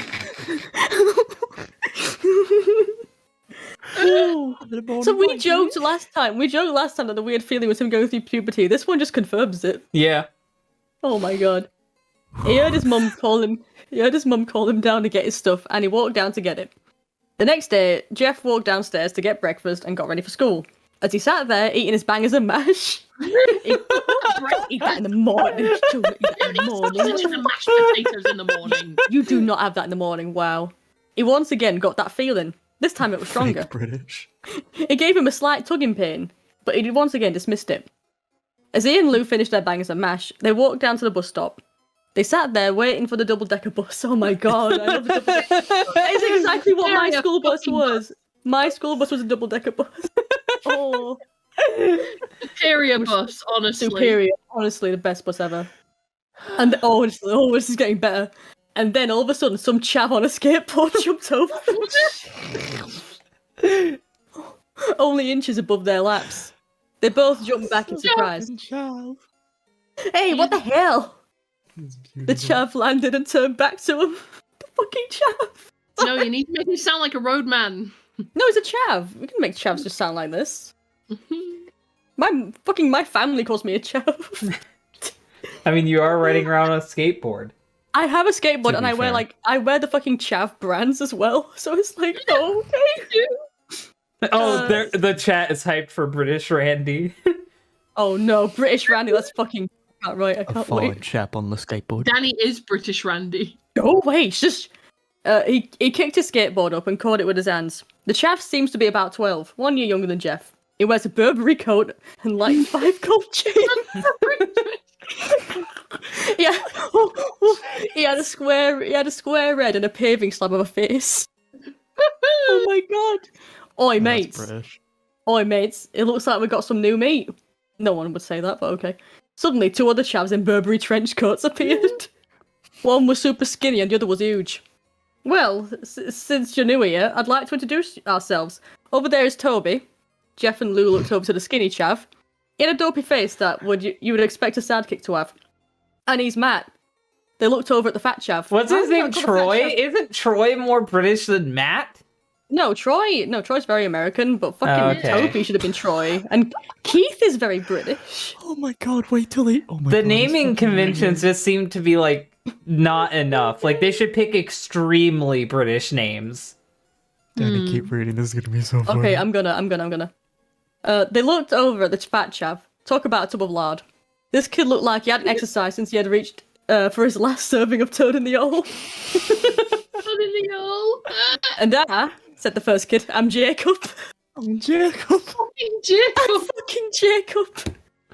I've known so many cunt Jacobs, right? I can't even explain it. There was always a cunt Jacob in school. Also, oh my god, these are all names in my story. I'm writing Jacob, Matt. Oh my god, this is so stupid. Anyway, for all the wankers in this block of flats, there is a small prize for double-decker bus fare. I would have laughed if you catch my drift. Council flats. Council. No one says catch my drift in Britain. Like, that's just not too American. Lou stood up, ready to punch the shite out of this chav's ass. What is ready to punch the shite out of this chav's ass. This just seems like if Billy Butcher decided to write Jeff the Killer. It's just British, Jeff. That's literally what it is. It's not Billy the Butcher. There would have been like 5 cunts by now. Oh yeah, I'll be shocked. Okay, we're calling it now. Who thinks they're going to use the word cunt by the end of this? They've got to.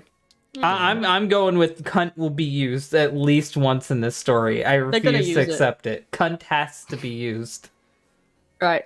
Hang on, this gets better. So ready to punch the shit out of the chav's ass when one of the kids pulled a plastic fork on him. So there's no knives, they have a plastic fucking fork. Hey, you better watch out. I'll pull out the spork next. I believe we have threatened each other with plastic forks in school before, so... Oh, that's true. I got safety scissors too. Oh, I've used those in fight. There's a little bit of a blade on it. May as well have Tusk. I had hoped she'd been more cooperative, but it seems we must do this the hard way. The kid walks up to Lou and nicked his wallet. Oh, no, it's like Coronation Street, this. Not really. This is just reminding me of my school days. Were you the one nicking wallets? Let's not talk about that on stream. Oh, Danny. Jeff got that feeling again. Now was truly strong, a burning sensation. He stood up, but Lou gestured him to sit down. Jeff ignored him and walked up to the kid. Listen here, you little punk. Give back my bro's wallet or else. Jacob put the wallet in his pocket and pulled out his own fork. This is worse than butter knives. What the fuck? This is better than butter knives. How do you downgrade from butter knives? Fucking Jacob would stab Jeff with the fucking fork and just snaps in half, and he's like, well, this plan fucking failed. Oh, and what will you do then, mate? Just as he finished that sentence, Jeff popped the kid in the nose. Just saying, if you had to go for something that's like a knife but not a knife, a pencil is more of a threat than a fork. Like, a fork may stab you, but a pencil will get lead in you. Most, chavvy kids have knives. Or, that's, very common. Or a shank, carved out of wood. You can make a shank. They have Swiss Army knives in the UK. They all have those. The flip knives. I think they're just making fun of the fact that you're not supposed to have a knife. I know, but the joke that Americans make is that we have all the knife crime. Yes! Why don't they... Wait, no, I'm calling it now. Instead of having guns, they're going to pull out knives as the biggest threat in the final fight. Okay, that would be great if they do that. Either that or it's going to be an acid attack. It's one of the two. Yeah. Hang on. As Jacob reached for his paving slab of a face, Jeff grabbed the kid's wrist and broke it. Jacob screamed and Jeff grabbed the fork from his hand. Jacob then tried to walk away before the next tense swap. What? The what? The next tense swap? I don't understand what that means. Oh. Matt and Toby put down the crisps they had begun to eat and rushed Jeff. Ignoring them and eating crisps. They just watched Jacob getting his arm broken and oh wait, we should do something. Nom. Food. No, they were looking back going, ooh. Absolutely. But Jeff was too quick. He threw Jacob to the ground. Toby lashed out at him, but Jeff ducked and poked him in the arm. Poked him? He just poked him. Alright. I mean, it's Toby a fork. What all can you do? Toby dropped his fork and fell to the ground screaming. Jeff is just squeaking. God, British kids are not this weak. Matt rushed him too, but Jeff didn't even need the fork. He just punched Matt straight in the bollocks and Matt went down. As he fell, he sicked Toad in the all over his Burberry trench coat. We could have just said vomited. Okay. No one says sicked. The fuck? To be fair, getting punched in the bollocks definitely would make you throw up if you got hit hard enough. No, but you don't say sicked. You say like, oh, puked. He puked out in the all. Yeah, No, puked. no one said sicked. I tossed me salad. Lou could do sicked nothing him. but look in amazement at Jeff. Jeff, how do you? That was all he said.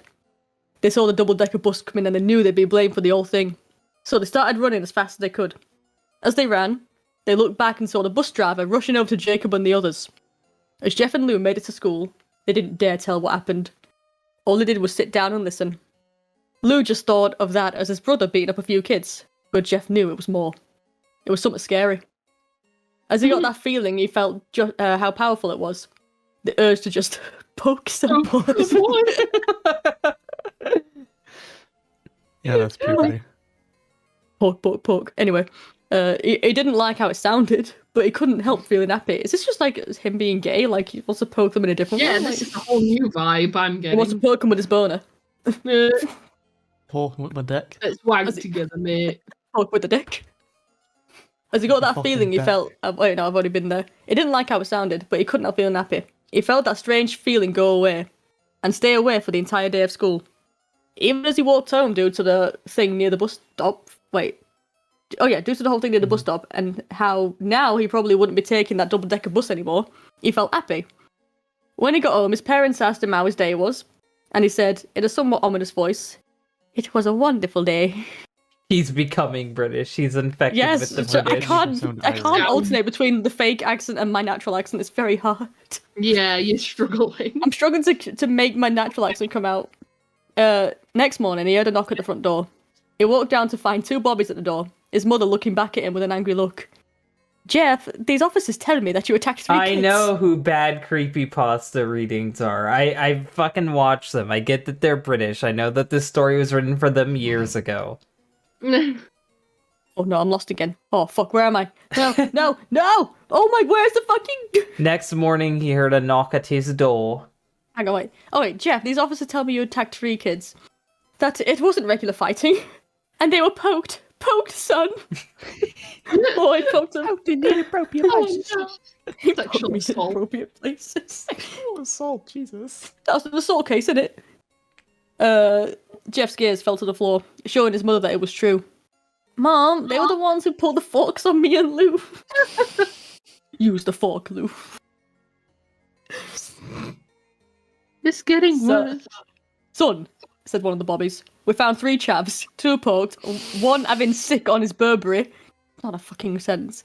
"And we have witnesses proving that you fled the scene." Are you sure Now, you what does that guys tell us? speak English? Me? Yes. Are you sure British people speak English? Yes, we spoke English long before you. No, this This is fake doesn't seem like no. English. No, this is fake British. This is an American thinking they can write a different dialect. Yeah. This is like obviously not British. Jeff knew it was no use. He could say him and Lou had been attacked, but then there was no proof. It was not them who attacked first. They couldn't say they weren't fleeing, because, truth be told, they were. So Jeff couldn't defend himself or Lou. "Son, call down your brother." Jeff couldn't do it, since it was him who beat up all the chavs. "Sir, it was me." Wait, no, it's fucking Jeff, innit? "Sir, it was me. I was the one who beat up the kids. Lou tried to hold me back, but he's going texting now. I can't. Howdy, y'all. But he couldn't stop Lou me. tried to hold me back, but he couldn't stop me." Bag of booty. Just fucking shut up. The Bobby looked down at his partner, and they both nod. Well, kid, looks like a year in Borstal. No, they should have said the Tower of London. The Tower of London. Jesus Christ. "Wait," says Lou. They all looked up to see him holding a cricket bat. Yes, for everything I sent. You're right. Oh my god, it's so close to being the baseball bat that most British people have. Get ready. The Bobbies drew their... Is that what you guys call guns? No, wands are like actual wands. Like Oh. Harry Potter. You sure? Yes, I'm assuming it's a Harry Potter reference. They drew their wands. I can't even fucking say it. For a second there, I thought you guys just had a really dumb word for guns. Oh my god, if they have the chav fight involve wands, I'm gonna kill myself. The Bobbies drew their wands and locked them on Lou. It was me. I beat up those little punks. Have the marks to prove it. He lifted up his sleeves to reveal cuts and bruises as if he was in a struggle. Son, just put the cricket bat down, said the bobby. Lou held up the cricket bat and dropped it to the ground. He put his hands up and walked over to the bobbies. No, Lou, it was me. I did it. Jeff had tears running down his face. Huh, poor bro. Trying to take the blame for what I did. Well, take me away. The bobbies led Lou out to the bobby car. The fucking bobby car. You're a wizard, Jeff. He's just... Lou, tell them it was me. Tell them. I was the one who beat up those kids. Jeff's mum put her hands on his shoulders. Jeff, please, you don't have to lie. We know it's Lou. You can shut up.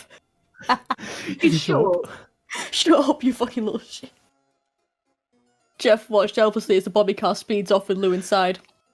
A few minutes later, Jeff's dad pulled into the driveway, seeing Jeff's face and knowing something was wrong. Son, what is it? Jeff couldn't answer.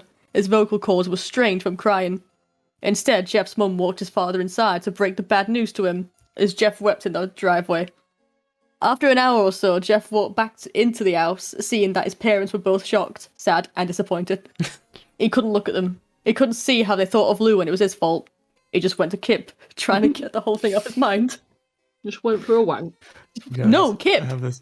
Guys, No. I have a fucking thought. What? So, the fucking Bobbies just drew out ones against Lou.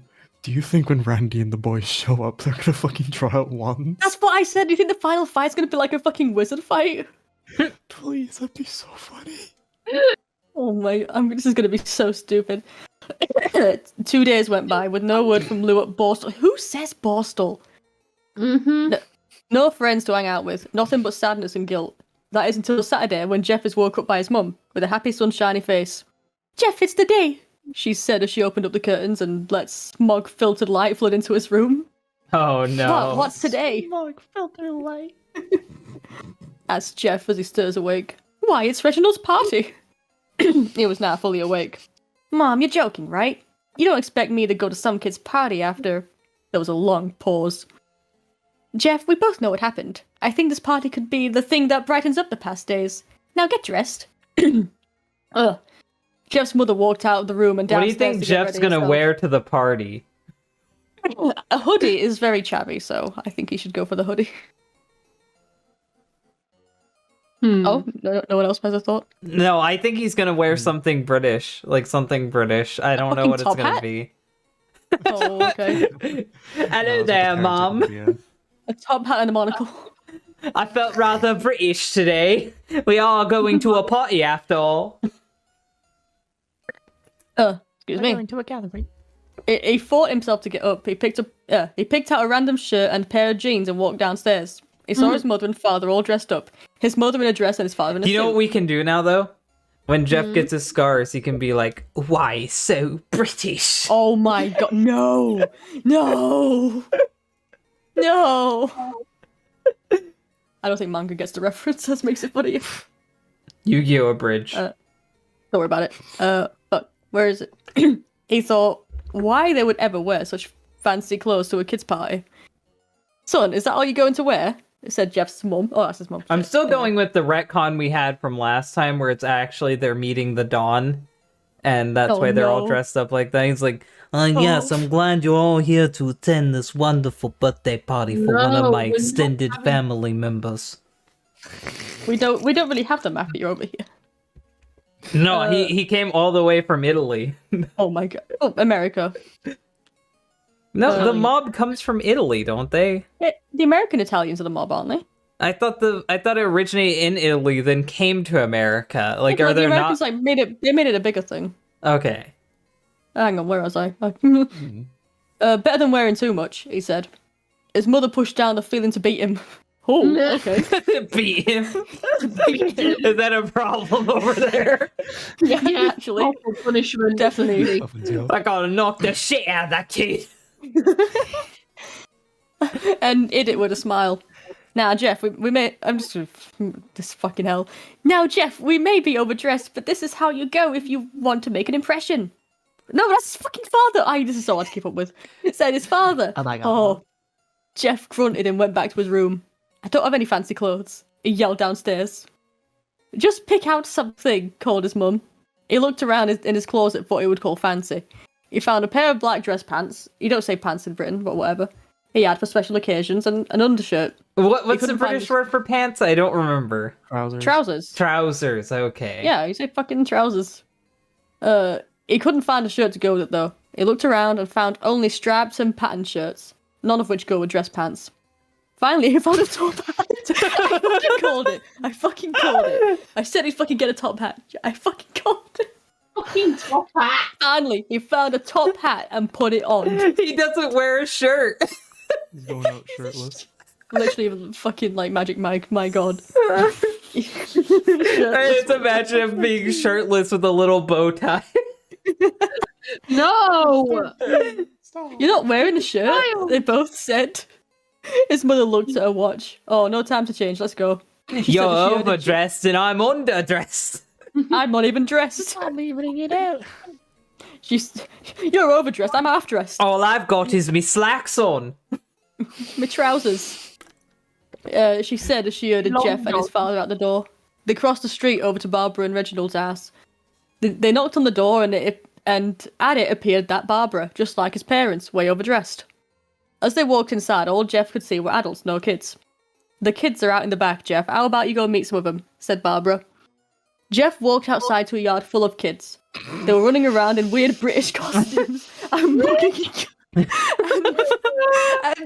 imaginary tourists with plastic guns.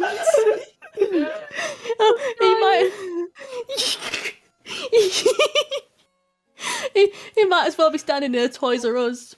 He already has a hat on though, so this line doesn't fucking work. I don't even know. Suddenly a kid came up to him and handed him a toy gun and a hat. Oi, wanna play? He said. Ah, no kid, I'm way too old for this stuff. The Keep in kid mind looked... Jeff is shirtless. The kid...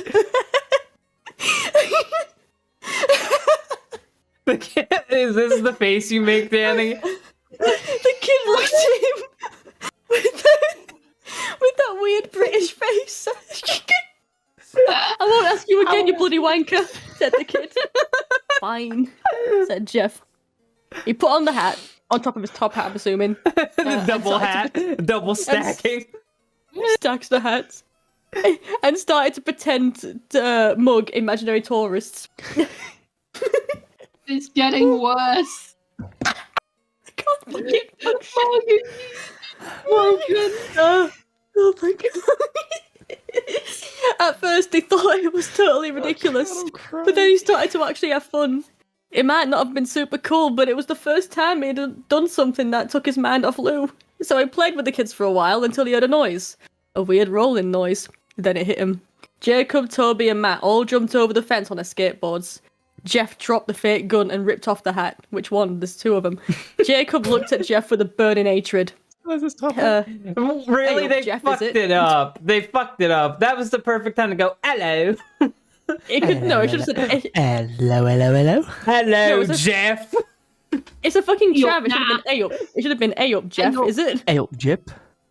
A-up, Jeff, is it? All He right. said. We have some unfinished business. Jeff saw his bruised nose and, the broken wrist, but whatever. I think we're even. I beat the crap out of you, and you get my brother sent to Borstal. Is he British or not? He's using the British slang, but this is so stupid. When in Rome. Jacob got an angry look in his eyes. Oh no, I don't go for even, I go for winning. You may have kicked our asses that one day, but not today. As he said that, Jacob rushed at Jeff. They both... They both fell to the floor. They both fell to the ground. Jacob punched Jeff in the nose, and Jeff grabbed him by the ears and headbutted him. Jeff pushed Jacob off of him, and both rose to their feet. Kids were screaming and parents were running out. Someone asked, is Jeff going to turn into Spring-Heeled Jack? There's a good chance. Hang on. Jack, I think you're right. Matt and Toby both pulled wands out of their pockets. No one interrupts or spells will fly. It is literal wands. Oh my god, this is fucking Harry Potter. They said. Jacob pulled a fork on Jeff and poked it into his shoulder. Jeff screamed and fell to his knees. Jacob started kicking him in the bollocks. After 3 kicks, Jeff grabs his foot and twists it, causing His Jacob to voice fall is to going to be 10 decibels higher. No. Jeff stood up and walked towards the back door. Matt grabbed him. Need some help? He picked Jeff up by the back of his American neck fat and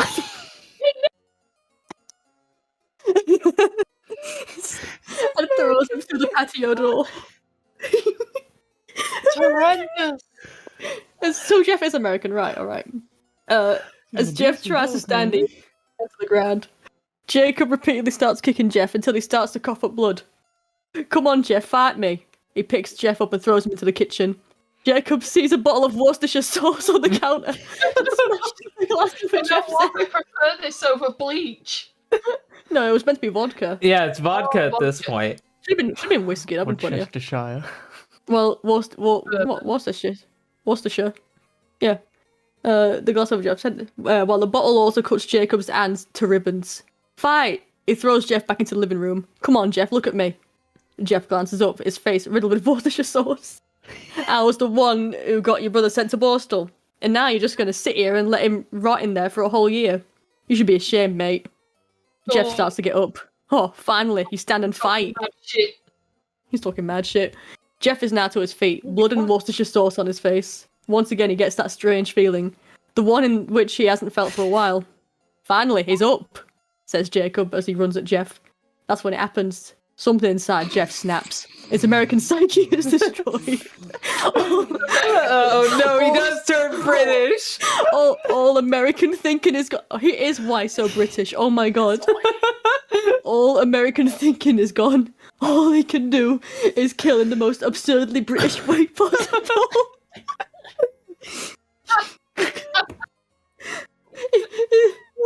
He grabs Jacob and pile drives him into the ground. Then he drags him onto the roof and suplexes him off the roof through a table of assorted puddings on the ground because they're in England.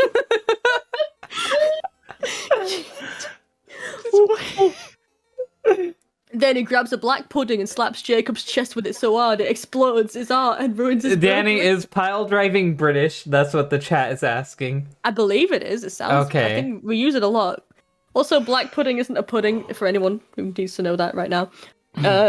As Jacob gasps for breath, Jeff hammers down on him. Punch after punch, blood smears on Jacob's trench coat until he takes one final breath and snuffs it. Everyone is looking at Jeff now.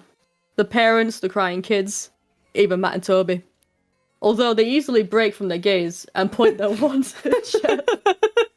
Jeff sees the wands trained on him and runs for the stairs. As he runs, Matt and Toby let out lightning on him in folk music. Avada Kedavra! Jeff runs up the stairs. Stupefy! Lumos! Crucio! He hears Matt and Toby follow up behind. As they let out their final rounds of lightning, Jeff ducks into the loo. He has a piss. He has a... Stop it! It's so hard. Hang on. He has a piss, then grabs a nearby spotted dick off of one of the another table of puddings in the bathroom. Because he's in England. Matt and Toby race in, forks ready. Matt jabs his fork at Jeff. I guess their wands ran out. Yeah. Who backs away and bangs a spotted dick into Matt's face. Matt goes down hard, and Man, all that's left imagine is taking Toby. dick to the face like that. Oh, Spotted dick. He's more agile than Matt, though, and ducks when Jeff swings a spotted dick. It's not even that threatening, it's just spotted dick. He dropped the fork and grabbed Jeff by the American... American neck fat. He pushed him into the wall. A pint of London Porter fell down and on top of him from the top shelf. It was instantly absorbed into their skin as they both became slightly inebriated. inebriated. What the fuck is Inebriated. London Porter? I'm An guessing alcohol. it's London Porter is alcohol. So, what the They became fuck? drunk I because thought they that, absorbed it into their skin. but like, are they not doing the bleach at all? What the fuck is gonna make his skin white? Worcestershire sauce, obviously. What the fuck is Worcestershire sauce? Don't worry about it. No. Jeff wiped his eyes as best as he could. He pulled back the spotted dick and swung it straight into Toby's head. As he lay there, bleeding to death from a fucking spotted dick, he let out an ominous smile. What's so funny? Asked Jeff. Toby pulled out a lighter and switched it on. What's funny, he said, is that you're covered in Worcestershire sauce and London porter. It reminds me of a joke I heard. Before Jeff could ask what the joke was, Toby threw the lighter at him. As soon as the flame made contact with him, the flames ignited the alcohol in the London porter. While the porter burned him, the Worcestershire sauce bleached his skin. I mean, it's as legitimate as the fucking bleach fucking making his skin white. Yep. Jeff let out a terrible screech as he caught on fire. He tried to roll out the fire, but it was no use. The porter had made him a walking inferno. He ran down the corridor and fell down the stairs. Everybody started screaming as they saw Jeff and now a bloke on fire. Dropped to the ground, nearly dead. The last thing Jeff saw was his mother accidentally throwing a ball of keys on him. That's when he passed out. And then British Jane saved his life. Shut up. We're not talking about British. Actually, Jane. would she still be German? Because now there's a more valid reason for her to be German because she's in like Europe. Yeah. Okay. I guess she is definitely German now. German. You got an American neighbor and a German neighbor. XB9 Jane. Jane's a killer. Hang on, where am I? When Jeff woke up, he had a cast wrapped around his face. He couldn't see anything, but he felt a cast on his shoulder and stitches all over his body. And all Jeff thought was, thank God I'm in England. This is covered.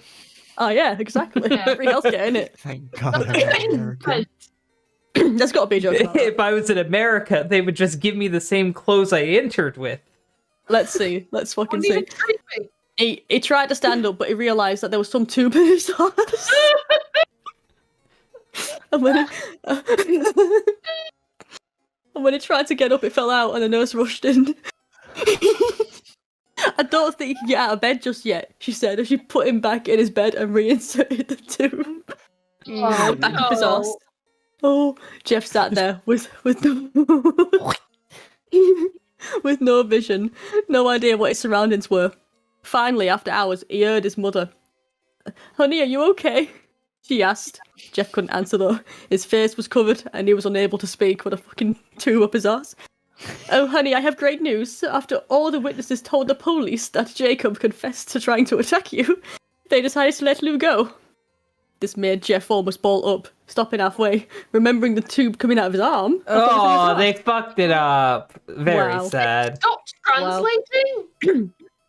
Oh, it'll be out by tomorrow, and then you two will be able to be together again. Maybe he has multiple tubes. Maybe. Jeff's mother hugs Jeff and says her goodbyes. The next couple of weeks were those where Jeff was visited by his family. Then came the day where his bandages were to be removed. His family were all there to see it, what it would look like. As the doctors unwrapped the bandages from Jeff's face and everyone was on the edge of their seats. They waited until the last bandage holding the cover over his face was almost removed. "Let's hope for the best," said the doctor. He quickly pulls the cloth, letting the rest fall from Jeff's face. Jeff's mother screams at the sight of his face. Lou and Jeff's dad stare awestruck at his face. What? What happened to my face? What happened to me face? What happened to my face? What happened to me face, innit? He rushed. He's become British. Oh yeah, he's British now, isn't he? Yeah. What happened to my face? I feel rather British. Jeff, your accent. That's what he should fucking say. He rushed out of bed and ran to the bathroom. He should have said the loo, but whatever. He looked in the mirror and saw the cause of the distress. His face. It's horrible. His lips were burnt to a deep shade of red. His face was turned to a pure white colour. And he spelled colour without the U. Oh my god, this is so American. Oh, disgusting. And his hair singed from brown to black. He slowly put his hand to his face. It had a sort of leathery feel to it now. He looked back at his family, then back at the mirror. "Jeff," said Lou, "it's not that bad." Not that bad," said Jeff. "It's bloody wicked." Not that bad. It's bloody wicked. It's bloody wicked. His family were equally surprised. Jeff started laughing uncontrollably. His parents noticed that his left eye and British hand were laugh. twitching. British laugh. Do it. What? A British? How the fuck do you do a British laugh? I did an evil fucking Joker laugh. You could do a British laugh. I'll Go. try, but I don't know what a British laugh sounds like. Hang on. Jeff, are you okay? Okay. I've never felt more happy. I don't know what Americans think that's. British people sound and laugh like. Look at me. Look at me. This face goes quite proper with me. He couldn't stop laughing. He stroked his face, feeling it, looking at it in the mirror. What caused this? Well, you may recall that when Jeff was fighting Jacob, something in his mind, his Americanness, snapped. Now he was left as a British killing machine. Oh my god. All sixes and sevens. All sixes and sevens, that is. His parents didn't know. Doctor, said Jeff's mom, is my son.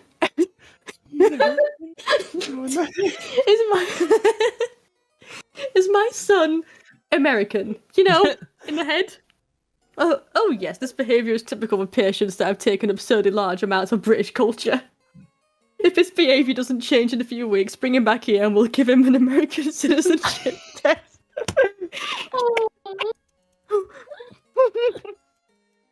Oh, thank you, Doctor. Jeff's mother went over to Jeff. Jeff, sweetie, it's time to go. Jeff looks away from the mirror, his face still formed into a crazy smile. Okay, Mommy. Football, football, football! His mother took him by the shoulder and took him to get his clothes. Oh, and they still got the clothes back. This is what came in, said the lady at the desk. Jeff's mum looked down to see the black dress pants and top hat her son wore. Now they were clean of blood and now stitched together. Jeff's mother led him to his room and made him put his clothes on. Half the clothes because he didn't have a shirt. Then they left, not knowing that this was their final day of life. Later that night, Jeff's mother woke to a sound coming from the bathroom, toilet or whatever. It sounded as if someone was crying. She slowly walked over to see what it was. When she looked into the loo, she saw a horrendous sight. Jeff had taken a black pudding and eaten it, smearing blood across his cheeks. Jeff, what are you doing? Asked his mother. Jeff looked over to his mother. I couldn't keep smiling, Mummy. Mummy? She's meant to be British now, motherfucker. Oh. Mummy. Mummy. It hurt after a while. Now I can smile forever because this pudding's bloody wicked. Jeff's mother noticed his eyes, ringed and black. Jeff, your eyes! His eyes were seemingly never closing. I couldn't see my face. I got tired and my eyes started to close. I burned out the eyelid so I could forever see myself, my new face. Jeff's mother slowly started to back away, seeing that her son was going insane. What's wrong, Mummy? Aren't I beautiful? Yes, son, she said. Yes, you are. Let me go get Daddy. Let me go get Daddy so he can see your face. Stop. She ran Let into me the go room get Papa. Let me go get your father. She ran to the room and shook Jeff's dad from his sleep. Honey, get the gun. Oh, they do have a gun, so they're American. They smuggled a gun in, apparently. Honey, get the wand. Honey, get the wand. We. She stopped as she saw Jeff in the doorway, holding a Bedfordshire clanger. What the fuck is that? What the fuck? I need translation, please. Hang on, let me look at it real quick. I feel like I might know what it is. Hang on. It's a pasty. It's a pasty. Don't worry about A it. what? A pasty. It's a cake. Oh, okay. No, it's a pasty, like a pastry food. Okay, it's a pastry. Okay, thank you. Pasty. Mum, you lied. That's the last thing they hear as Jeff rushes them with the clanger, staining both of their nightgowns beyond repair. His mother Lou woke up, startled by some noise. He didn't hear anything else, so he just shut his eyes and tried to go back to sleep. Should have said Kip, but whatever. As he was on the border of slumber, he got the strangest feeling that someone was watching him. He looked up before Jeff's hand covered his mouth. He slowly raised the Bedfordshire clanger, ready to spear it onto Lou. Lou thrashed here and So there, he's not trying to even a escape killer. Shut your bloody mouth. They just Menace. die from the pastries. He's a menace. Shut your bloody mouth, Jeff said. Just go to Kip. And then this fucking... Shut your bloody mouth. Just go to Keep. God, that was fun. That was magical. So that was actually Jeff magical the for Killer once. Hyper British Edition. What did you guys think of that masterpiece? It wasn't British enough. Yeah, they misspelled color, so very 4 out of 10-y. I think I should personally rewrite this and make it actually British. Make it 10 times more British. No, you should rewrite Jane the Killer and make it British. No, I'm not touching nothing with a 10-foot pole. I'm not touching nothing. I hate Jane the Killer. I'll touch. Okay, Lou. I'll rewrite that as British. I'll touch Jeff, but I won't touch Jane. No, fucking, I'm not touching Jane. Jesus fucking Christ. We are going with Nina the killer. Oh dear God, why did I suggest this? Okay. How long is it? And Oh it is God. gonna be Jesse reading this, and it's 16 minutes long. According to the author. And we see her right here. She is a slut. She does a he-go faces, and she has a fucking dog collar with Jeff's name on it. The big thing. She's the a big thing fucking was- slut. The big thing with like Nina's whole gimmick, whenever she was like drawn, is that purple streak in her hair, and it really bothers me. Like That's she just a specifically has classic purple slut hair. thing, though. It's just like, oh, emo girl, basically. Yeah, she's just a whore. Why Yeah, is she? sure. If she was released nowadays, she'd be an e-girl. Oh no. She is an e-girl, literally. Oh, anyway, let's begin the 16 minutes of hell. Right. I heard recently that there is a new killer. I was surprised when I heard it for the first time. You sound kind of distant, Jesse. Do I? Yeah. Does Come this sound closer. better? Yes, Yes. a There lot we go. better. Okay.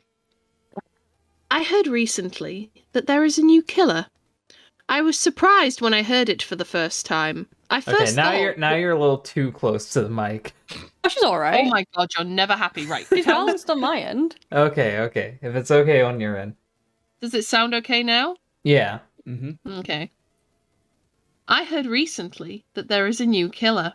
I was surprised when I heard it for the first time. I first thought that, oh my God, right, we get it. That it was just a crazy fan of Jeff the Killer because of her appearance. But after doing a thorough investigation of her, I discovered that it was worse than a monster. Things didn't go well after that. So it's promising Jane. us that she's worse than Jeff. But we already have Jane, and she helped commit the Holocaust, so you can't get any worse. Oh no, this one's just a Nazi empathizer. Anyway. I read it from a local newspaper. Strange and unexplained murders have increased for several months. They had investigated that the suspect was a killer. Well, No shit. Oh, No. well. what?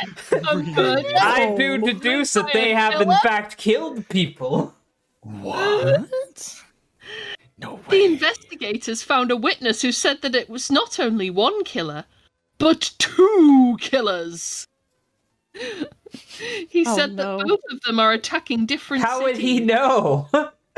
What? There are multiple killers across the fucking planet. What the fuck does that even mean?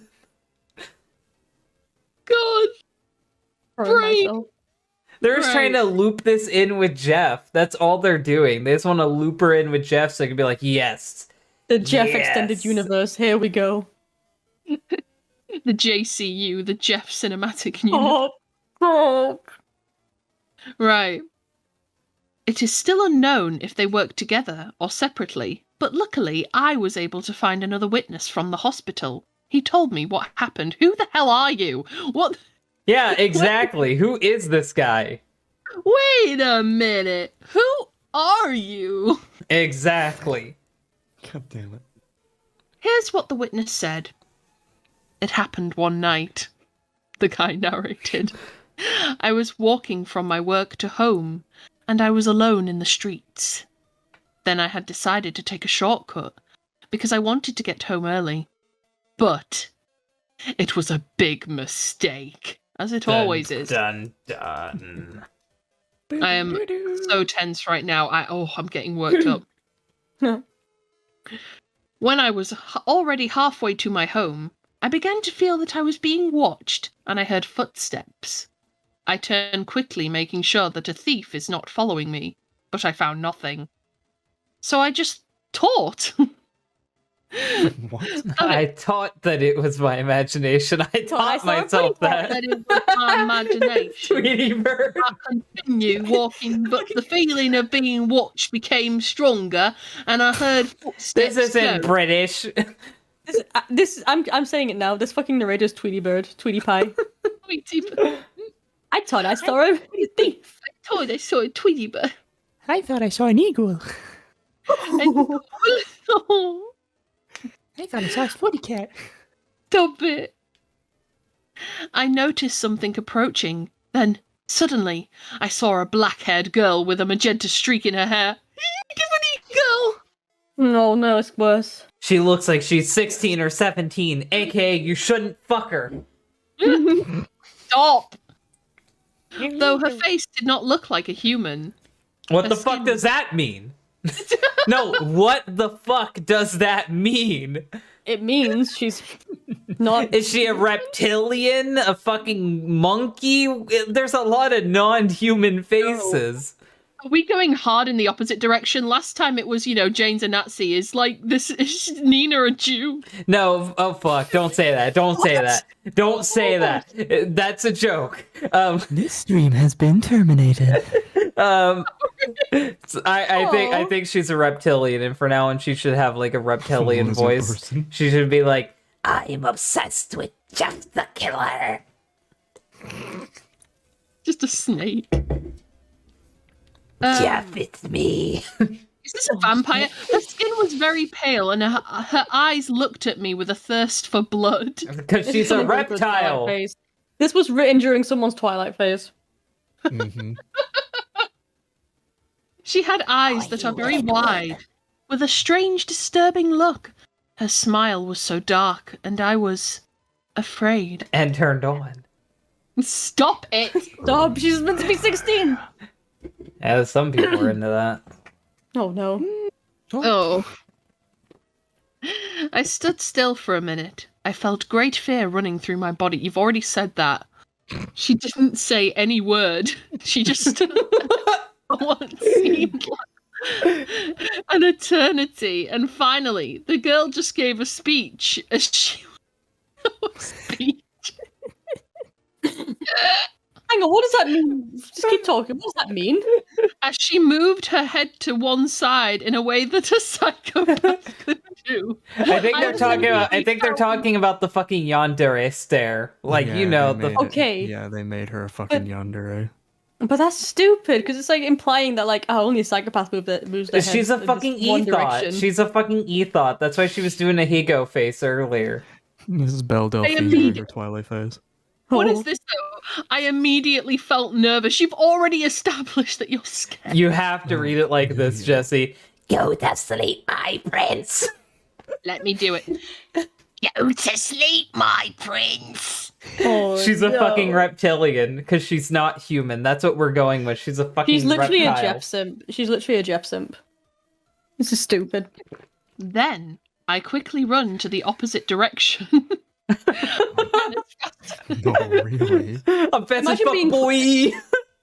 I know we can clown on Jeff for being a What? 13-year-old murderer, but come on, running a 16-year-old girl, come on. You She's don't a run that fast, 16-year-old girl. reptile. Do you know how fast lizards can run? If someone gets killed by an e-girl, that's on them, I'm just saying. I'm just imagining, those lizards that run on two legs. Yes, that's what she's doing. Christ, She's just lizard. running like that with her arms flailing behind her. I'm just saying, if someone is weak enough to get killed by an e-girl, that's just Darwinism at that point, just saying. Mm-hmm.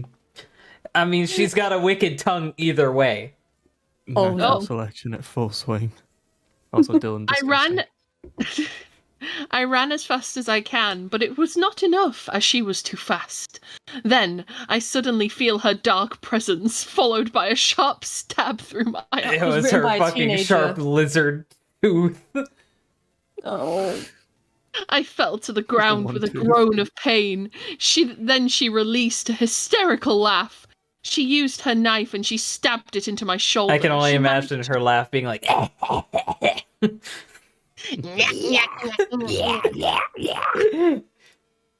This is disgusting.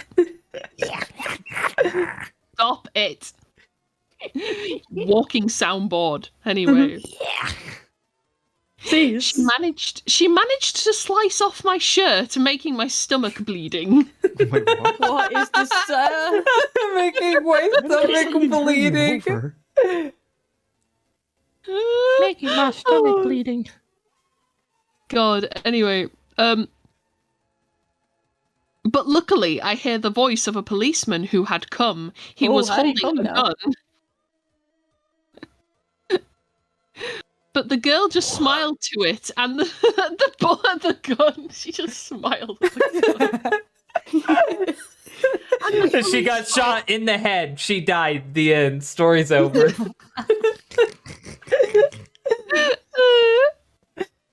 And the police fired several bullets in her direction, but the girl avoided it rapidly.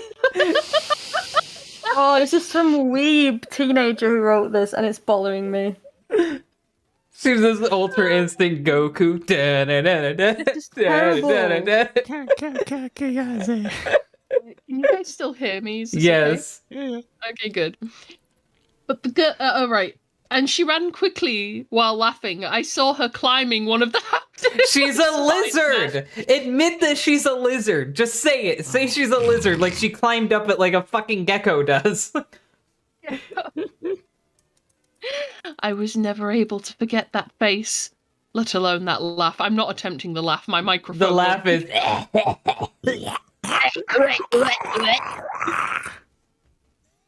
After my interview with him, the young man was found dead in his house. You fucking what? That fucking escalated. He did. Okay, nice. His Top 10 body was quickest chopped anime deaths into ever. pieces. It was full of blood everywhere, and the room. Oh no, it's literally structured like Jeff. We're gonna get her backstory next. Fuck me. Wonderful. Fuck Have fun. me. Most of this Don't is just say going that. to be a stupid backstory.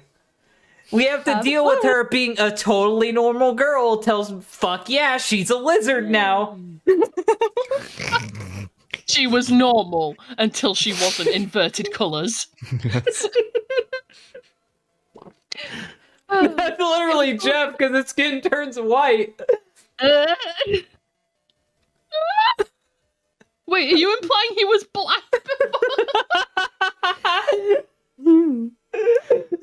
Well, that just gives a whole other meaning to the fucking Randy and the boys. Someone write Tyrone the Killer. Do it. No. The kill. Stop.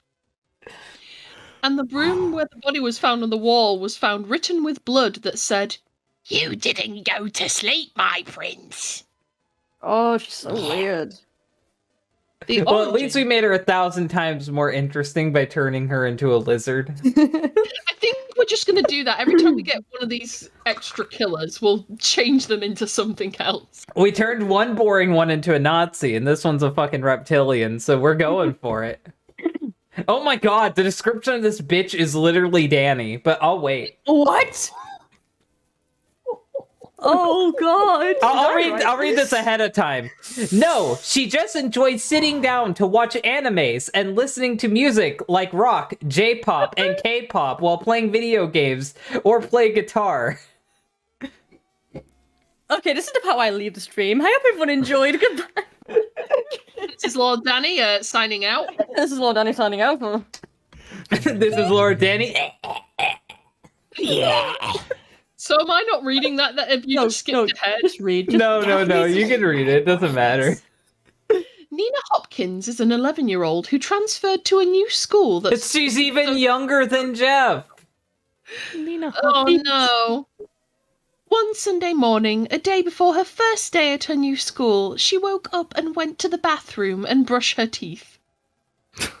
She Wow, went grammar. back to her bed and took the laptop to connect to the Wi-Fi. Oh yeah, that's me. Yeah. Nina was not the type of girl that is very cheerful. Hi, She's Danny. not like other girls. Oh. Hi, Danny. Shut up. She was not the type of girl that would open the window and let the light in her room. Okay, there's about to be something really stupid soon that's gonna make me rage quit. Okay, no, just don't worry about it. And do something productive. You're gonna get No, a 10-minute rant soon. Like, an actual 10-minute rant. I am going to go on an actual rant. But what if we don't? What if I have to. I have to. When the No. line is said, I have to do it. No. No, she just enjoyed sitting down to watch animes or listen to music like rock, J-pop, or K-pop. Gee, I wonder who I'm thinking of. Play Dead by Daylight. Criminal undercover. Playing Dead by Daylight and Genshin all day. They were around in this era, I'll have you know. Playing video games or just Be play bored if you guitar. So she liked to be herself and loved her family and friends. Excuse me. Oh dear. But this time she did not want to do any of the things that is considered normal. It's getting worse. This is just me in the 2010s. This time she wanted to read Jeff the Killer creepypasta. Okay, for the 1,000th so this is the rant. This is the fucking rant. Why? So, What? she exists in the universe with Jeff the Killer, but creepypasta.org exists within the fucking Jeff the Killer universe. So Jeff the Killer is both a story that exists within fiction and a fucking story that exists within the real world. So is it I thought that was the point. biographies? Is it fucking... I thought... How do they know everything from Jeff's point of view? Because Jeff's not a real person. If Jeff was a real person, how would they know everything that happened to him and Lou? Jeff didn't write the story. Who got the story for Jeff? I thought you said like the whole point of the Jeff story is that you could believe Jeff was real in our world. Yes, but that's because we get to read it because we're outside of it. So we can accept that this story is something coming to us like from like someone else. But how would it get on Creepypasta Wiki? Who documented Jeff's life for it to be put on Creepypasta Wiki? And if it is an autobiographical story, like why is it on the fucking Creepypasta Wiki? No, it's like you said last time we did like the Jeff story. Yeah, you but said you liked them being like. I specifically have always said that it's fine if we get to treat it like it's real. But if it's on the Creepypasta Wiki in fiction, then that means that it's fake in universe. How would they know? No, I think if it's the 2010s, if people believe creepypastas were real. No, like, here's the thing. It would be like if a real killing happened and I wrote a creepypasta about it. It wouldn't blow up because it's a real killing. I would be called a son of a bitch for doing it. Someone wrote a fan fiction about a murder and it still blew up as a creepypasta. Huh? So is the Jeff story real or is it exaggerated? Like, what the fuck? It just brings everything in the question. And if I think we just read this assuming that Jeff the Killer is real in our universe. Oh, but in this, she's saying she's reading it as a creepypasta. It would be like me saying, I'm reading Sherlock Holmes, and then I go meet Holmes at the bar. It brings so many things into question. But in the 2010s, people believed the Creepypasta Wiki had real shit on it. Yes, but that's us in our world. But I'm saying them in their world. Like, someone is writing these stories about these entities that really exist. But it's still treated like fiction. Let's move on. We'll discuss the fourth wall is dead. The fourth wall is dead and it's been shit on. I just read on and the next paragraph makes me fucking die, but go on. Me too. She adored him. It was her favorite. She felt a strange attraction to him. She's 11 years old. She had an admiration for him more than anything. I don't want to hear about her tingly feeling. Oh no. Oh, just every time she read it, she felt a strange desire, but she didn't know why she enjoyed this strange desire. Oh, it's getting worse. When she started to read it, the door suddenly opened. She quickly saw her little brother Chris. Oh my god, no. You know, the fact that we mentioned anime before, it's got me terrified. Oh no. Why did I get the incest? Her little brother Chris with his beautiful green eyes. Nina thinks Chris is her prince. She loves calling her little brother Prince because he can sing really good pop music. You guys don't know shit.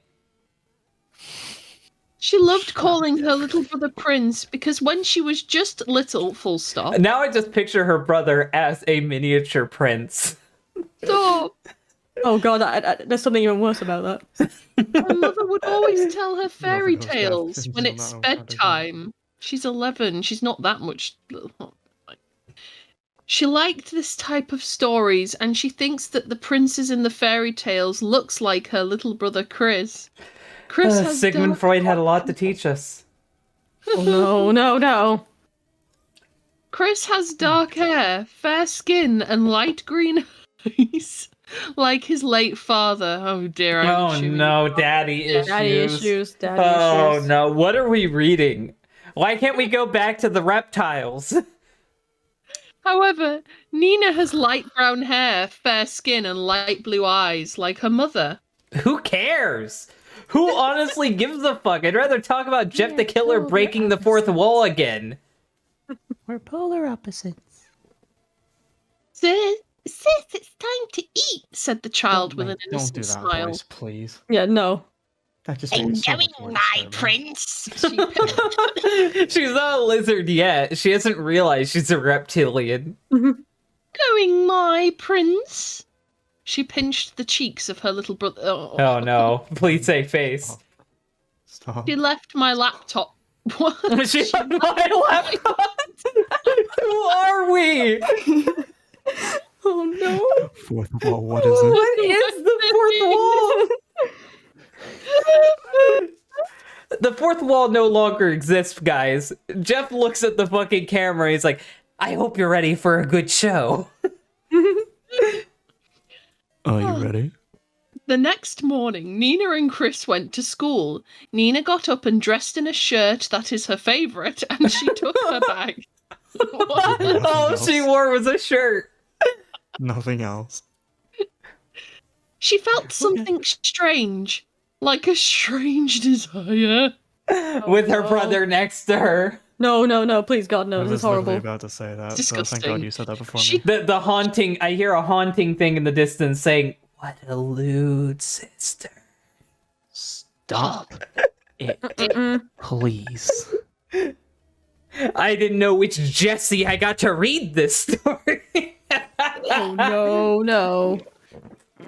Oh, Dillin, don't say that. Just continue, please. She did a strange. Oh, little hey, we smile got money that from Muhammad. Hey, guys, you might want to read Jeff the Killer remake. It's still stupid, and we'll read that on the next Blank the Killer. We'll read every fucking version of Jeff the Killer until we meet him teaming up with Jesus. Jeff the Killer versus Jesus. No, he Christ. does. He doesn't versus Jesus. He ends up becoming a Christian. No, I want to imagine him going against Jesus in a full-on fist fight. Jesus the Killer. Oh no! Don't say that. She felt something strange, like a strange desire. She did a strange little smile that That was strange. Strangely. times are you gonna say strange? Suddenly, she heard her mother's voice, and she was in the reality again. The reality. reality? I don't know what reality is. And she immediately took the bag, and she completely ignored what happened. She quickly went downstairs. Oh my god, stop. The language. Just terribly Are you written. both ready for school? Asked the mother. Nothing is Yes. happening. Nothing They is just fucking happening. This is just Did literally Nina going to be a just have retelling. Why Nina just can't had we a fucking have? fantasy about her brother? Why can't we have the Nazis back? Oh my god, that's not a sentence I thought I'd hear. The Nazis were entertaining at least. Well, good luck in school. And her mother went back to the kitchen where she belonged. Exactly. Finally. Now we're getting some content. Oh no. God, Dylan. They walk into the school because Nina thinks taking a bus is God, little shit. it's annoying. She didn't want that double-decker bus. She was like, what the fuck is that? This is dead ass a kid who wrote this who was like, school boring. Everything's boring. I'm so quirky. They both went to their separate ways. Nina went to high school while her little brother went to elementary Are they in the school. same fucking complex? I guess so. See, I don't know how the grades work and what separate. How it usually works is that there is elementary school, which is how it used to be when I went to school, is kindergarten or pre-K up till 5th grade, but now it has 6th grade attached to it as well. Then there's middle school, which was 6th grade to 8th grade, which is now sometimes 7th grade to 8th grade, but sometimes it also still is 6th grade. And then there's high school, which is everything else, and then college comes after that. Also, thanks for the donation, Damien. That's good. Means a lot. Right. Jeff the Killer repents for his sins and now fights the righteous battle with Jesus. Oh, it didn't attach. Poor Damien. Jesus Christ. Jeff the Crusader. Nina didn't really like attending classes because she thinks it's boring. Oh my god, it hit me. When the siblings Why finished did we have to get a fuck girl this one? Stop it. When the siblings finished taking classes, they both decided to find a quiet place to eat without having to worry that the students are playing around them. And So, Danny, now I have... this just begs the question. Did you want to fuck Jeff? I'm answering this question. Fuck you. No, fuck you. No, fuck you. I lived in the prime of the creepypasta era. You don't get... You know what? No, you know what? It was worse. I'm not even going to talk about it. You don't want to know for another back in the day. You didn't want to know the shipping back in the day. Jesus Christ. And yes, God Jeff in does 4K, become boys. Bible Man. God in 4K. It was 14 manga. God in 14K then. You know what? We're not discussing this right. This is a whole new story. This is a rock that we're not We are turning not off. delving into my past. Okay, let's continue. So she found a garden behind the school where there are no people, no teachers, or even You know, I'm really students. shocked that the birds haven't freaked out hearing evil laughing in the other room. They'll join in eventually, don't worry about it. They sat and eat. Apparently someone said in the chat this was translated from Spanish. I think this is another one. Fair enough. Oh no, I'm not gonna believe everything was translated from Spanish. I'm gonna No, say the last- I'm gonna say the person who wrote this is retarded. I'm gonna be fair. Apparently someone said one of the names is from Spanish, but the last one we did that I said was Spanish wasn't. That was Oh, me okay. making it Well, up, sorry. you know what? I'm not gonna assume anymore. Everyone's just dumb. I'm not gonna assume you're a foreigner anymore. You're just dumb. No, someone translated though. No, Can't just fuck deny that. that. Fuck No. that. No, fuck that. They're Yeah, just truth all deal, dumb. the fuck? No, if we're gonna keep guessing and we have the chance to be wrong, it's just fair to say everyone's dumb. Learn to speak English. It's not guessing if it's proven. You said the last one was fucking translated, and then you were wrong. No, there was another Lou story that was Spanish that someone sent me, and it's even worse. And I think we should do that next week. Maybe. I don't know if I want to revisit the Lou. I like Lou. Maybe that's why they didn't want to say Lou, because they thought we were gonna think that it's the other Lou. Oh yeah. Right. Come on. What is this? They sat and eat thinking they would have a peaceful breakfast, not lunch anymore. But they heard footsteps. Nina looked up and met a girl much older than her. She had black hair. Oh my god, it's Femme Randy. Well, This is just well. Ginger Bit Jeff the Killer. And we already have that, and she was a Nazi! What do we have here? New students, announced the girl. My name is Claudia, and I roll at this school. And if you do Kind not of like obey Monster what High. I What is this say- dialogue? And if you do not obey what I say, You know will what? suffer. Queen from Deltarune? new fucking retcon. This is Monster High, and that's why she's a lizard. Oh my god. Monster High Jeff, then. creepypastas. That's coming next. Jeff's the killer.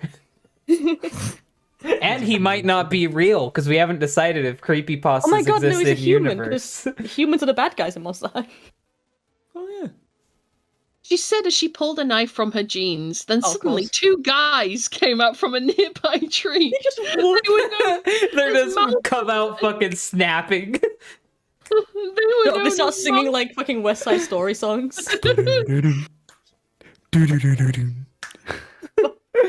When you're a jet, you're a... They were known as Malcolm and Yoni. Yoni? Why are we fucking weeaboo? I knew that she was doing an Ahigo face earlier, but I didn't know we were actually going full weeb. It's written by a weeb teenager in the 2010s. There's like not much you can expect. Is that why her name's Nina? Because they were trying to sound like Japanese names? Is that really what we're doing? I think it was a self-insert, personally. Is that why she's obsessed with her younger brother? Because this is a fucking weeaboo? Stop. I don't want to hear what Senpai gets up to. No. Nina sat up quickly and stood in front of Chris to protect him. Hey, we don't want any trouble. We just want a peaceful breakfast. It's lunchtime. Ah, I see. But you shouldn't be here. This area is ours, Claudia said as she approached them. And leave. That's stupid. You have leave. no right to make us go away from here, said Chris. Leave. Welcome. It's like, just leave. It's like, listen, if you're gonna get bullied by people with knives, just leave. Just go to a different table. They're not asking for much. They're just saying, hey, that you're in our seat. Just. I just hear the Queen's theme playing from Deltarune now. She sounds like Queen the way she speaks from Deltarune. I'm just waiting for the whoo. Literally. Potassium. Throws a banana at me. Chris. She literally Chris is in the store. Yeah, the banana. Chris, take the banana, shoves it in Chris. Potassium. They're at breakfast too. The banana. All of you stop. Oh, you don't know what Deltarune is. This is perfect. This is Deltarune. We're in Deltarune now. Like, whenever they fight, you just see, like, everything cuts to black. Said Chris while confronting Claudia, but Yoni punched him in the stomach. Chris collapsed, but quickly Nina held him. Chris! Said Nina while holding her in Chris, her I need arms. you to act. Well, if you don't want to be next, I recommend you to obey and get out of here. She says while sipping on her battery acid. While pointing Nina's face with a knife, Nina did nothing but punch Claudia's face. Claudia collapsed to the ground. Nina took Claudia's knife. Wait, can we talk about that for a minute? She did nothing but punch her face. Translation. That's something. I don't know. It's stupid.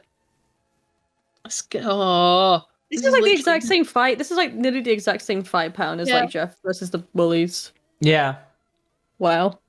I would say we could skip till something original happens, but we'd skip the whole story. Then Nina gave a strong kick on the crotch of Malcolm. Poor Malcolm, our first character of color, and he gets kicked in the fucking balls. What do you mean a character of color? Was it specified? No, I'm just going with Malcolm X, because that's the only Malcolm I've ever no. seen. It's either that or Malcolm in the Middle. Pick Yeah, one. Malcolm in the middle. Malcolm in the Middle or Malcolm X. We have to do that vote now. Audience, participate. Say either Frankie Muniz or Malcolm X. Go for it. I've always think this Malcolm sounds like a white name to me. I don't know why. Like, it just sounds oddly white. We're either going fucking first character of color or Frankie Muniz. We're doing this. We're doing Yoni this sounds like today. it could be. Yoni could be good representation.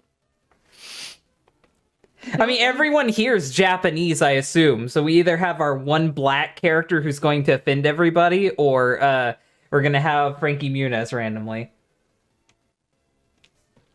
One says Frankie. I've got We two have Malcolm in the two middles Frankie, and one Malcolm yeah. X. Yeah. So I guess we're going Yeah, with Frankie According Muniz. to the creepypasta wiki, this has actually all been translated from Spanish. Okay, okay, so at least we know this time. I You said last time! when the man says it, you listen. When the woman says it, you don't. Yeah, I listened to you last time, and you were I know, wrong! I was wrong. It was the other Yeah, Lou story. exactly. Do you know how many Lou stories there are? There's loads of Lou stories. Okay, it's Frankie Muniz, okay. Translated from Spanish. So Frankie In the Muniz chat. got kicked in the dick. Life is unfair. Moving on. He quickly fell down to the ground, but Nina didn't stop. She quickly released several kicks in the boy's several kicks in the boy's face. The boy's face was now full of wounds and blisters. That's He not how had a nose blisters disease. work. No, I think any weird words, I think we're just going to put down to bad translation. I'm gonna make fun of bad translation. You know what? I'm gonna make fun of foreigners. I don't care. Oh no! We're doing Oh my this today. God. We're doing this today. We already had Jesse start this fucking story by calling someone a Jew. We're doing this today. I'm not doing it. I'm sorry. I'm making feel fun bad of now. bad translations. I don't fucking care.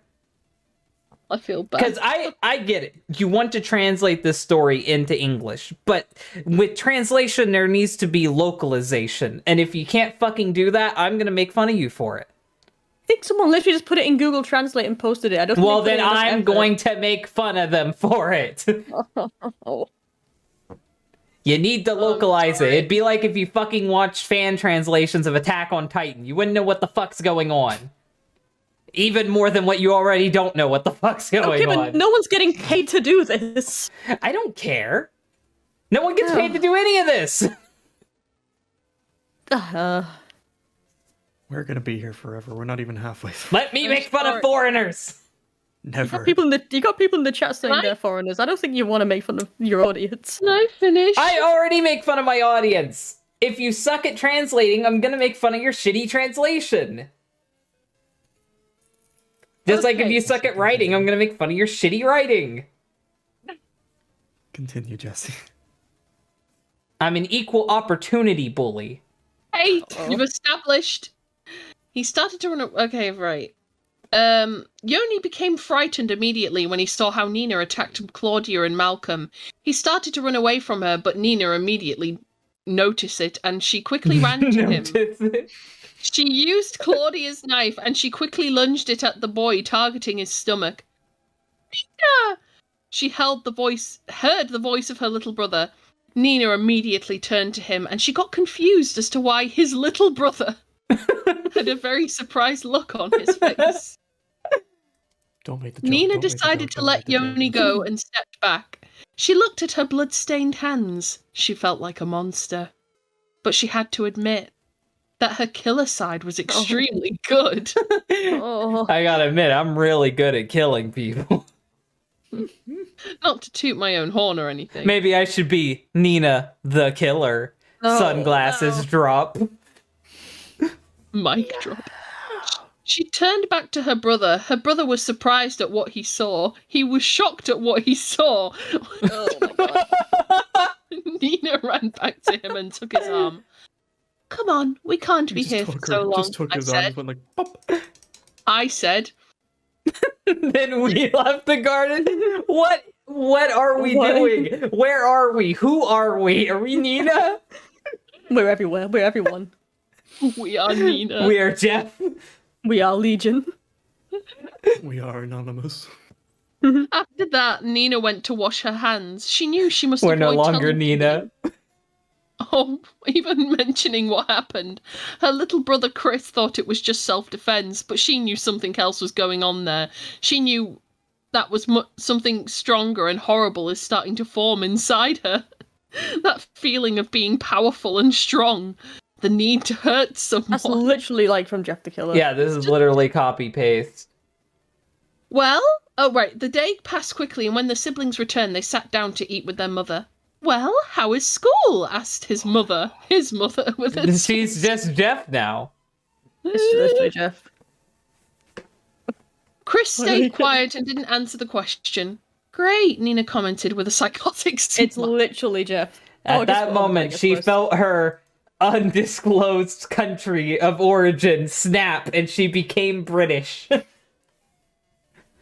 Oh, Jesse. She's snapped now. Lizard. Quite rather, grandmother. Great, I can do the lizard voice.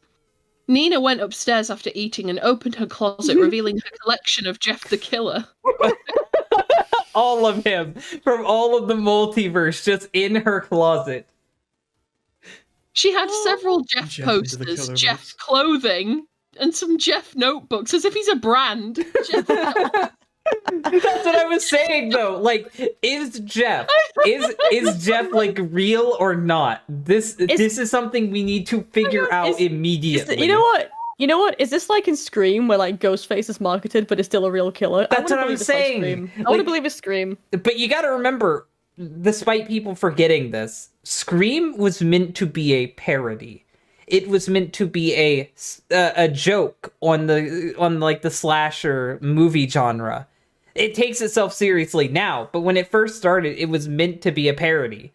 Yeah, but no, like the Scream universe still like in each film they push the idea of Ghostface being this like almost like a marketable thing in universe. Yeah, Like that's not but to do with like being I a would parody say, of like slashers. It's more to do with just like it's more commenting on what people are like. well, So- yeah, but I'm saying that it is like self-aware, and it's meant to make fun of the idea that people idolize killers and the fact that the slasher movie genre is so popular. Like, Scream is meant to poke fun at the genre itself. Meanwhile, this and Jeff the Killer is not. This is doing it sincerely. And we need to figure out if Jeff is real or not. This got me. Hang on, Jeff dolls and Jeff stuffed animals. Oh no, he's a furry. Oh no. She took a doll from her closet and put it in her bed. She looked at the doll. She couldn't tell if the doll's sinister smile intimidated her or amused her. Oh no. Then she whispered, Jeff, you made me do this. So He's she's being 11, by the way? possessed by British Jeff the Killer's ghost. That's it. That's the canon now. We have to go and get them all. We have to drag them back to the Cape. Oh no. After the incident, Malcolm and Claudia were found unconscious, but they didn't find the culprit. They also had no idea that Nina was the one who did it. An Hang on, so 11-year-old. they called her like she called herself a killer, but she hasn't actually killed anyone yet. Yeah, she didn't do shit. She just fucking hurt somebody. Neither did Nina Jeff the before he assaulter. became Jeff the Killer. Anyway. Nina the hitter. Nina the snapper. bruiser. Nina the poker. Nina the poker. An 11-year-old. So she had that advantage to avoid suspicion, and since it happened the first day of school, many couldn't tell if Nina was there because a lot of people didn't know much when it comes to new students, and it didn't gain much attention. Also, a lot of students didn't know whether it happened on the first day of school in the world. What, they don't know what day it happened? What? Do they even know what day it is? No, we're Really about to not know what day it is ourselves. Where are This we? whole Where am shit I? is an existential nightmare. Like, the for me. next sentence literally starts with one day. We don't even know what day we're on. Was this the same day that we were referring to a second ago, or is this a separate day now? Where are we? I didn't think I would get into a creepypasta and halfway through start questioning my fucking place in the This universe. is literally. It's just literally giving me time as a social construct vibes. Reality is a social construct. Jeff is real and fictional, and this story is both today and yesterday. It is them and us at the same time as well. One day, And Nina opened get the banana, locker. Chris. She found a note which said, "I know what you did." Ah, my mic fell Last summer? over. Stop, Fuck you. Dylan. I know what you did, but don't worry. I will not tell anyone. You are very skillful, but also very dangerous. It's fucking it's what's her face? Jane. It's Jane. Jane wrote the note. She's always writing notes. German accent. I know what you did. I know what you did, and I quite found it impressive. Now, if only we could stop the right people. Nina didn't find a signature or anything to identify who wrote the note, but she had the nose that... What? I have a list. I have a list of kids that you can go She after. had the nose Please that don't tell. Hang someone on, don't saw tell me her, it was Jeff. but decided not to reveal his name. Don't tell me it was Oh fucking no! Jeff. So Is Jeff he, like, is in her school. not only is Jeff real in universe, not only is he super famous, but he also happens to just go to this person's school. Oh my God. What is reality? Where are we? Who are we? What are we I'm doing gonna here? Vomit. Meanwhile, Nina's sanity didn't improve, neither did fucking mine at this rate. Neither did ours. Same bro. And she took a knife in the kitchen and hid it in her pocket while sleeping in the room with her mother and brother. He What? did it while sleeping? Danganronpa. This is like you know the scene in like Spider-Man 3 where Peter Parker wakes up upside down? It's like that, but she wakes up with a knife and a top hat on. Da-da-da-da-da. Da-da-da-da. Jeff has now become like William Afton. He's just a fucking virus infecting everybody. Oh. I always come back. Oh my God. One day, when Chris was playing with his new friends in the park, Nina's mother, whose name is Monica, noticed that it was getting dark. Only Monica. So she asked her daughter to tell her brother that they are going home now. Nina went to look for her brother, but she didn't saw her little brother. She became worried. So she went over to Chris' friends. Chris friends. And she asked them where It's his little Susie and brother was. Rousey. And she asked him where his little brother was. They responded that a black-haired girl took him. Okay. Nina became... Maybe she just thinks the black-haired girl is a girl, but it's actually Jeff. Okay, Or- Chris just got assaulted. It's fucking what's her face, and she's back, and she's wearing that mask with the wig. No, not Jane. yeah, Jane. We're reading the Diary of Jane right now. I'm gonna throw. Diary of Jane Breaking Benjamin. They responded that a black girl took him. A Nina black became very girl? worried and went... sorry, black-haired girl. And went home to take the knife in her room that she hid so that her mother wouldn't find about it. Nina spent a lot of time finding him. She was getting desperate, and she hopes that her little brother is in a safe place. Then she saw a car coming. When the door of the cars opened, she saw something that was thrown away in the ground. She was surprised when it was Chris who was in the ground. When she heard laughter coming from the car before the car went away. Oh wait, this is supposed to be the queen bitch. So she just straight up abducted a child and beat the shit out of him and threw him out of a car. That's more criminal than whatever Nina's done so far. She's to be now honest. out Randy'd Randy. At this point, Randy would be like, okay, that's a little too extreme. Randy didn't even have a car, he just had a little skateboard. I just read the next sentence. Holy fuck. I may have a gun, but calm down. Okay. At least I'm not a Nina Nazi. quickly held Chris in her arms. Her little brother was brutally beaten and his clothes was ripped apart. Oh no. No. Okay, same rule as last time. If anyone mentions rape, we're quitting. Guys. Chris, What? she No. exclaimed while holding the small body of her brother. Eat them. My voice. Eat them. Nina at me to play, I have no So- idea what that's actually meant to mean. said Chris while trying to speak to Nina. Nina tried to control something that was screaming inside over and over and over again, over and over again. Fuck you. Can I say this though? I gotta say this though. No. The idea of the brother being hurt instead of being sent to juvenile detention center is actually more interesting. And I would have rathered Randy like done something to brutally hurt Jeff's brother and that make him snap than him getting sent to juvenile detention center. Because there's no real stakes. He'll get out. Like, you can't be held there forever. So, like, there wasn't really any suspension there. It just had to mention that. I would have rathered Randy and them beat the shit out of Lou than Lou just gets sent away by the cops who immediately sentence him. She felt that she needed to control her anger. Nina quickly took him into the hospital. Nina called her mother and informed her what happened to Chris. Her mother quickly went to the hospital. What was the mother doing that whole time? Just sitting there. I'm telling that's you, something to do, guys. Chris and her were driving in the car, and she's like, "Get the banana, Chris!" And he didn't, so she Potassium. threw him out. No. Chris did not get the potassium. Nina called him. All right, I already read that. The doctor told them that he has internal bleeding and swollen wounds was found in his body. Oh dear. Huh. The mother of Nina began to. The mother of Nina began to.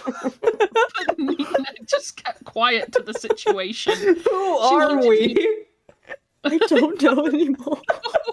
Why are we still here? Just to suffer. Again, this is just an existential nightmare for me reading. So lost. She wanted to avoid hurting someone just for revenge. I mean, you want to hurt the specific people who did it, not like the doctors and shit. But she already hurt someone a second ago, so what's the fucking sudden change? I thought she liked the killer side of her. Stop.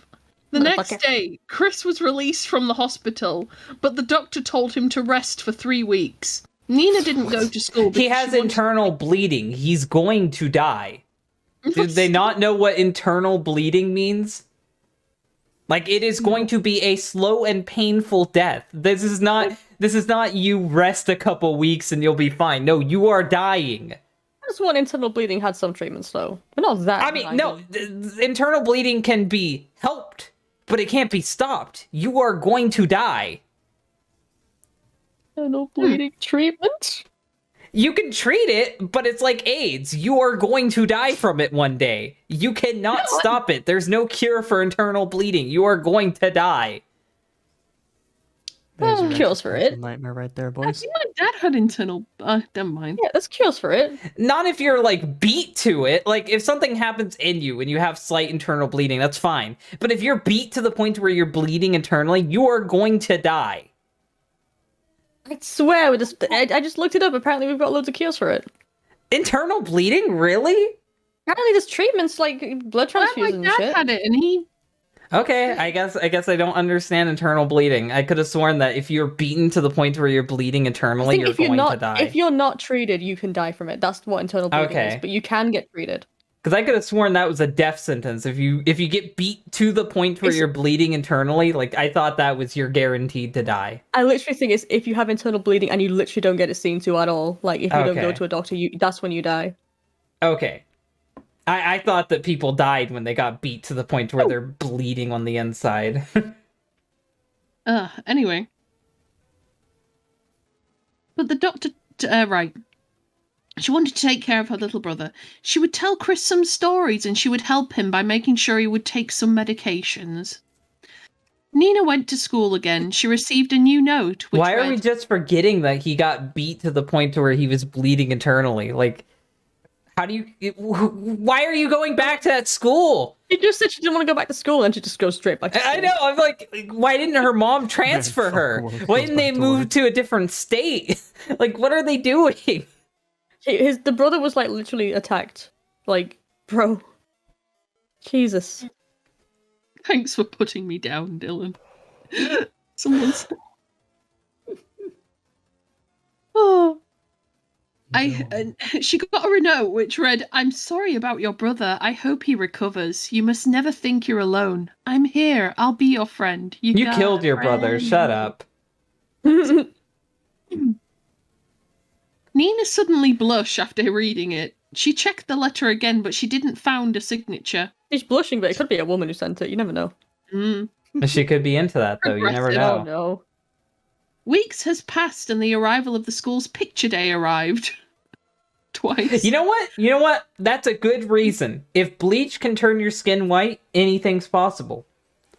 I will no longer question the realities of this universe. Dylan, I don't think the normal laws of physics apply in this story. If getting set on fire makes you lose your nose, but somehow like your skin's completely smooth over it, yeah, I guess I shouldn't be questioning it. Like cutting your eyelids off, that's fine. You can just walk around normally after that. Fucking slitting your face open with a fucking knife, yeah, that's fine. You won't get infections from that. You can still go around killing people. Right. My brain hurts. How the fuck does Jeff talk if he slit his fucking mouth open like Are you that? asking this now? I thought you said we weren't questioning it. Okay. Nina was ready for the picture day. She wear a What short picture black day? We weren't Well, that set was- up for picture day ever. Yeah, just now we were. So, Yeah. weeks passed and then school picture day arrived. Yeah, but we just got dropped into the situation out of nowhere, and they're acting like they set it up. Yeah. She Welcome wear to Nina the Killer. a short black skirt, black stockings with deep red stripes, a Emo. sleeveless t-shirt. Eagle. Emo. Girl. It's an emo. Fucking like scene kid emo 2010s motherfucker. A sleeveless t-shirt that has black and blue stripes and a bloody red ribbon in her long ponytail hair. But she felt that something was missing, so she looked in her closet. She sees her favourite purple hoodie, which reminded her of Jeff the Killer's hoodie. My god. Except Jeff's for his hoodie was white. white. If you want to be reminded of Jeff, wear a fucking white hoodie. Why would you wear a purple hoodie? Oh, It's the same quirky. brand. So she put it on. She went downstairs and sees her little brother waiting in the stairs. In the stairs. He's Harry Potter. Harry Potter is in the stairs. That's why he didn't die from the internal bleeding. He's a Do you think he's, fucking like, immune to, wizard. like... Do you think he's like learned from the British Jeff? Like he's been in wand fights before? Moving swiftly. He's like, on. it's okay if I get beat, sister. I'll use a healing spell. I'll use Reparo. Right, well, I'm dying. The siblings went to school, but this time they went to the bus to avoid meeting the trio again in the road. When they arrived in the school, they saw the trio. the trio.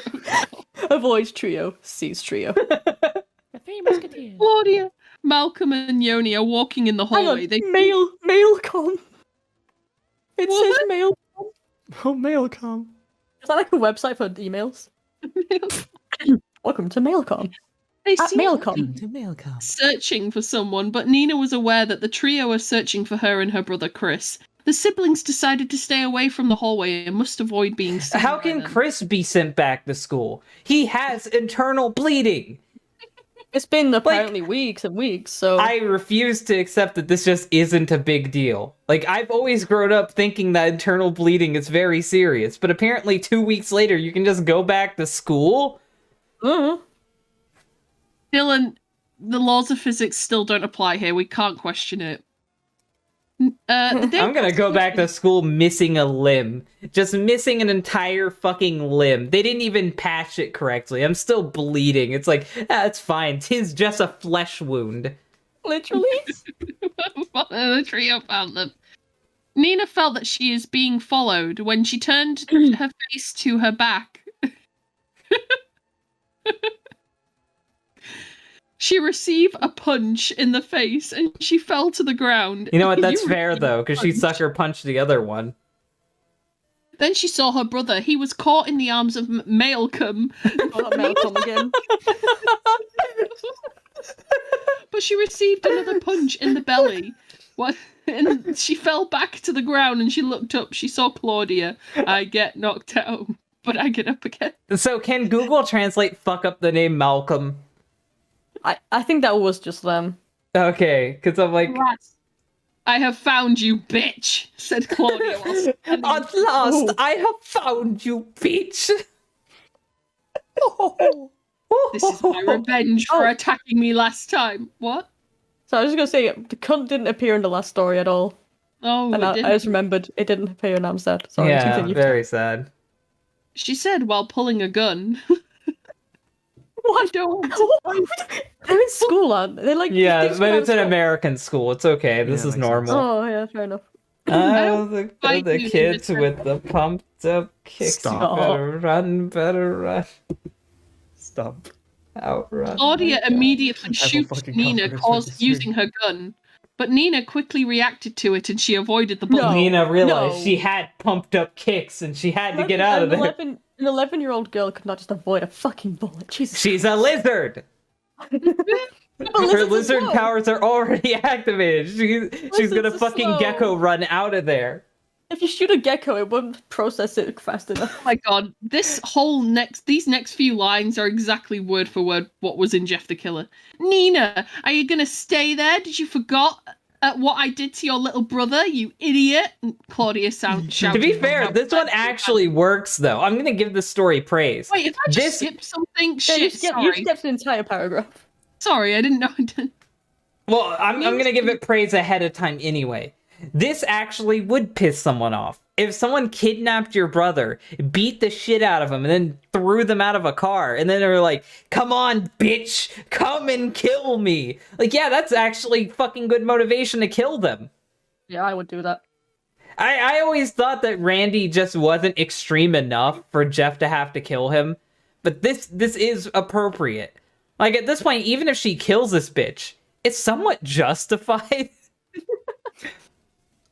She beat the shit out of an elementary schooler. Yeah, that's a massive red flag for someone, for the record. Like, if a kid's doing that to other kids, then yeah, you know they're fucking mental. Get 'em. Yep. Nina stood up and ran as fast as she can to an abandoned house nearby. It was okay. locked inside. So she climbed up to the stairs. The trio tried to just referring to them as the trio now. The trio. Tried to shoot her with a lot of bullets, but they couldn't successfully shoot a stormtrooper. Watch. Oh, trooper aim. I'm telling you, she's just a fucking dashing lizard. Her arms are flailing behind her back while she just dodges every bullet. He's fucking. They They You know couldn't those sit- lizards that can run so fast they tread on water? That's her. I know. Jesus Christ, lizard. Nina went inside the bathroom and she was trapped there. She wanted something to defend her. Can I just Anyway. say the fucking like? So she was like saying, "Oh, I don't want to fight you," and she's like avoiding a fight. But earlier she was like, "Oh, I like this killer side of me. I'm so quirky." Yeah. Fucking But weirdo. Back to that, I But just read this is ahead. what Jeff did, though, so she has to No, suddenly but be Jeff didn't that. like straight up say he liked the killer side. He just like had the build up of like, oh, he had a feeling and it was good, and then it snapped. But she's Yeah. like, And then oh. he became British, yeah. We were there. He got a feeling that tonight was going to be a good night. I want some bangers and mash, Mom. Is he American like in the head? I need some fish and chips, Mum.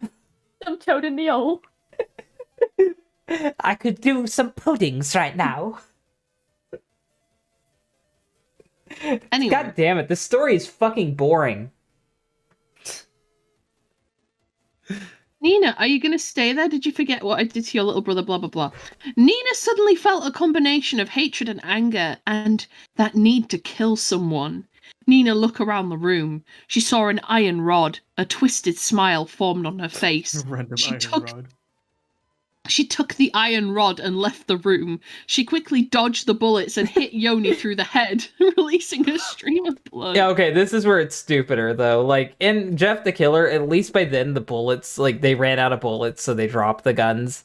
You can't just run up to someone who has a gun and hit them with a stick. Like, that's how you die. That's how you die. Because even if you hit him, the other two have guns. They're not just gonna stand there and wait. Nope. Hang on, I've lost... I knocked my computer. Hang And on. yes, Lava's pointing out that somehow she has dodged every single bullet. I don't know why. Some of the blood Oh, went on... another super chat. It was fun ride, guys. It's late for me. I hope I can catch the next one. Have a great time, everyone. Thank you. Thank you for donating. bye-bye, dude. Aw, Muhammad's lovely. We'll try our best to get through this. I'm so sorry, guys. I'm so sorry. And Looks like there, we've got a sad Jack before we read that story. You. something that changed her. Something broke. Something Like a that thin changed thread. her. Like a thin thread had broken. That thread that divides sanity from insanity. Oh. She's now become British. Oh no. Malcolm and Claudia and took a few steps back. Nina turned to their direction, showing a psychotic smile, making even Chris shiver with fear. Claudia Chris is tried to here? run along. They didn't say she ran here with Chris. They said she ran. What the fuck? How did Chris keep up with her lizard reflexes? Was he also dodging every bullet? I mean, they're related. Dude. Making Chris shiver with fear. Claudia tried to run with Malcolm, but Nina... So Malcolm died, and Malcolm's the new guy.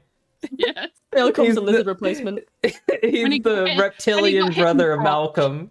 He was never the same when he got hit in the crotch. No, it's like infinite. He's like, on that day, I decided I'd never be weak again. Malcolm was dead. I am Malcolm. Hang on, it's still going. She fell down and Malcolm decided to release Chris from his hands, but Nina didn't stop the violence. She attacked Malcolm in the head a lot of times, making his head full of crimson blood. I mean, his head's already full of crimson blood. It's just coming out now. Oh, I'm dying. Right. Claudia tried to get her gun in the ground. Okay. But Nina prevented her. Nina pointed her iron rod to Claudia. Nina, do you feel good? Oh. Chris said. What? I don't know. That's a I weird think it sentence. meant to be, are you okay? And Yeah, it are you just feeling all right? Are translated you feeling good? completely wrong. Are you good, Nina? Nina, you good? You good, mate? You're right. You seem to be having some trouble there, chap. Chris said as he felt a Everyone's friend from being his big replaced by sister. reptilians. Nina turned her face to him with a little more relaxed look, but she didn't stop smiling.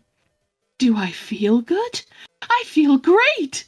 My prince, let's go home. But Nina's Claudia's like, still "What?" alive. They didn't say Yeah. she hit Claudia. It said she pointed the stick at her. And did Claudia just explode? Yeah. Like, we forgot pointed to her kill magic wand. Claudia. She pointed Just the wand turns- and Claudia exploded. Just turns the gun on herself and just goes. Like, she points her stick at Claudia, and the lizard people crawl out and grab her and pull her into the shadows. Stop it. Sticks to her weakness. Nina and Chris returned home. Her mother saw Nina with full of blood, so she quickly went into her room. She just Okay. What the fuck?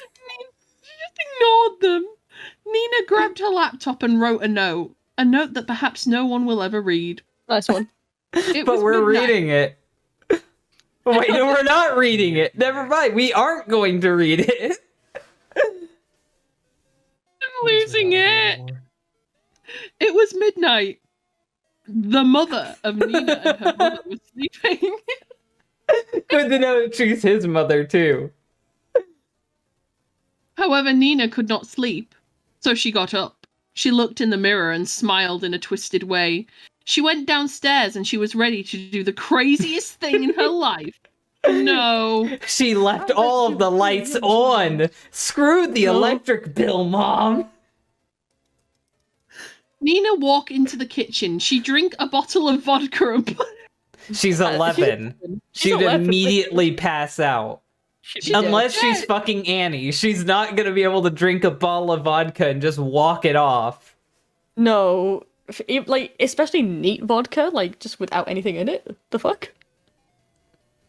You know, oh no, I've just read it. Oh, no. I've read it Yep. too. Don't worry about it.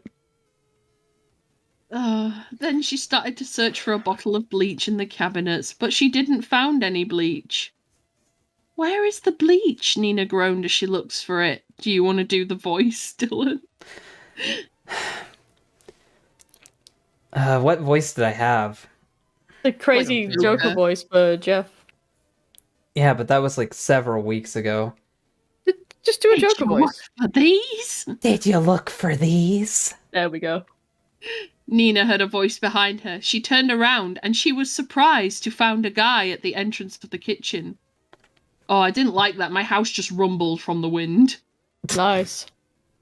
Even the house is He like, was "Alright, holding you a read bottle this of for bed." bleach. Now all And the you boy- have to do is drink this bleach. The story will be over then. The boy had an extremely pale skin. His hair was black and he had a disturbing smile. It says like an extremely pale skin, like it's a fucking Fortnite skin. Yeah. He has a skin. Number 1 victory royale. Yeah, Fortnite, we're about to get Fortnite down. crossover.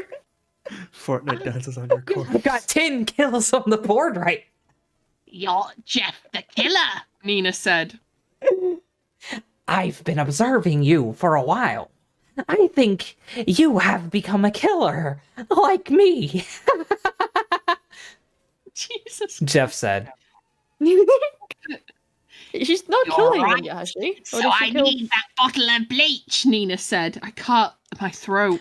Ah, let me help you. Jeff said as he opened the bottle and poured the bottle of bleach in Nina's head. In Huh. her head. In her head. She would be burning by now. Then Nina felt another liquid running through her head. She looked up and she saw Jeff had a matchbox in his hands. Nina smiled at him. What are you waiting for? Do it! Stick Nina it said with in. a passion. Jeff grinned and he threw the burning match in her face. Go to sleep. Except for you're gonna be burning alive, so maybe that's wouldn't not say the that. He proper only time to says- say this. He Go only to says it when he- heat. He only says that when he's killing people, like in his Burn, signature way. baby, He's not- burn. He's not even killing her. I didn't start the fire. Oh well, he did. Jeff said as Nina's face began to catch on fire. The flames started to spread around Nina's face. She screamed loudly. It was very painful for her. She looked around. It's but always Jeff painful your first time. Oh my god. You get Still He's used to 11. Hey, the story's doing it first. I'm just playing along. Nina collapsed on the floor. She saw her mother and brother quickly going downstairs. Both of them immediately used a bucket of water to put out the fire. Where they get the bucket from? Who knows? When Who the cares? fire on her face was gone, the mother called at the ambulance, but a lot of neighbors came to their house since they heard Nina's Instead of the ambulance. Oh no, she passed out. She fell unconscious when they put her on the stretcher. She's now about to join Jane in the unconscious club. I think Jade had like an actual head injury where she just kept passing out constantly. Among No. the Among the neighbors, there was a boy that has a black hair, a pale skin, and I only have one black hair now. his height is slightly higher than Nina. The boy looked at her with some concern, but he doesn't know how he can help her. Who the fuck is this? The boy watched as they put Nina into the ambulance. Oh, it's Nina fucking- woke up after it's being Chris. unconscious in the ambulance. She tried to move on her own, but the bandages prevented her from moving. Suddenly, a nurse came in with her mother and little brother. In the ambulance? While it's moving. Yeah. Inside. You shouldn't move around, said the nurse. Her mother and little brother came to her and encouraged her that it's going to be okay. After 1 month of recovery in the hospital, because time and space just doesn't exist in this universe. The doctor decided that it is time to take off the bandages on her head. Her mother and her little brother were... Oh my god, stop repeating that. Were anxious to see her face, but luckily her face was kept intact and was not entirely damaged. Well, Miss Nina, the burns were not severe. You still had most of your face structures, including your nose, but if the fire on your face kept burning, your face will suffer a great damage. Wow. This is starting to remind me of that anime you had me watch, Jesse. Like, the fucking Google Translate shit is actually driving me insane, because they're not speaking English, but it is English, but nothing makes any sense. Hang on, what the fuck? The doctor said while removing the last bondage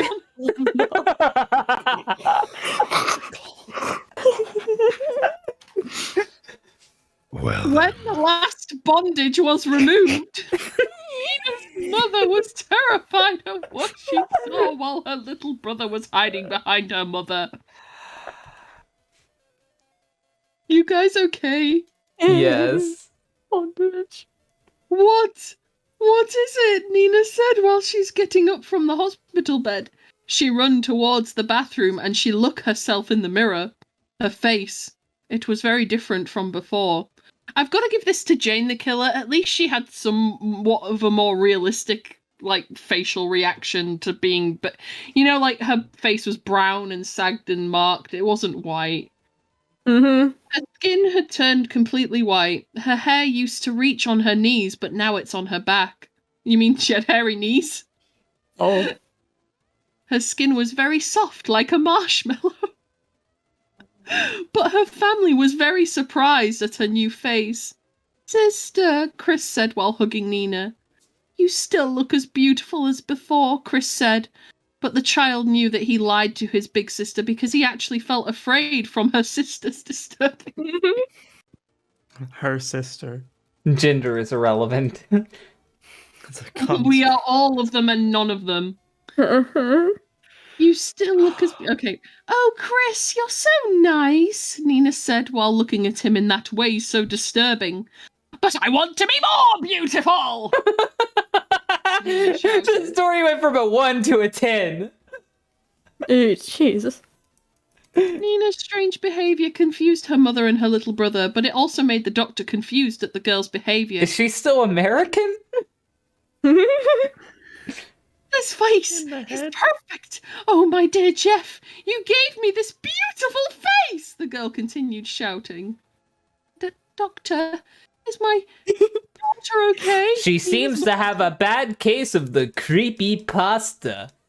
I'm gonna throw myself. Wink, wink. Sadly, one night you will wake up and she will be stabbing you.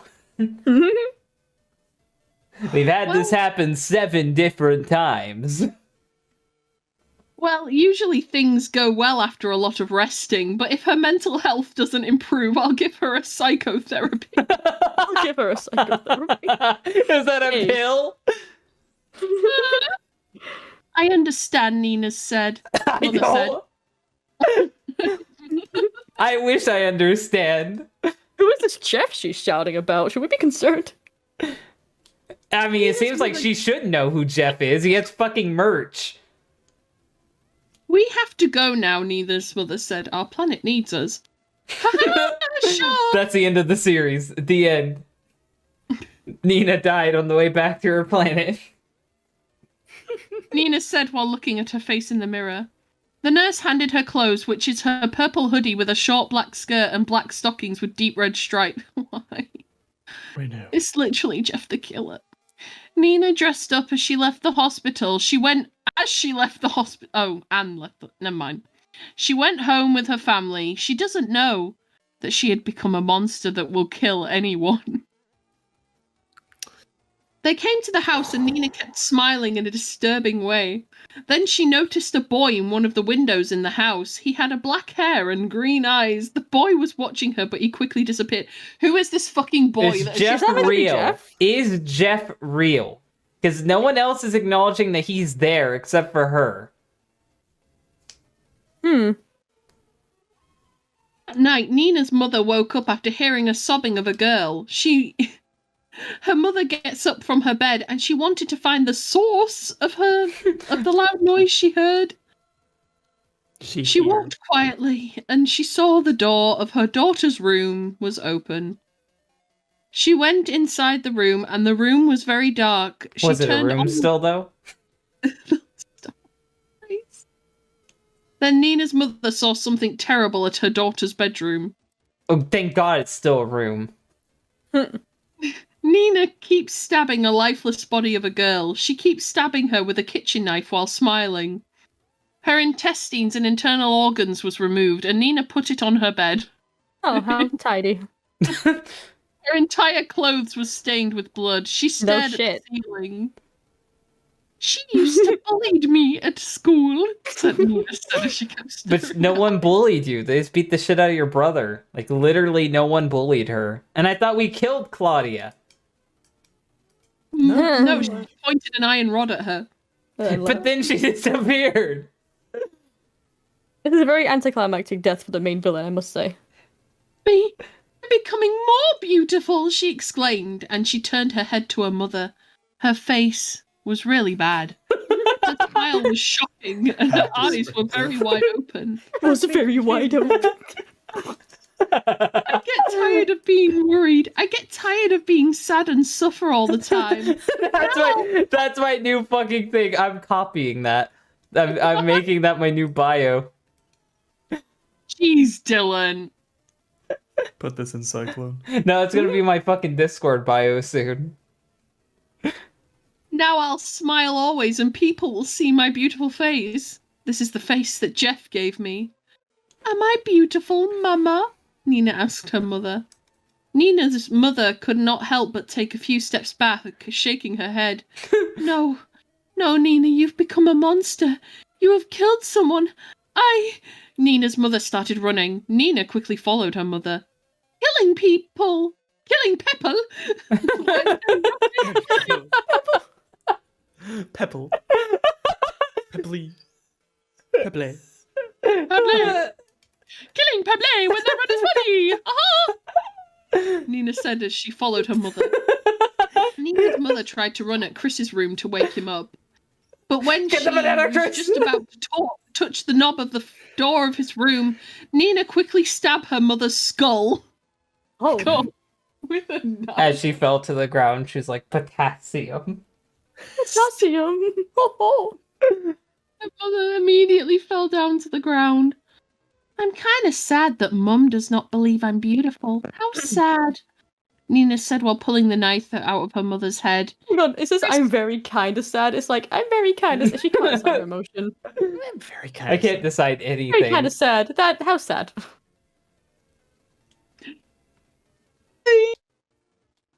Chris woke up in his room. He felt he was in danger and he was scared.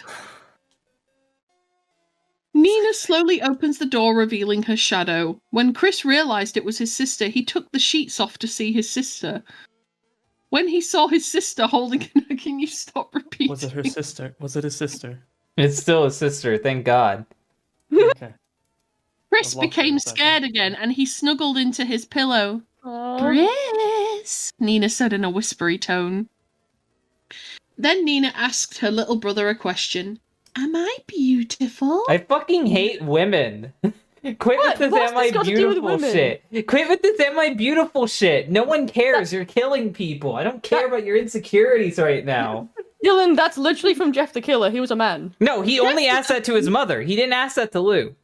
No, but that's... He didn't ask that to Lou. He didn't need validation. But this isn't to do with women. That's just out of nowhere. She's asking everyone. That's a Jeff the Killer thing, bro. That's not to do with women. It is to do with this woman. Contain yourself. I swear to God, get out of here. She's literally a slut. Someone crop. That's Someone not. She's an crops. 11. She's an 11-year-old. I don't care. They made her a slut. She wears not being a she slut. she wears short skirts by the author's own admission. She has fucking dyed hair. She does a he-go faces. Like, fuck you. mimicking Jeff the Killer. Jeff the Killer wears short skirts and does he-go faces? It's the "Am I Beautiful" thing. I don't know why that set you off. It's obviously a Jeff the Killer reference. I just can't wait for someone to take this stream out of context, just telling me I fucking hate women. On Chris. I didn't do anything bad, Nina said. She hides her hands in her back while crossing her fingers. It's a sign that Nina was lying to her little brother. No Oh my shit. God. You know, I feel much more better now. Let's start a new life. Will you come with me? Nina said as she gets closer to Chris. Her little brother, Chris, nodded at her. Oh, I feel so bad for him. Good boy. If you want to join me, just go to sleep, my prince. No. Nina kicked the front door of the house while carrying her little brother on her back. Chris was dead. Oh Rest in I peace. don't mean to laugh. It was just a bit abrupt. no. I know it's a brother. Oh my God, that's so sad. He was only a little kid. I don't even care. He's Yeah. not real. Okay, but Nothing to do. apparently Nina's a slut. Okay. Prove me wrong that she isn't. She's not real. Okay. We'll stalemate on this all day. Okay. We're not having this argument. Please, we're Chris so was dead. close. His dead body was smiling that looks very innocent, but his eyes was wide open that makes him look like he's still alive. But in reality, he's already dead. He was Is he covered in dead? blood and has multiple stabs. I guess the Well, internal bleeding was 28 serious this stab time. wounds. Nina took a few steps at the entrance and she slowly looked at her little brother. Chris, I'll kill more people and make them all asleep. Is that her motivation? Nina said Wow. as she Sounds like put the down her little brother in the ground. She then walked away to the streets.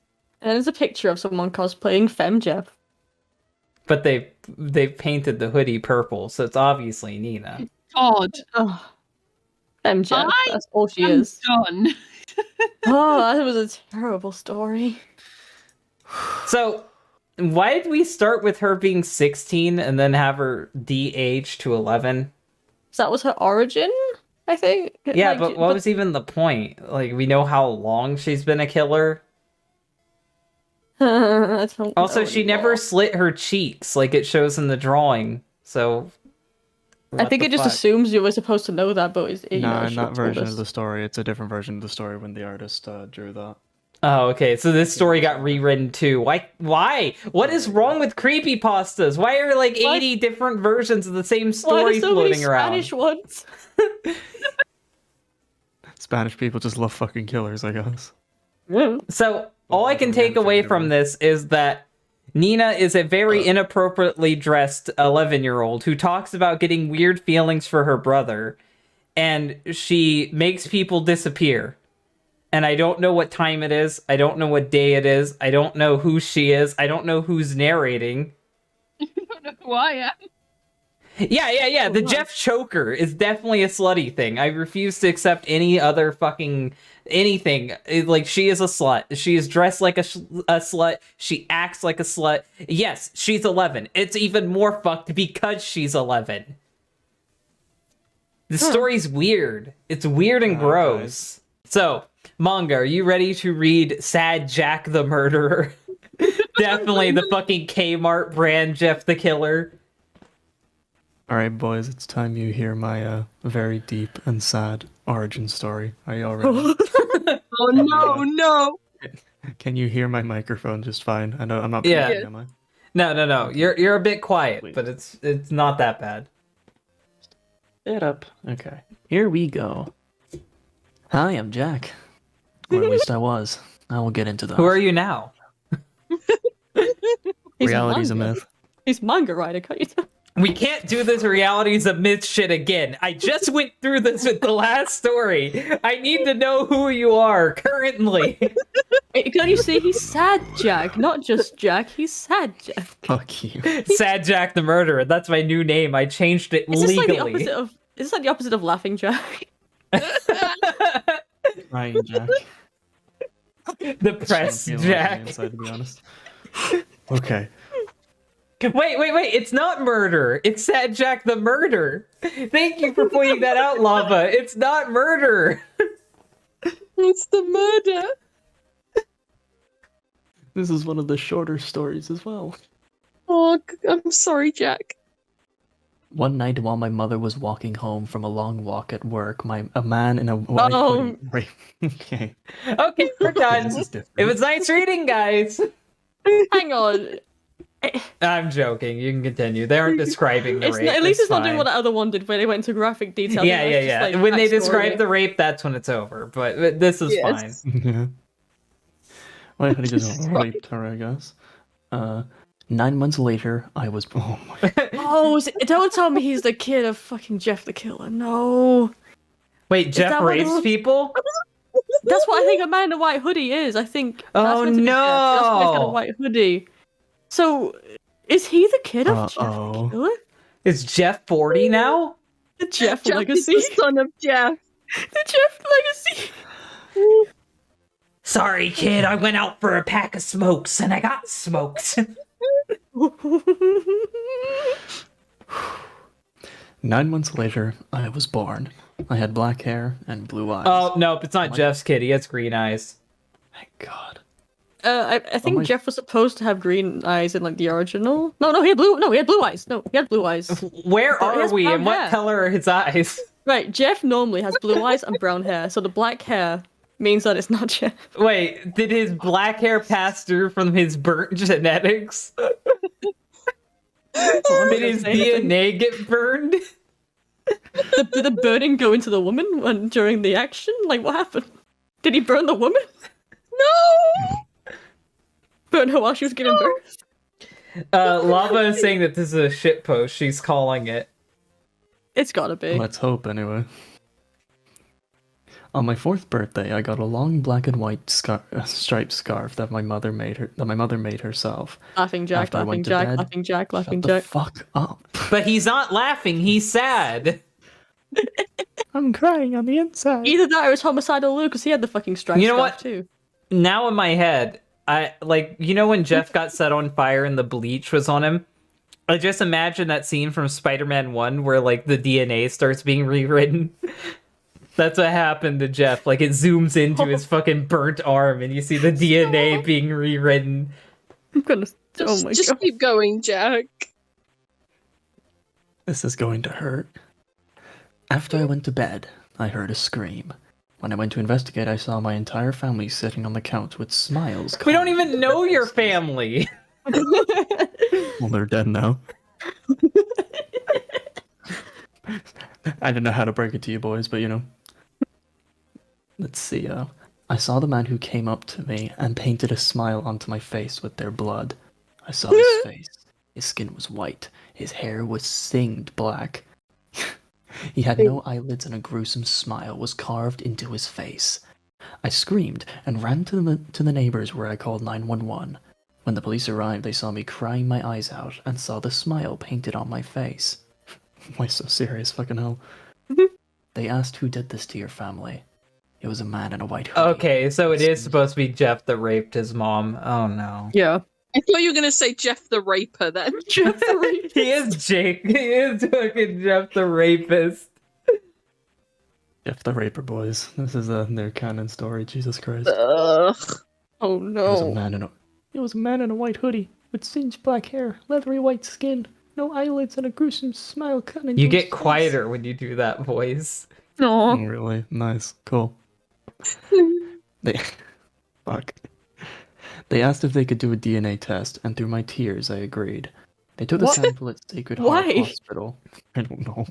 Sacred Heart Hospital? Is this fucking Scrubs now? Oh, I guess Jeff's name's being confirmed again. So we're going with Jeffrey Woods. I don't care any more of you fangirls that say otherwise.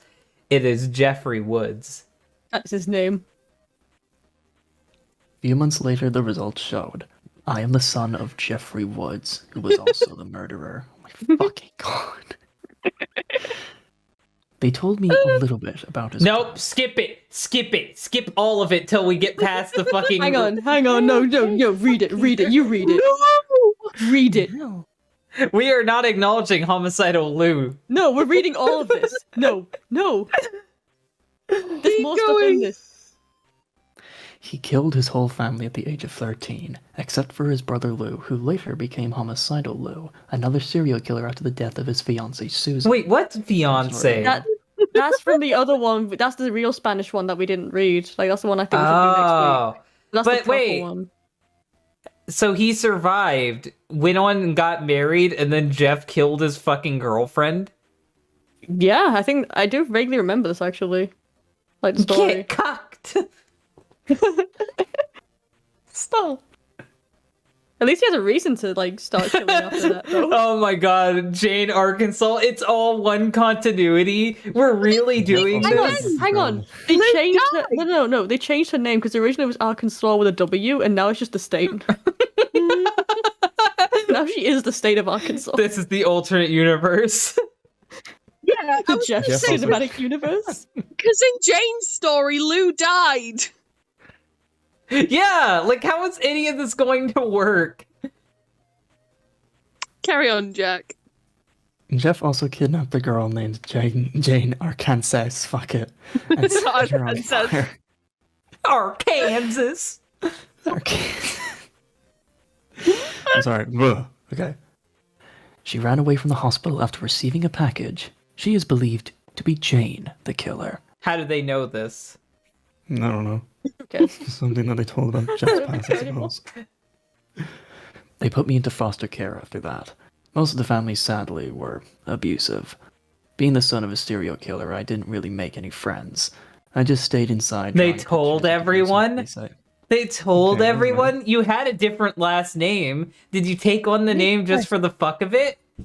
This guy's the son of a rapist, boys. Why would Fucking they have done a bullshit. DNA test though? Because it's like, oh look, my family's been murdered and I'm a victim. And it's like, hey kid, want to do a DNA test like right now?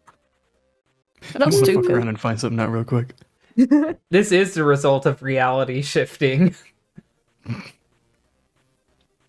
I just stayed inside drawing pictures of the gruesome face I had seen. In my teen years, I got interested in a song I listened to over and over. Behind Blue Eyes by the Oh. Who, played all day long. Oh in my room. I don't know what this song God. is. It's up. No Yeah. one knows what it's like to be the bad man. Oh, Behind. Don't worry Danny. about it. You, You've you done know it, don't you, just? Oh, On the Danny. MP3 player Oh. or on my computer. It was the constant sound in my ear. I did make one friend, but I guess like me, he became a monster. Like me, he only kills a certain type of person. Racist. By the name Wait, I Dillin turned my Killer. headphone off for like 5 seconds and now they're already killers? I don't know. He kills a certain type of person, so it's like, is he racist? He's the son of Jane the killer. That's Yeah, why he's that's killing it. a certain That's type why of person. that's why he searches their DNA. My mother taught me many great skills. I saw Creepy Perfect Aryan Days. Oh, Oh wait, he is! It says he wears a mask. hang Where's on. the Something gets mask? even more important here. He is not a proxy.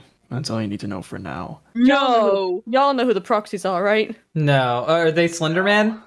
Yeah, you know the Marble Hornets. Yeah, they're Hoodie? Slenderman shit. Yeah, it became a big thing, like proxies for people. Yeah, who didn't they follow try to Slender. tie Tiki Toby into that? Is that Tiki Toby? Tiki Toby was kind of a proxy. He was like a fan fiction though. It didn't count. They all count. Don't fucking start with that, but Danny. Marble Hornets was like its own thing, right? With like Masky and Hoodie, and then like Tiki Toby was a fan fiction that people then put with Masky. Yeah, but I'm saying it's all canon. We can't do this, Danny. It's all canon. This is stupid. It's like a massive crossover episode. I can't take it. This like it's all canon in this story except for like it can't be because the Okay. stories contradict each other. No, it's just I'm caught off guard because like every other Jeff ripoff story is just like, oh, Jeff, Lou, Jane. And it's like, you know, just a few people.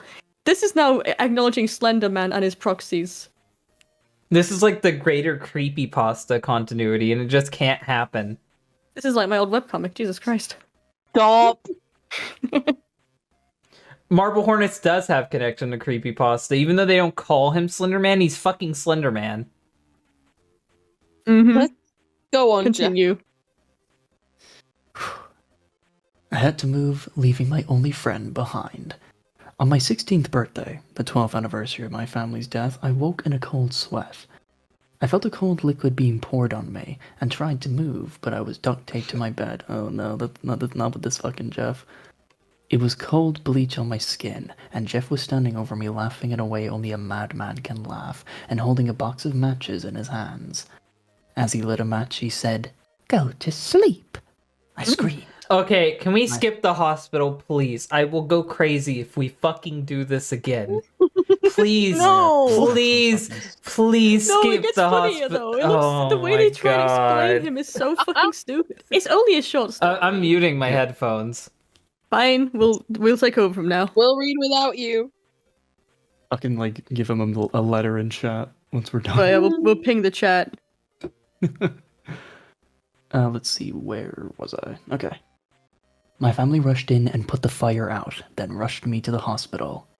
A month or two later, I was released from the intensive care unit. My skin was white, my hair was patchy and thin. My once sapphire blue eyes, the iris was black and the pupil solid blue. And I do mean solid. I could still see, but the colors were only black, white, grey, and blue. 'Cause that's how Oh. it works. So he's colorblind now. I'm the worst crime of this story. Mm. A few more It's months interesting. passed, a few more months passed until my hair grew back. During the therapy, I was getting better physically, but mentally I became even more antisocial. Okay, My I'm mom was back. gone. Yeah, we're pretty much done. Are we out of the hospital? Yeah, Pretty much. It's just like aftermath, pretty much. My only friend was gone, and the one song I listened to all the time still played as an echo in my mind. I really hadn't smiled since I was 4, and I doubt that I will ever smile again. Schmeal. It looks like I came back at the right time. Schmeal. Schmiedel. One December night, I finally cracked. I wanted revenge against Jeffrey. I'm went to the Jeffrey, bathroom. the killer now. Oh, great. I'm Jefferson, the killer. I went into the bathroom with a knife, needle and thread, and eyeliner and a hair clipper. Why the fuck do you need eyeliner? What? Okay. Is he He's going gay or fully something? emo. Okay. He's going emo mode. What He is has the this? fucking song playing in his head while he's fucking transforming. No one knows what it's like to be the Batman. They are literally about to do this, though. You guys are memeing on it now, but it's literally about to get that edgy. I know. That's what I've just read. Bro. Plugged in the clipper and shaved off most of my hair, leaving the bangs which covered my face. Fucking retard. As I took the knife, I slowly weird. As I Sorry. As I took the knife, I slowly cut a frown into my face. Now we're different. The pain making me cry some. At the eyeliner dripped, I stitched a crisscross formation onto the frown, stitching it so you didn't see the open wound. This hurt and made me cry more, and the eyeliner ran further down my face. This guy must As I be a put on- fucking superhero to be able to do that shit without passing out or dying. Yeah. As I put on my blue and black striped shirt, I pulled on my black hoodie, pulling the hoodie over my skull. He didn't even put it all the way on. It's just over his head. I ran to the closet, then got out, putting on something that hadn't touched in years. I wrapped the scarf, the only thing left from my family, around my neck. How fitting all I was is, what the fuck? This sentence is fucking bullshit. How fitting all I was is black, white, and blue, since these are the only colors I saw. How do you know what color the hoodie was? I don't know. He got no, he said he got colorblind after the accident. Yeah, but if he's colorblind, how does he know what color it is? I don't know. He knew what the... never mind, just carry on.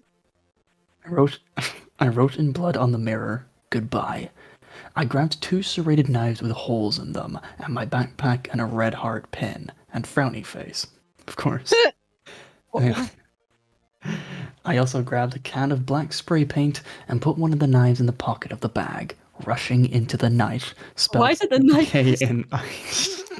He just runs into a knight from medieval times and he's like, I will avenge you! I will avenge you! This... Hold there! Come with me, my squire. Be gone, heathen! Do you stand to kill Jeff the murderer as well? He runs into Batman. Are you a witch, Jeffrey Woods? Take Jeffrey Woods too. He killed my parents in an alleyway. Oh, somebody's spelling errors getting me. Standing next to the grave, I made this vowel to my mother and my father. He's like, mother, father, ah. He's just like, ah, and then leaves. A single vowel. I will avenge you. Brother, sister, I will avenge you as well. Go to sleep, Jeffrey. I will only kill one. And you will be the one. I know what you all are thinking, forgive and forget. But because of Jeffrey, I am now a monster. Jay and I hope you read this, but the only way to kill Jeffrey is by his own blood. And that is me. So someone really hated Jane the Killer. I hate to tell you this, but you and Jane have a lot in common, and you should all team up with that fucking DNA killer. I was just gonna say, all these fucking people, like, every story we've read, we've got, like, Jane, who's going after Jeff, Lou, kind of going after Jeff. Now we've got Sad Jack the murderer going after Jeff. And then we've got DNA killer who could help you going after Jeff. Like, how is Jeff not dead? Literally everyone's coming after him. He fights Slender Man. How does Jeff keep coming out of this? I don't know anymore, man. I will put you back together. He's like, he rises up. He rises up from the bed and he's like, I'm coming to find you, father. I always come back. Okay, let's move on to Cats the Killer. All I hear is, go to sleep. I woke up in a scram, a fright, and a crazy guy with a smile cut into his face. Morning, sunshine, the man said. Who the fuck are you? I yelled at the man. Wow, man. Wow, man. The name's Jeff, he said. Well, I want to get out of here, I yelled again. I want to get out of here. No. I yelled again to the bad baby girl. Too bad baby girl.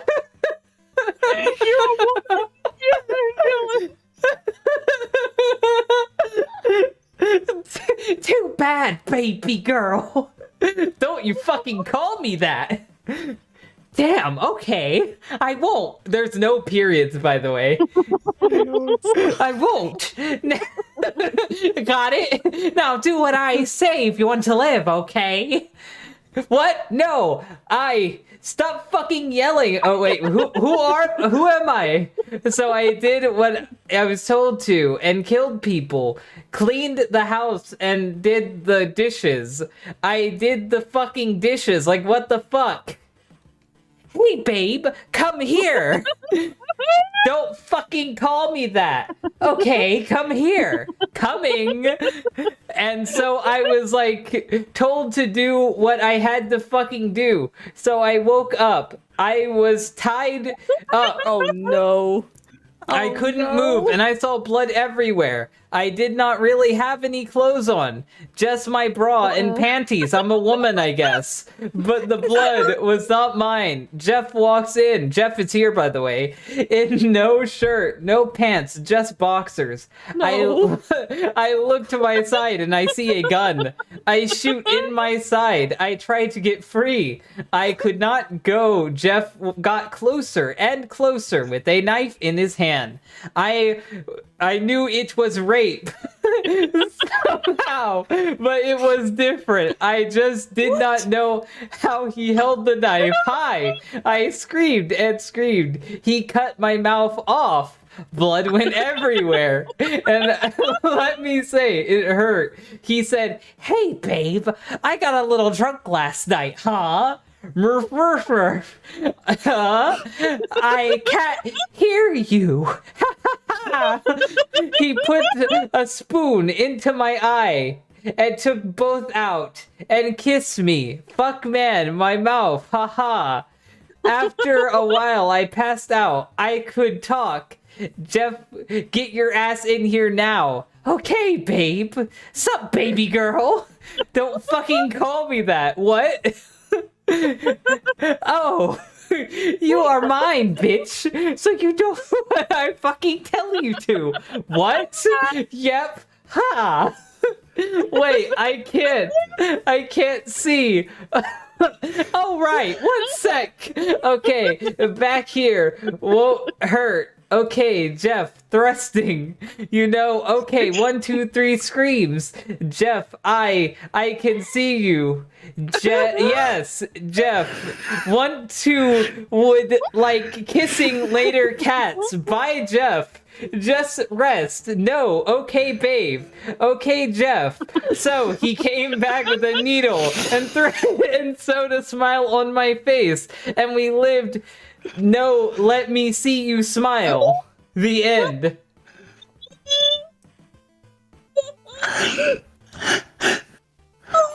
So that was a whole sentence, by the way.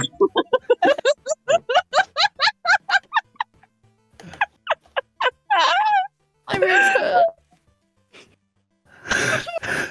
My stomach. What the fuck was that? Like, honestly, what the fuck did I read? I felt myself getting dizzy towards the end. just like there's this running gag where like no matter what the fuck's happening, either she's getting her eyes gouged out or being assaulted, and she just goes, "Don't fucking call me that," every single fucking time. Okay. This It's was like the story of marriage in a nutshell.